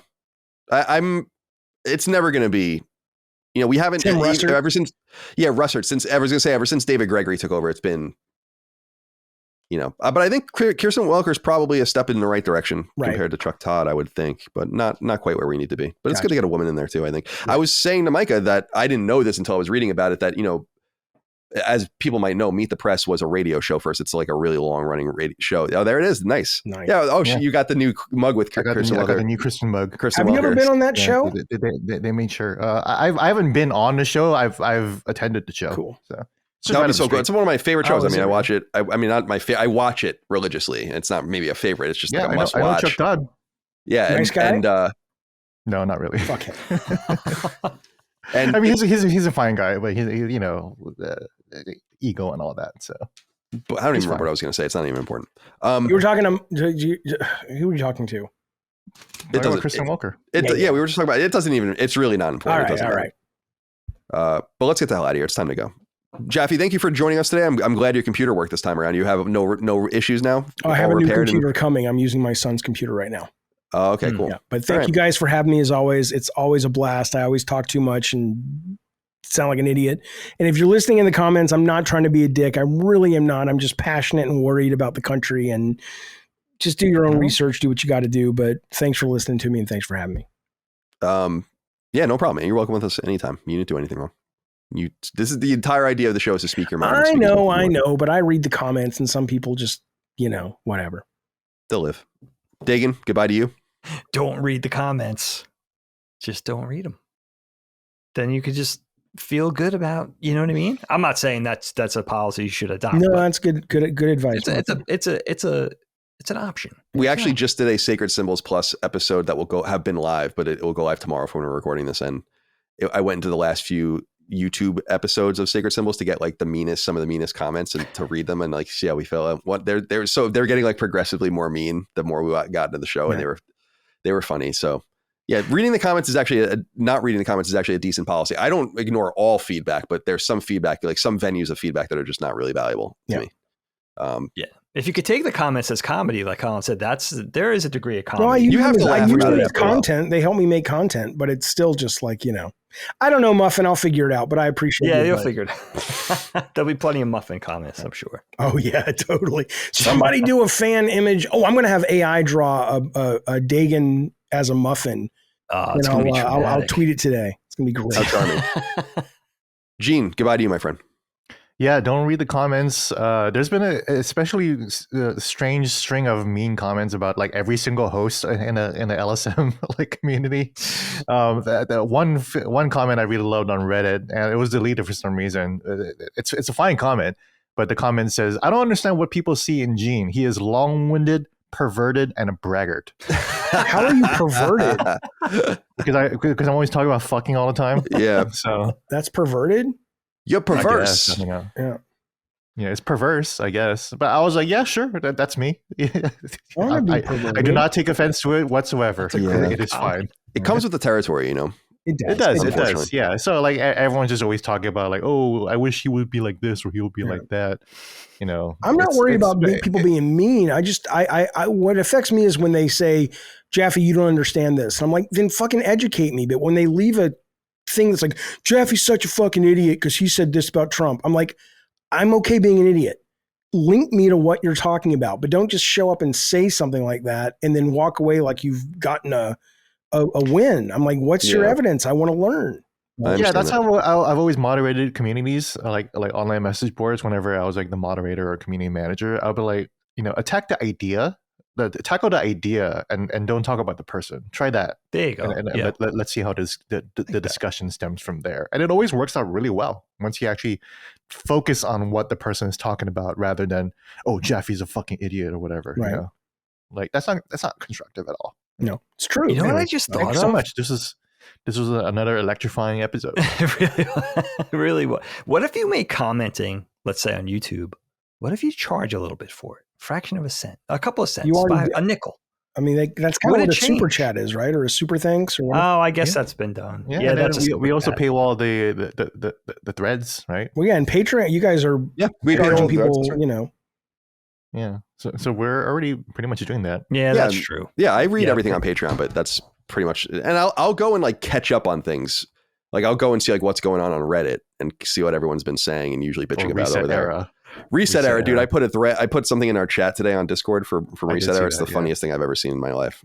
Yeah, it is so histrionic that I can't even believe it's real, but it is. Anyway, let's get the hell out of here, guys. I appreciate your time. Good to see you guys on this holiday season as we get into it. Here we're recording on our normal time actually, but we're going to be recording more episodes to get things going so we don't miss any episodes over the break. All right. Patreon.com/laststandmedia for early ad-free access, etc. laststandmedia.store for merch. We'll see you next time. Until then, goodbye. Constellation is a product of Last Stand Media and Colin's Last Stand LLC and is proudly recorded in the USA. The show was conceived by and is directed and hosted by me, Colin Moriarty. My co-host is my brother, Dagan Moriarty. The show is produced by Last Stand's executive producer, Dustin Furman, and is edited by associate producer, Ben Smith. All Last Stand theme music is by Ramon Narvaez, and all of our graphics and logos are by Dagan Moriarty. As you know, all of Last Stand Media's podcasts, including Constellation, are fan-funded on Patreon at patreon.com/laststandmedia. The following names are at the producer level on Patreon, our highest support tier, and we're infinitely grateful for your thoughtful and kind contributions to our independent endeavor.